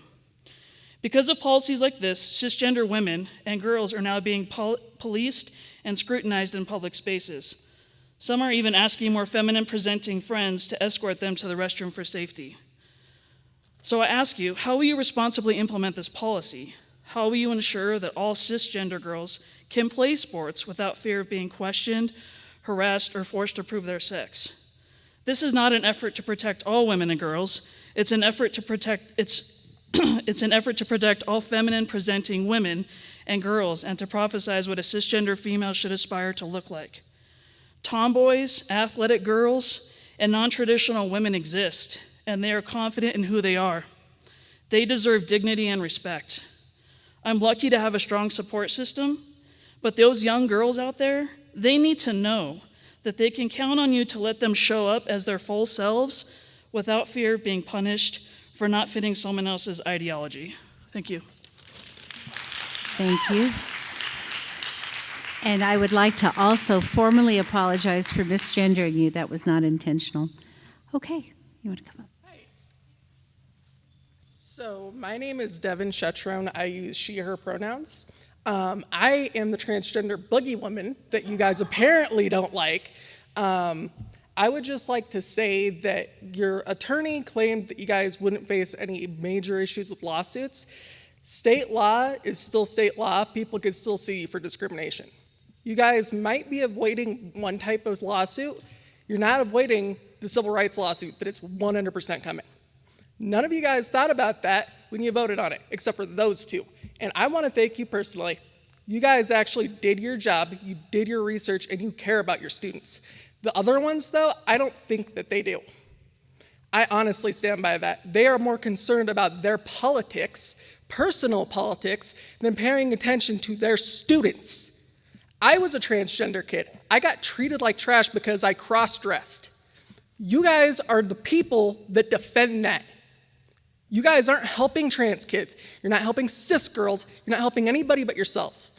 The whole idea of transgender girls being a danger to other girls is so stupid because you can look at it from the perspective of you can go based on individuals. You don't have to do a blanket ban on all of them. That's not helping anyone. I'm not like every other trans person. I'm not super masculine. I'm not super buff, okay? I have friends that are, though. I'm not like them. Not all of us are the same. We're not a monolith. I don't think you guys understand that, though, so I want you to hear that because you haven't heard that enough, obviously, okay? On top of that, regarding girls' restrooms, like one person here said before, and changing rooms, how is that going to be a danger? What are the statistics that say that it's a danger? What are the statistics that say that kids are getting hurt in the bathroom when a trans girl is changing with them? Why don't you guys focus on changing infrastructure, change the way that the dressing rooms are set up, and change the way that the bathrooms are set up? I did a paper on this. It's not difficult. I'm 24 and I know this.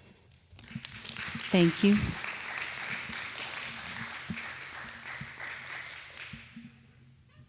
And last question for the board. Once again, if we don't have someone here in person, the policy is they have to be here when they are called. So just Director Schmidt. I will say that already tonight we allowed one speaker to speak for another speaker, and board members can phone in, so speakers should be able to too. Director Ohio? So the one person who spoke for another person, she was here in person and just delivering a message that on behalf of somebody else, and she used her 2 minutes to do that, and she's allowed to do that. But I don't like the precedent of allowing people to phone it in because we still have an opportunity for people can send us their comments, and I think that we would start stretching these meetings out pretty far once we open the door to that. Director Levere-Wright, anything? I agree, and it is now 10:43, so if they couldn't be here at 6:15, they sure as heck could have gotten here by 10:43 if they wanted to speak. Then stay. We all stayed. But either way, follow policy. Director DeVola? I don't foresee us having an extensive amount of meetings where we have 40 plus people signing up to speak. So I would like to make an exception for this particular meeting, just because normal board meetings, we usually don't run into this issue. If we do, I would like to specify that it is an exception because the rest of the people here stayed. They stayed to have their voices heard. So because we have had to bend a lot of rules tonight, I'm in favor of allowing it this one time, but I really don't want to see that happen again out of respect for the people who stayed here to have their voices heard. Ms. Thompson, If you don't mind, I will mildly object and suggest that creating an exception could create a precedent that could create problems for us. We're in limited public forum. There's lots of parameters around that. And potentially in this case, you could take a written comment and that might be suitable here. Okay. Well, in that case, I'm going to defer to our legal counsel because that's what we pay him for. And is there anything in miscellaneous? Okay, we are adjourned at 10:45 p.m.